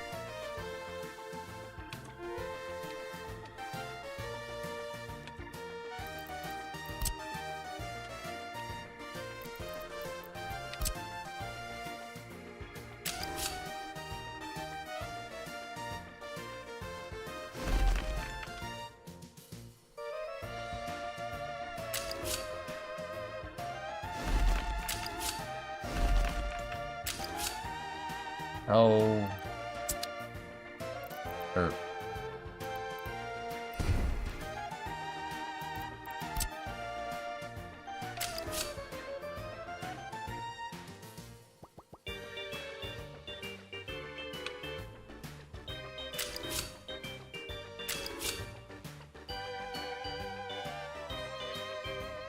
$241. That's a wooden track, damn it.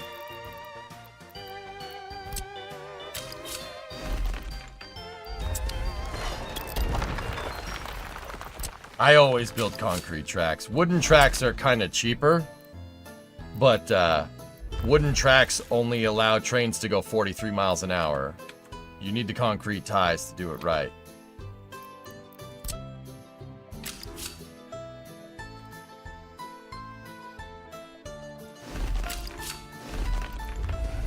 All right, so now we have a railroad construction office right here.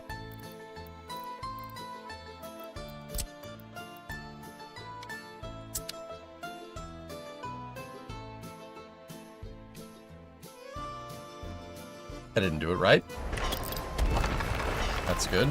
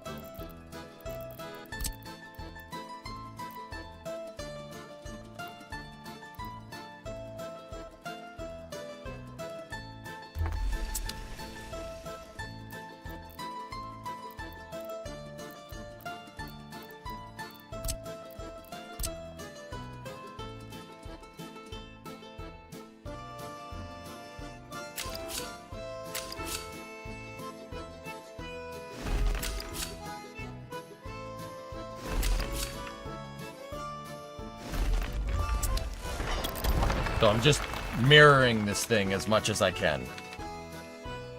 Does the copy function work for Rails? Not sure. It doesn't matter. This is what's clicking right in my head. So let's roll with it. Let's roll with it.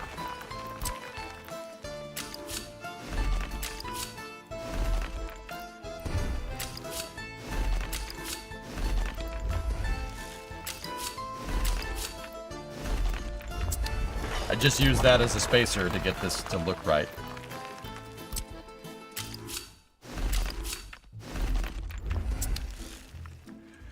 Okay, now we can go over here. First of all, delete the stupid road. We don't need that. And now we can dump the railway construction office. There we go. On the other side. Right? And get rid of it. Now, over here, we can also start to dump this. We don't need that. And now we have a two-rail ladder going on right there.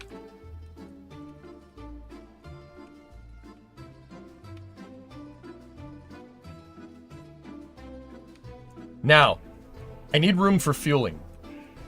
I'm not sure where that's gonna end up.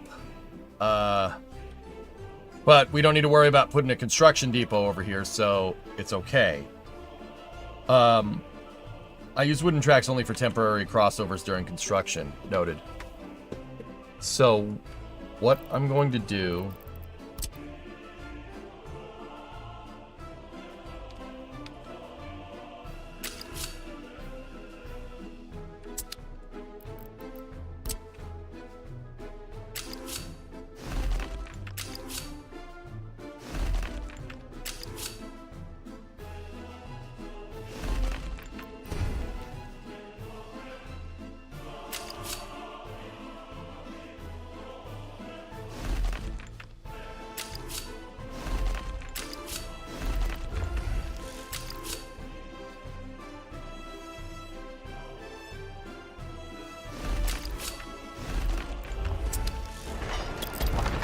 We have a little crisscross action going right there. Just that little bit of overlap is going to allow me to give a longer threshold for the depot.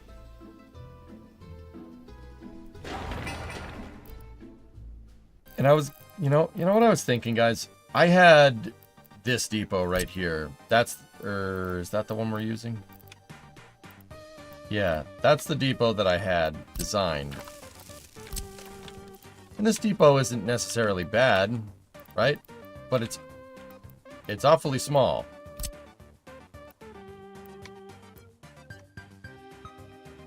Thinking it might be time for a bigger depot.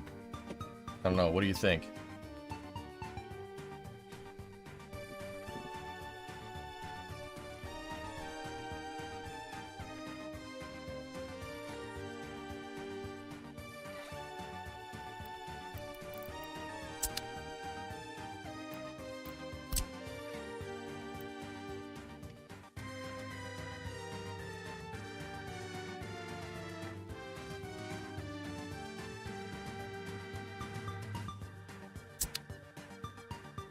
I just had an interesting thought.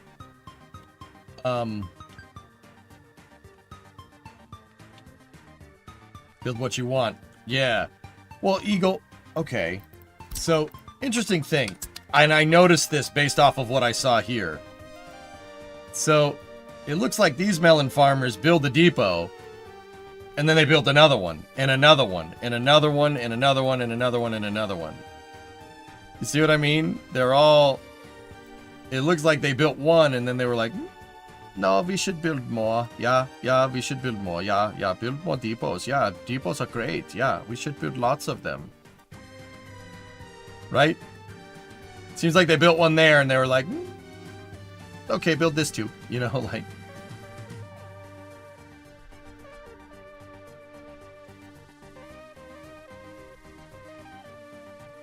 What the hell's going on with this yard?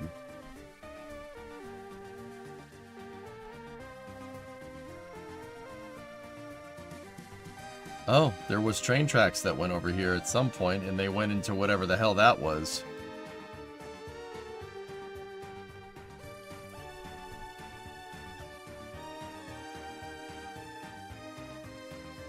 Just, okay. Anyway, it seems like, well, it seems like they did that with yards too. They were just like, add another one, and add another one, and add another one.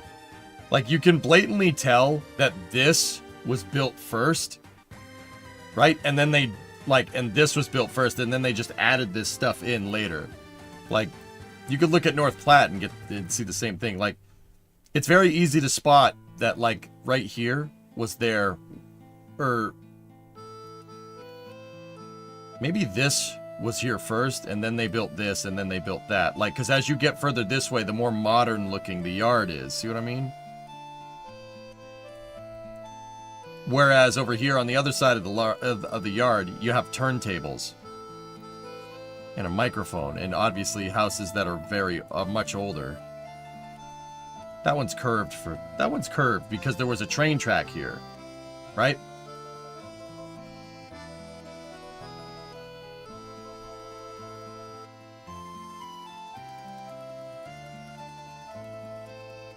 That one has whatever that is. Was that supposed to be a water tower or something?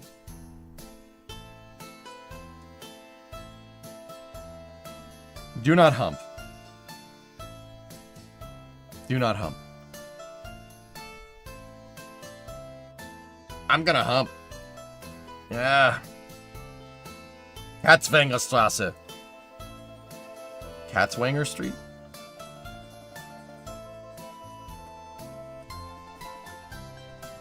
Control tower like at the airport. Yeah, Vabis, it looks like they had this one for this yard and then they built that. This is definitely for the hump yard. That's a TTC for this hump yard. Train traffic control. See, this was built. Oh, clues. Look, see this bridge? See how the bridge is curved right there? And it's not curved here. There was a freight yard here, and they tore it up and built a hump yard instead.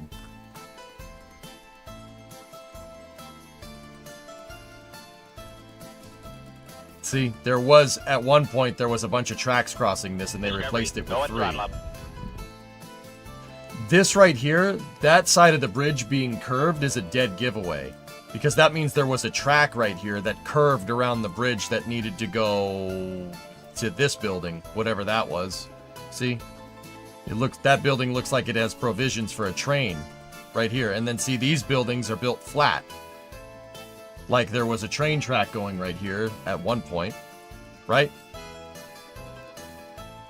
See, and why am I bothering to figure all this out? Like, what's the big deal? I mean, that one arguably may have had tracks going this way at one point, and yeah, you're probably right, it did. The point is that, you know, you could see the difference in yards. Like, that's what I'm getting at. Like, you could see that they added stuff over time. What if we add stuff with depots? Like, maybe we do that, and then we do that eventually, and then we do that eventually, and then, you know.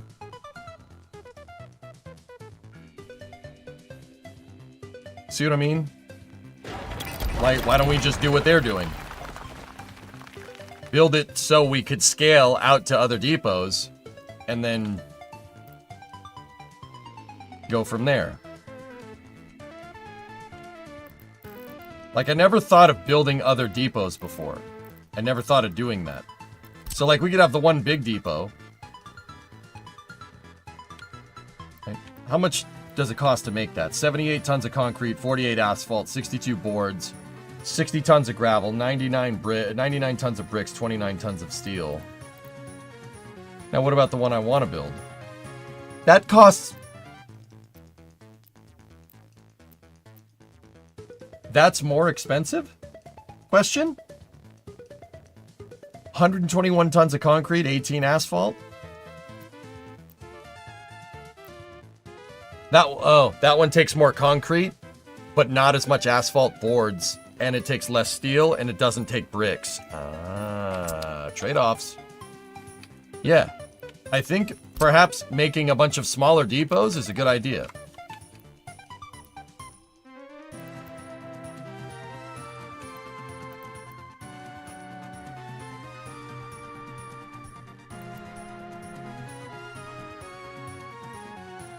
More labor is more expensive. Yeah. Yeah, King, that's what I'm thinking. Build smaller depots and make them scalable. And we can use this space now because, well, we ain't doing nothing with it.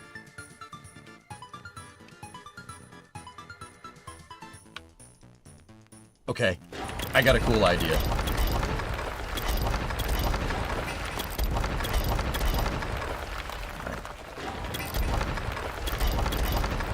You know what? I like doing it this way. This way's cleaner.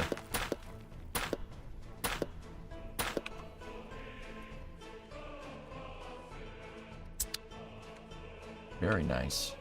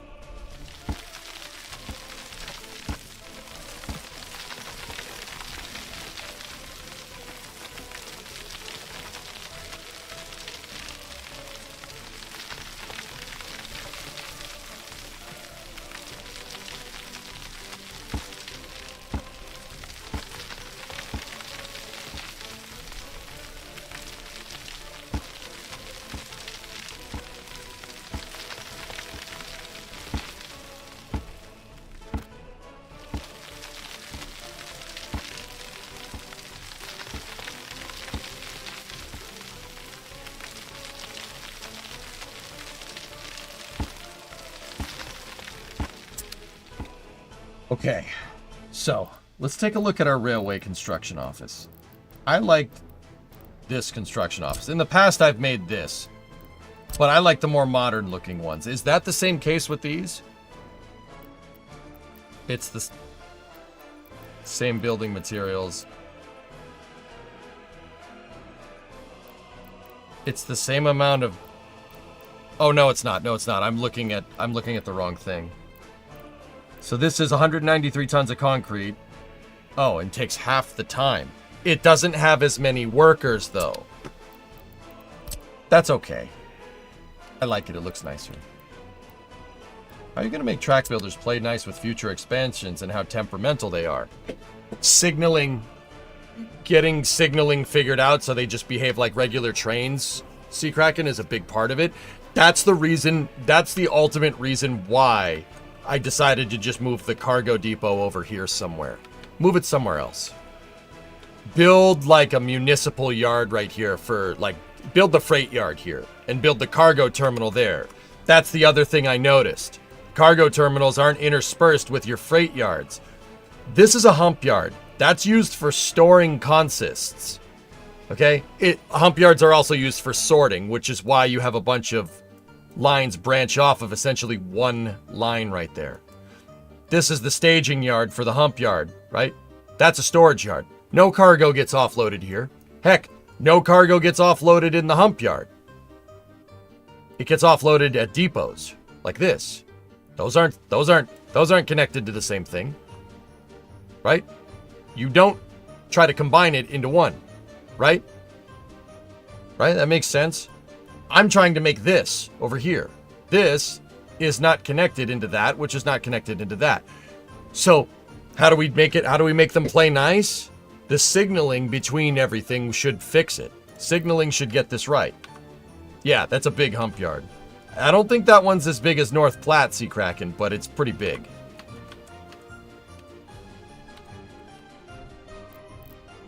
Now, I'm going to place down all the stuff that I need here for this yard, and all the stuff that I want. Obviously, we need refueling. That's a big one.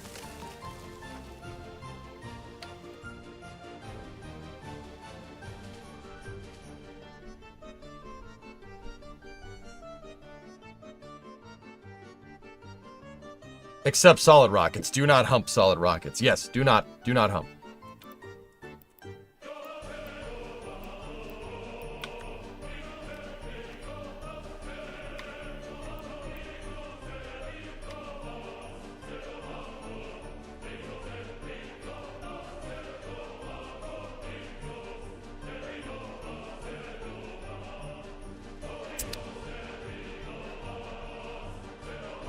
I was gonna ask if there's fueling stations here, but most of this is electric.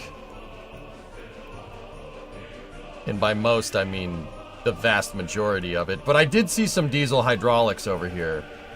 I saw some hydraulic locomotives over there, like that switcher.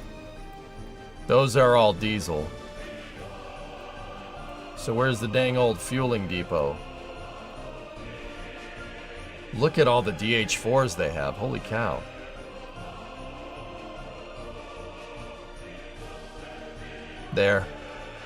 There's your fueling.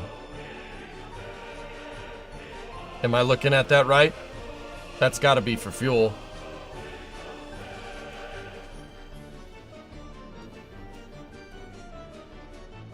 I wonder what that thing is. See, over here, you're starting to get catenaries because those are electric. Those are electric trains. Could be Sand King. Yeah, that's a good point. There's a fueling depot right there. See the tanks? Bingo. There it is. Found it.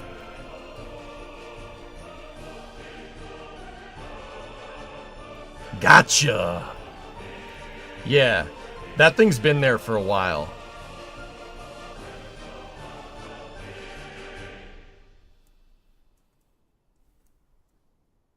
And it doesn't look like that track gets used very much, but there are diesel locomotives in line, and there's also a tanker car sitting next to it. That's the fueling depot right there. Got it.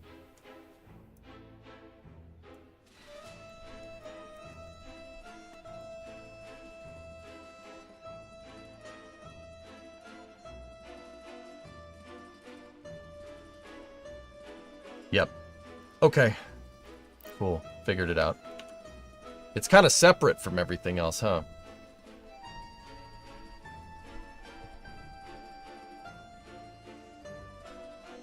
Don't put the road access directly across from each other to avoid traffic bottlenecks. Stagger it a bit? Yeah, Andrew. Yeah, that's a good idea. Wish workers had a turntable.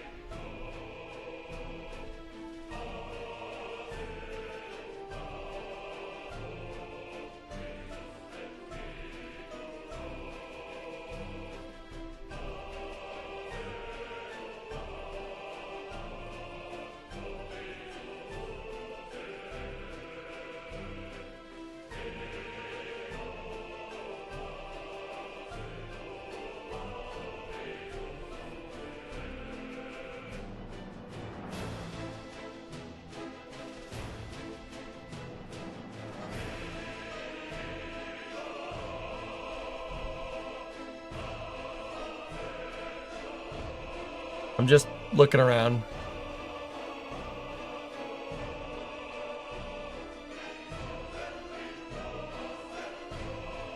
What the hell?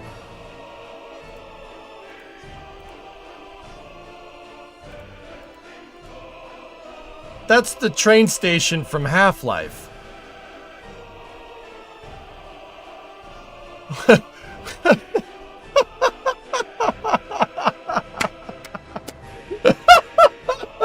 Yes!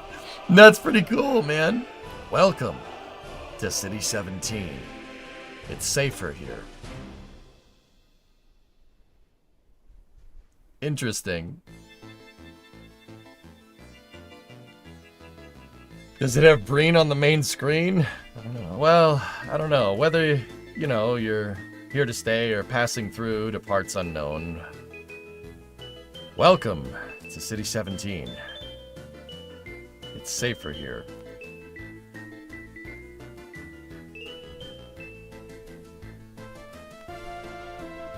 That's a production facility. I don't want that.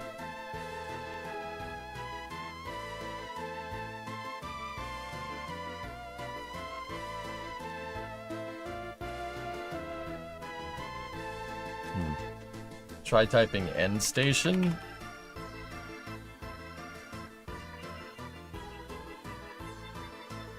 There's a tram end station with a loop. We have stuff like that around here.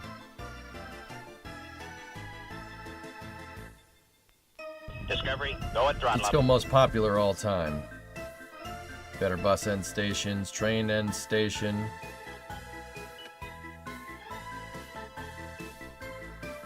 Wait a minute. Am I stupid? Will a distribution office pick up on an end station? Caligulard, 109 months. You may... Am I stupid? Do we know?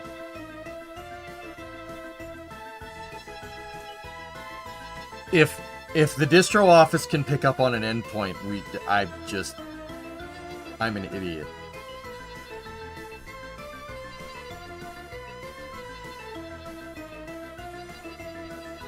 Oh my god. Oh my god. Oh my god, I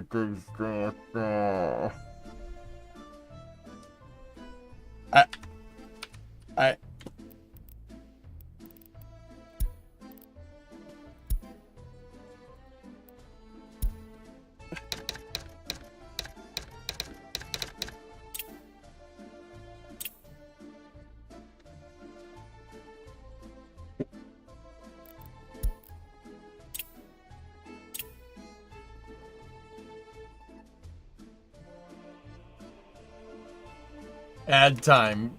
Roll D20 or something.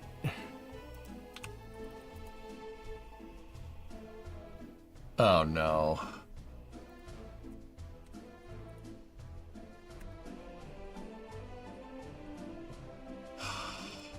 Enjoy your ads, you prick. Tell me when they're done.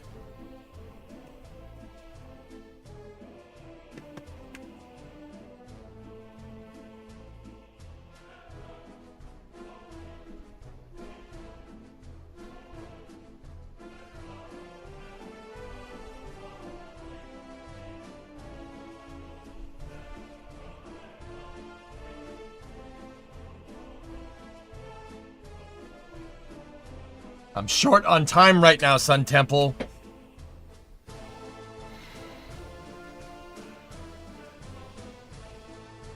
Ad break, we'll be right back. I hate ads, Pigeon.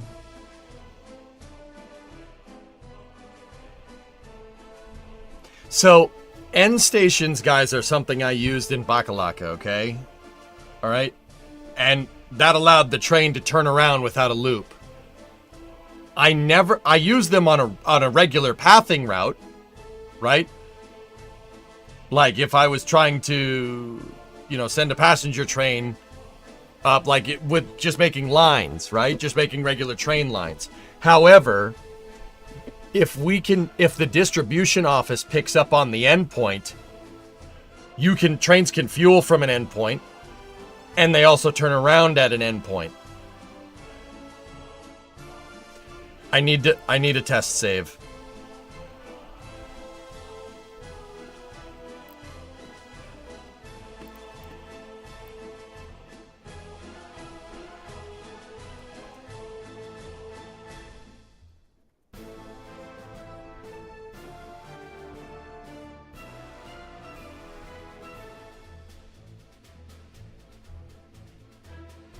Oh, okay. Ads are done. Why don't you make a new map on easy mode with free money? I was going to do that until I was rudely interrupted by some ads. Rudely.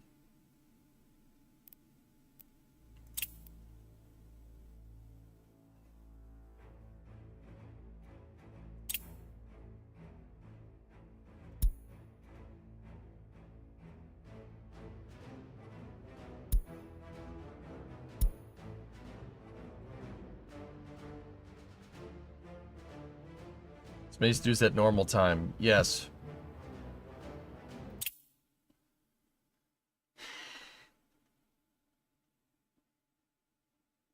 Did we just start an engineering mode save for workers?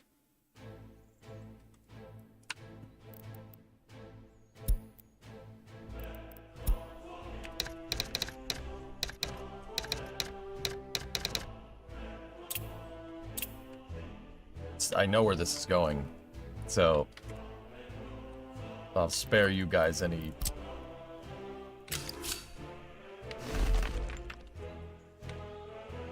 Are you kidding me? This is how this works? It just makes it? That's so annoying. I hate it so much.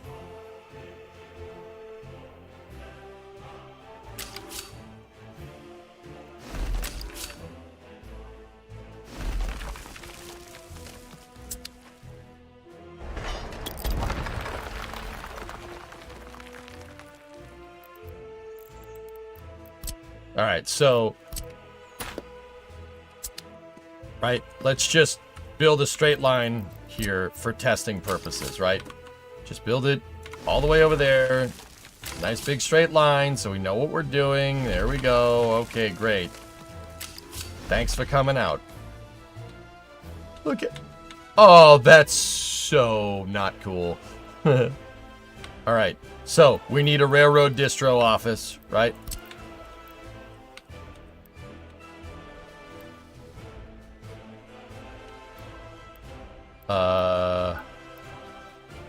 So the railroad distro needs to be on this side.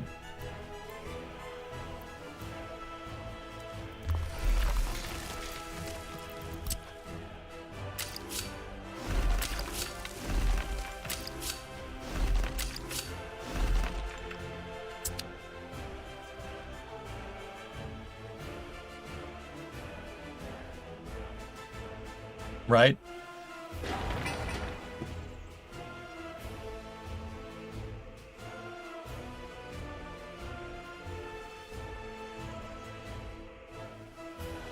That's insulting.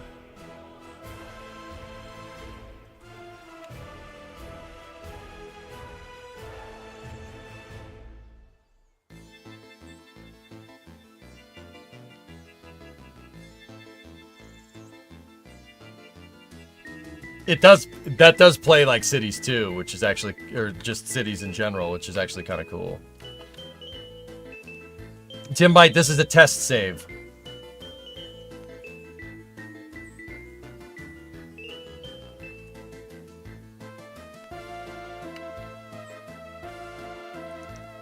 Freaking mesmerizing.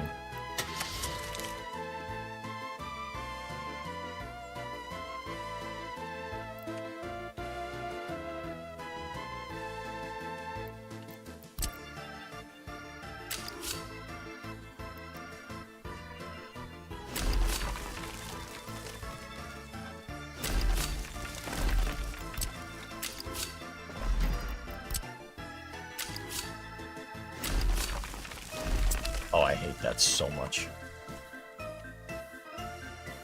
All right, so now what are we trying to do? We need it to pick up on an end point, right?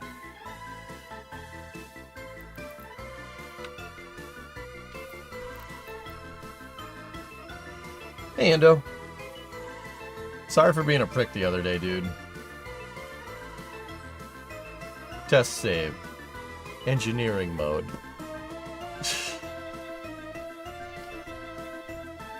Oh, look! The tracks that we made are already there.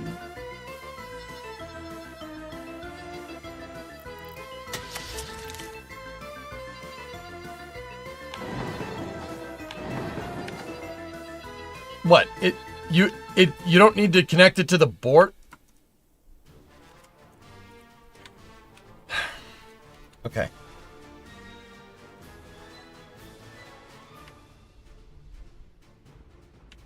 You don't need the tracks, it shows up in the distro. This is stupid. I hate how easy this is.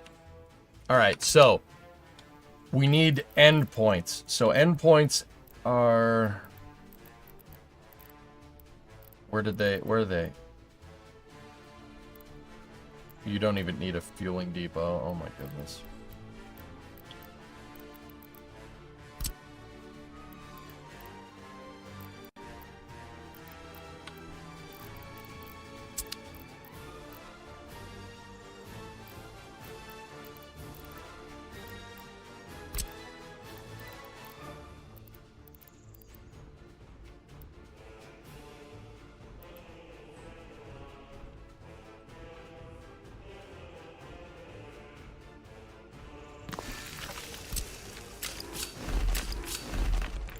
All right, so say we have directional blocks here, right? So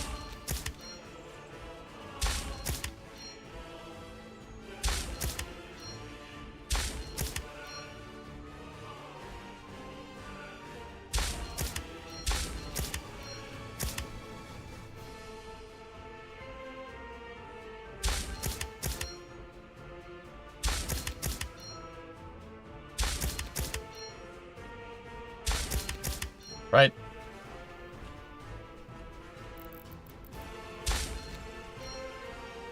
Okay. Now you could test the Y as well. Yeah, all right, so that's...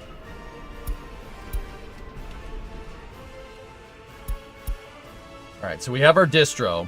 Right, now let's buy, I don't know, let's just figure out something. Just give them some boxcars.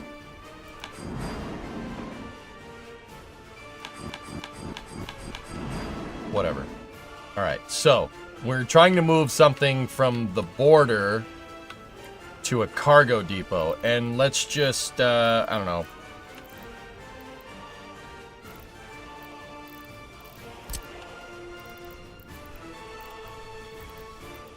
There's a warehouse that has a track attached to it, right? Okay, so put the track right here, right? And now split it. Hold on.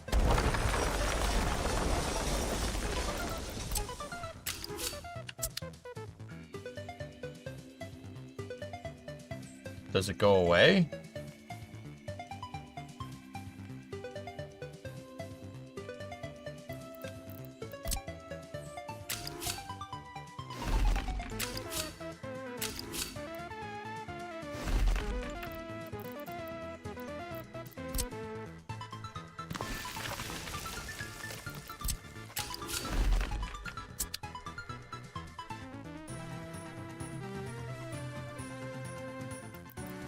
Yeah, we're gonna actually need a cross right here, so put that there.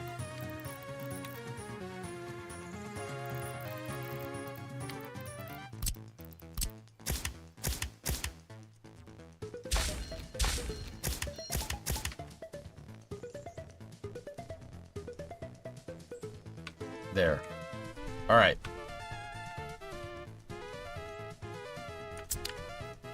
I want the distribution office to go here. I want it to load food. And then I want to... Yeah, it doesn't do it.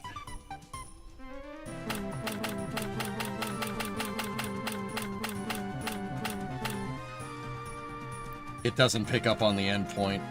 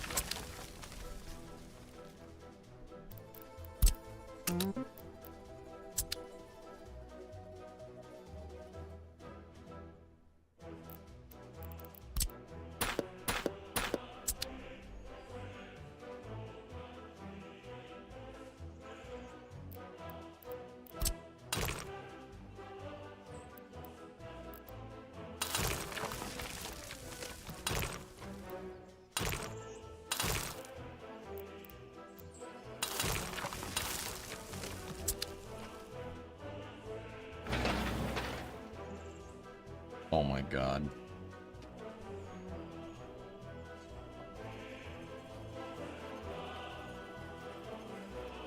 That's such bullcrap, dude. Oh my goodness. Just belted that out. No big deal.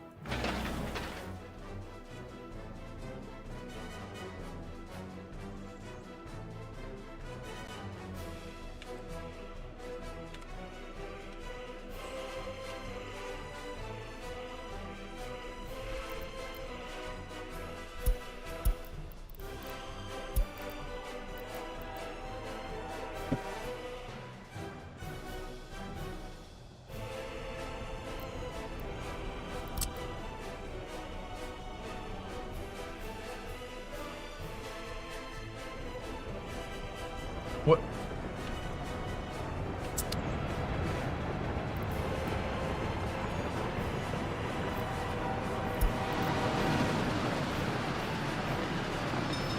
Okay, Bree.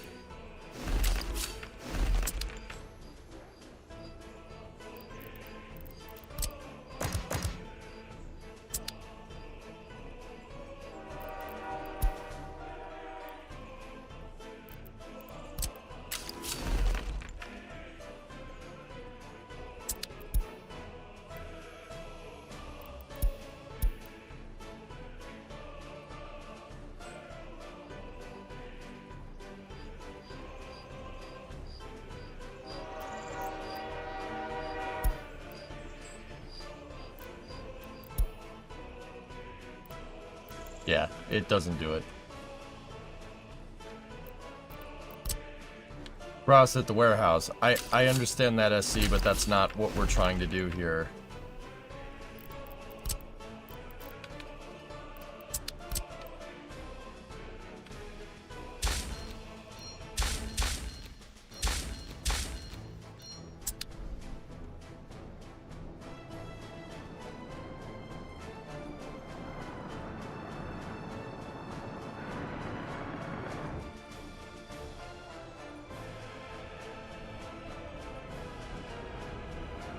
Ross at the end station.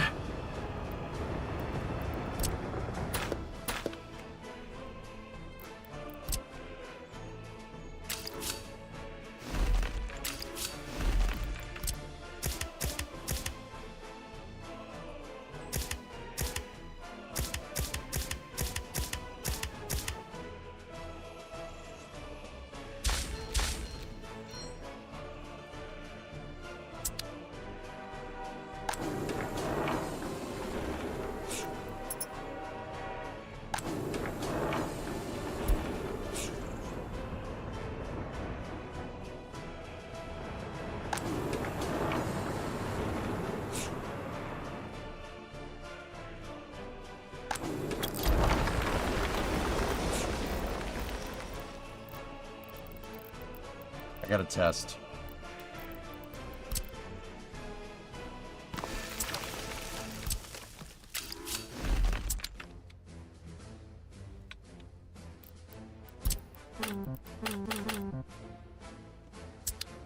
No.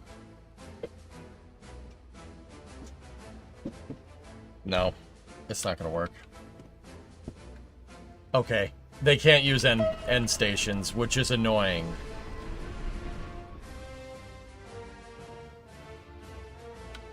Could you use a waypoint with a dead-end track?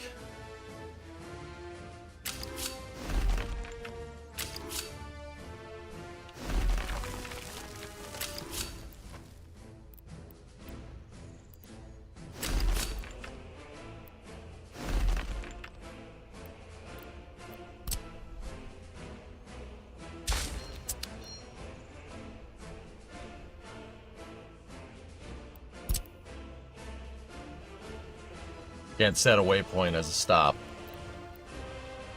Unless...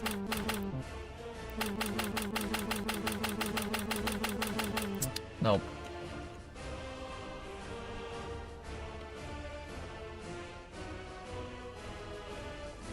Is it too short for the amount of these are non-dimensional as much as far as I can understand, Sea Kraken.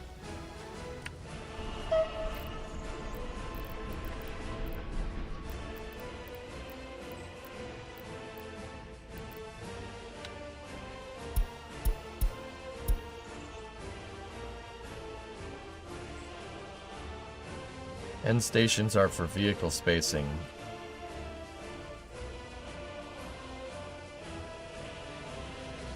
Thanks.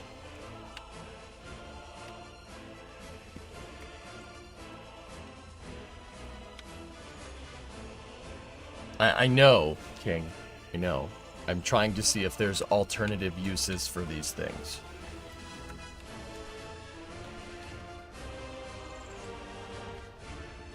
I'm trying to use a wrench as a hammer, because I need a wrench as a hammer in this particular application. And you're saying wrenches aren't used for hammering things. Yeah, I know.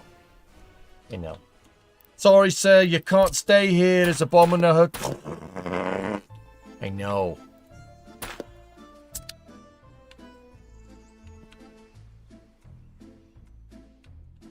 Yeah, so that didn't work.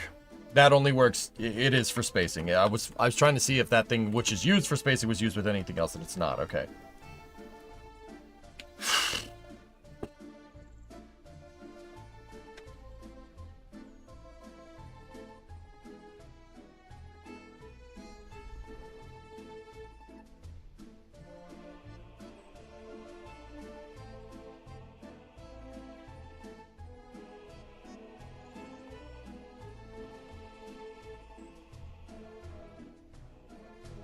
Interesting, Baron. I didn't know what you were figuring. Yeah, it's all good, man. I know. That's why I explained it, instead of being like, I hate you. No, it's good. Yeah, I wanted to see if we could abuse it a little bit, but we can't. It doesn't work that way.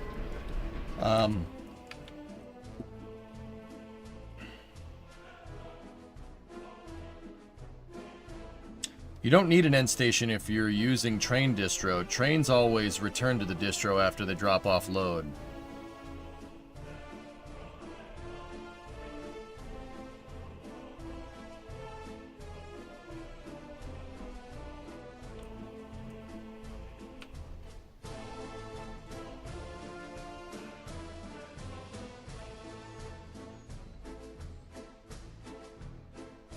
I don't know, Baron. I can't speak to the company culture, dude. We're kind of in the middle of something, though, dude. We'll talk more about that during Space News, okay?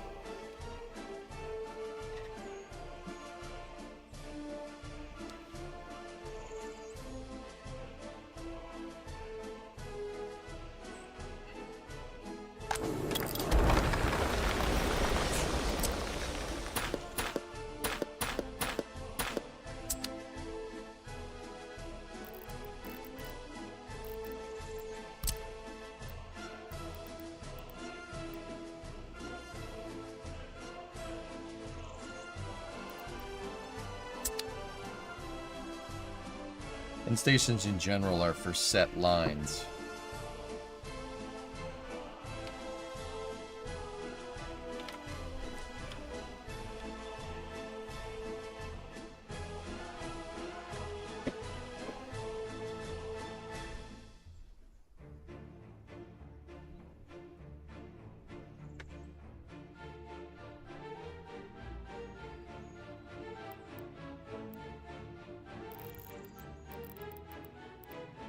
Okay, I got another idea.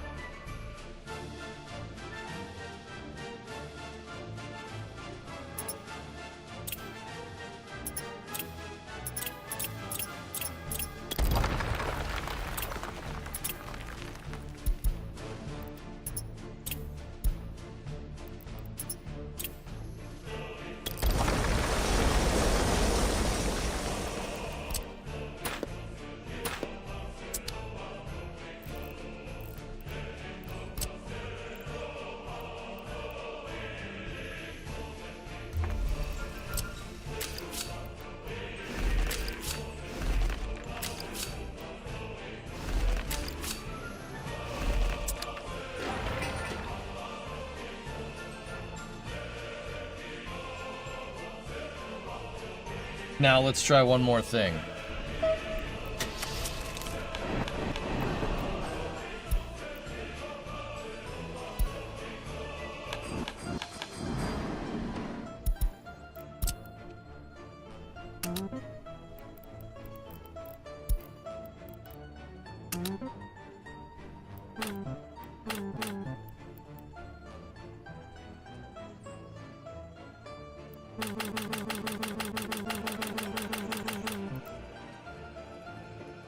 I was trying to see if you could manually set endpoint, but you can't.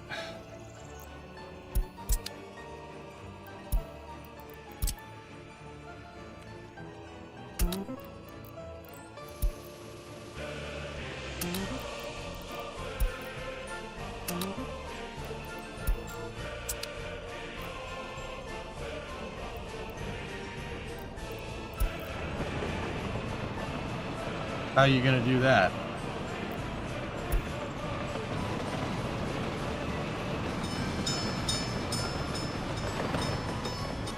And why is that locomotive so tiny?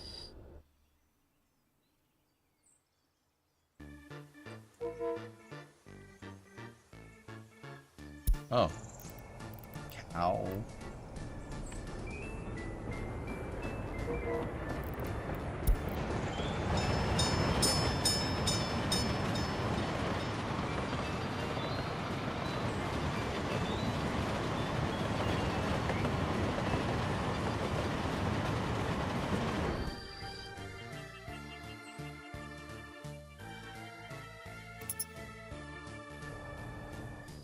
That's what I thought.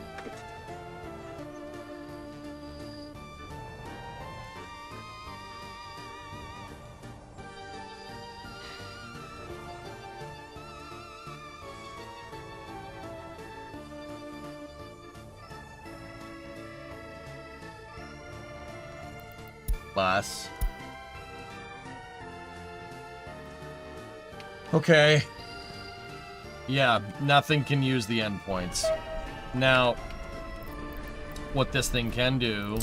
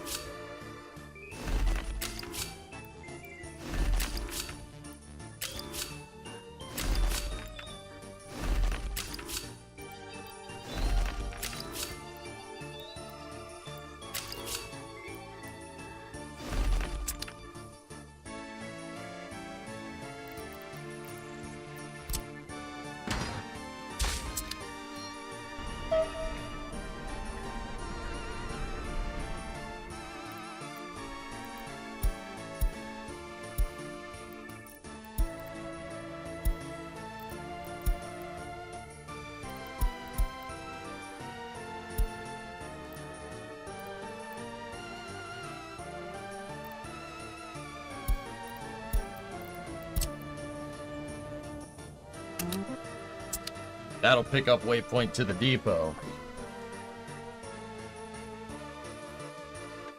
Endpoints only work with trains with passengers.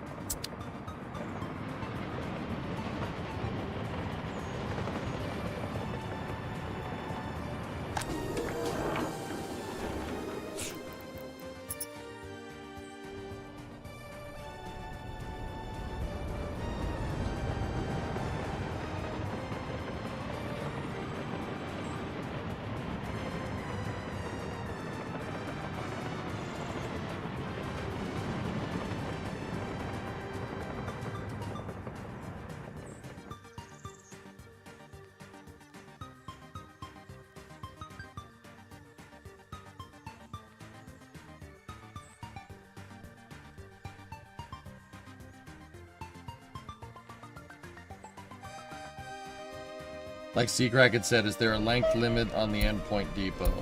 I don't know.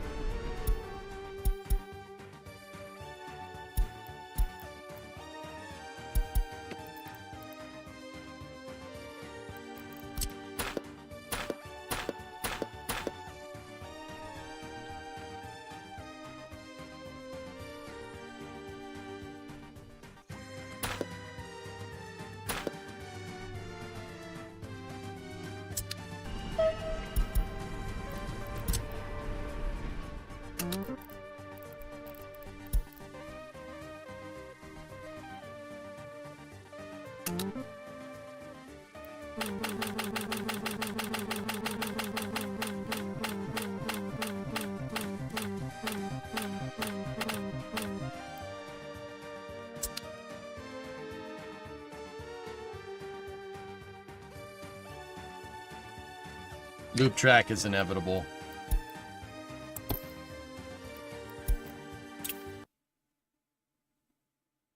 It's, yeah, you gotta do, we're gonna have to do a loop track. It's okay, it's not a big deal.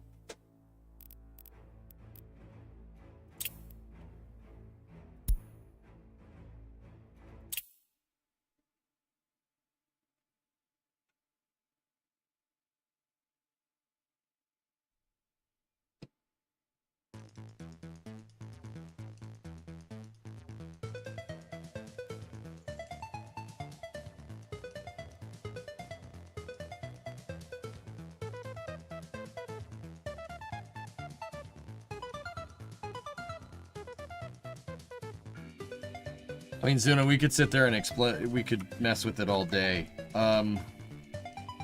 It's time to stop, though. I really don't like that I literally had less progress than when we started. That's not good. But endpoints are only used, they can only be used for passenger trains, which sucks. Waypoints can be used with depot, right? It can be done.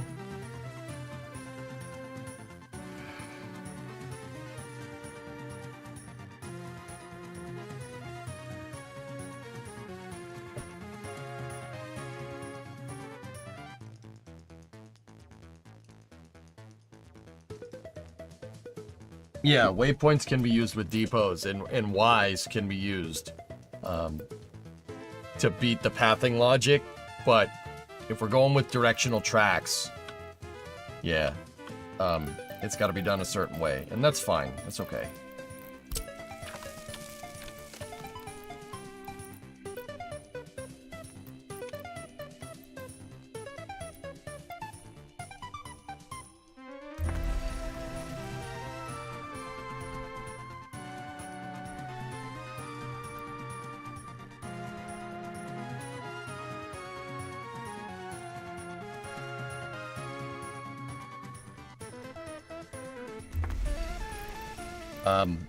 I'm just messing with our design here. We could build provisions for 2 of those if we need to. And then we need depots.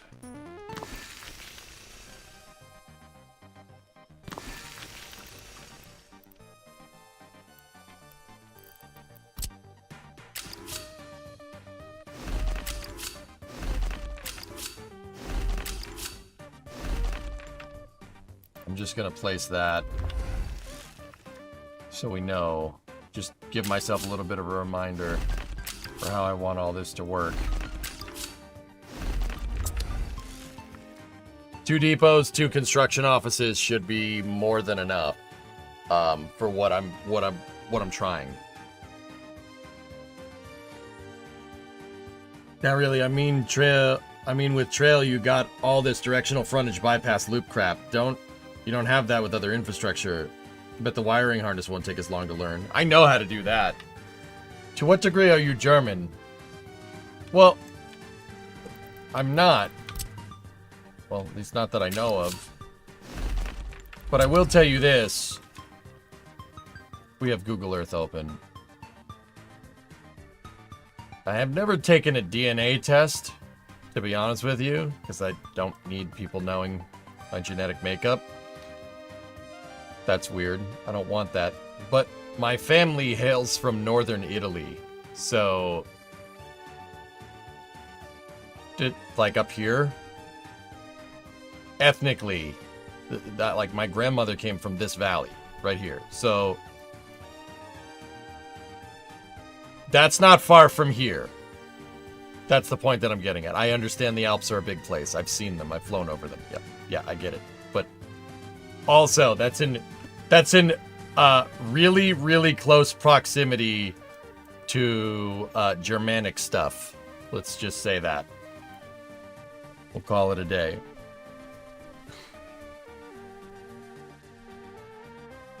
So, I mean, take that for what it's worth.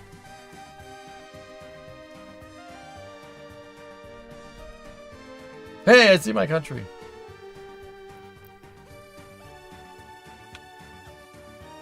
And then I'll put the cargo terminal over here as a way to remind me what I want.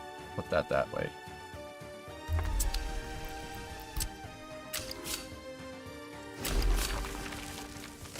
Like that.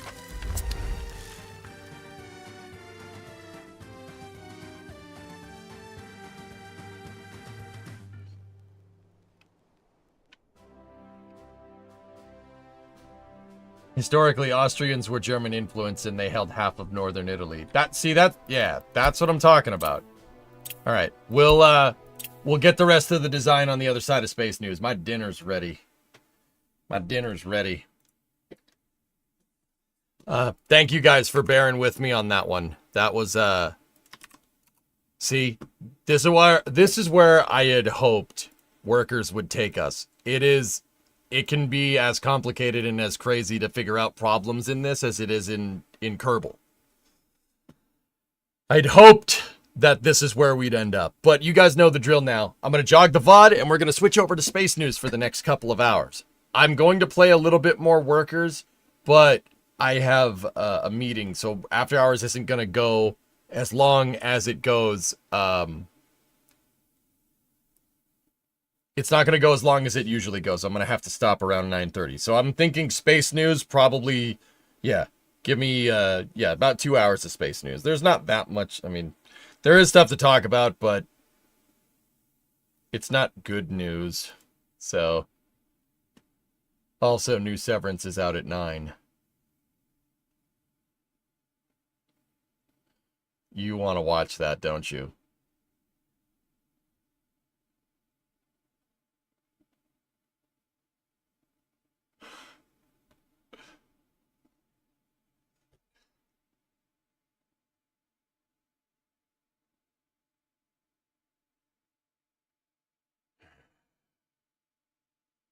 Who doesn't? That show is amazing. It's pretty good, dude. Yeah, it's pretty good. It's pretty good. Kenny, I know you have German ancestors due to my name being German, but that isn't the only thing, because apparently my ancestors got around. Like I said, ethnically I'm Italian, but it's Northern Italian, so I'm sure at some point in the bloodline, somewhere, there's some German influence, dude, because I think like that. I think, like, when I'm thinking, I think methodically. It's fit, you know.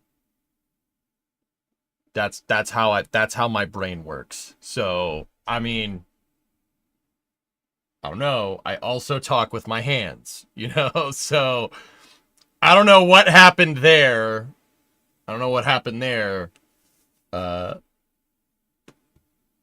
So, I mean, yeah, no. Not German as far as I know, but also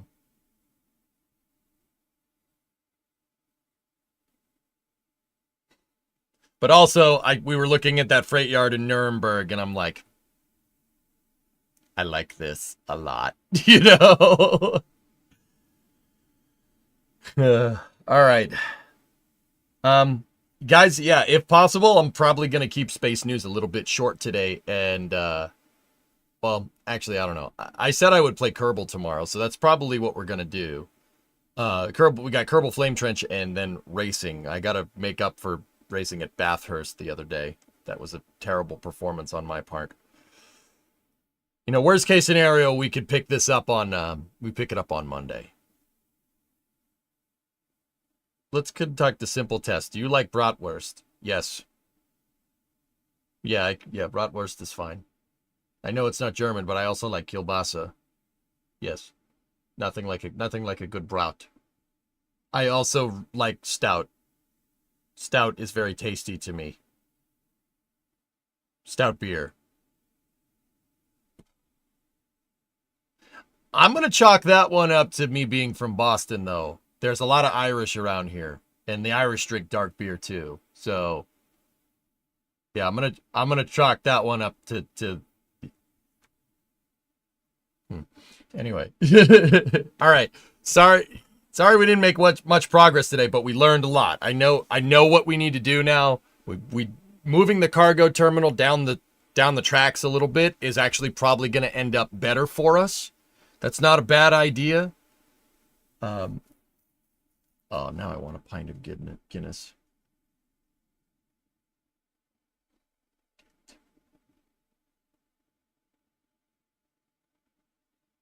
Stick with Miller Lite. I do like, yeah, Miller's all right. Stouts and lagers are where it's at for me, though.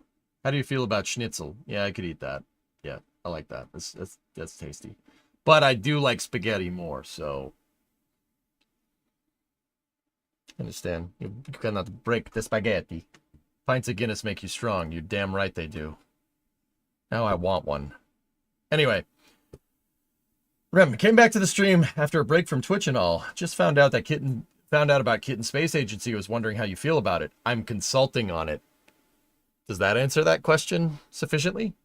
Rem, I am kind of partially responsible for orchestrating that whole thing. When Kerbal 2 went under, I reached out to a couple of Kerbal devs and pointed them in Dean Hall's direction. Yeah, that's... Yeah. Yeah. Oh, yeah. Yeah, no, those guys are cool. Yeah. I've known Dean for a good while because we played Stationeers and Icarus, right? Yeah, so Rem, that's where we're going. Also, I hope you enjoyed your break. Sometimes you just got to get away, dude. Like, Rem, on a quick side note, on Sunday, I don't touch electronics. At least I try not to as best as I can. I don't touch electronics. I go do normie stuff on Sundays. I've done that since I started streaming. So you're against it? So KSA is basically your fault? It's more Dean's fault than anything, if we're going to say it's a fault, but yes. I definitely helped. We'll see where it takes us. Come on, EJ, build a Ford 350 rocket. Okay, I'm going to go eat now. I'm going to go eat. That was one of the first things I ever streamed in KSP Alamander, launching pickup trucks and driving them around on the moon. Just thought I'd let you know. It's shake and bake, and I helped.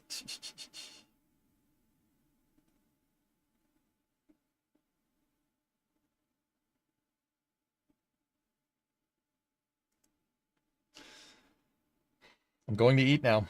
All right. I'll see you guys in a second for Space News. You guys know the drill. I'm going to jog the VOD on the YouTube side, Twitch side. Just chill here for a second. I'll be back momentarily. Or the whole thing can shut off. Like, is it back? Okay, it's back. All right, cool. Be right back. Get ready for Space News.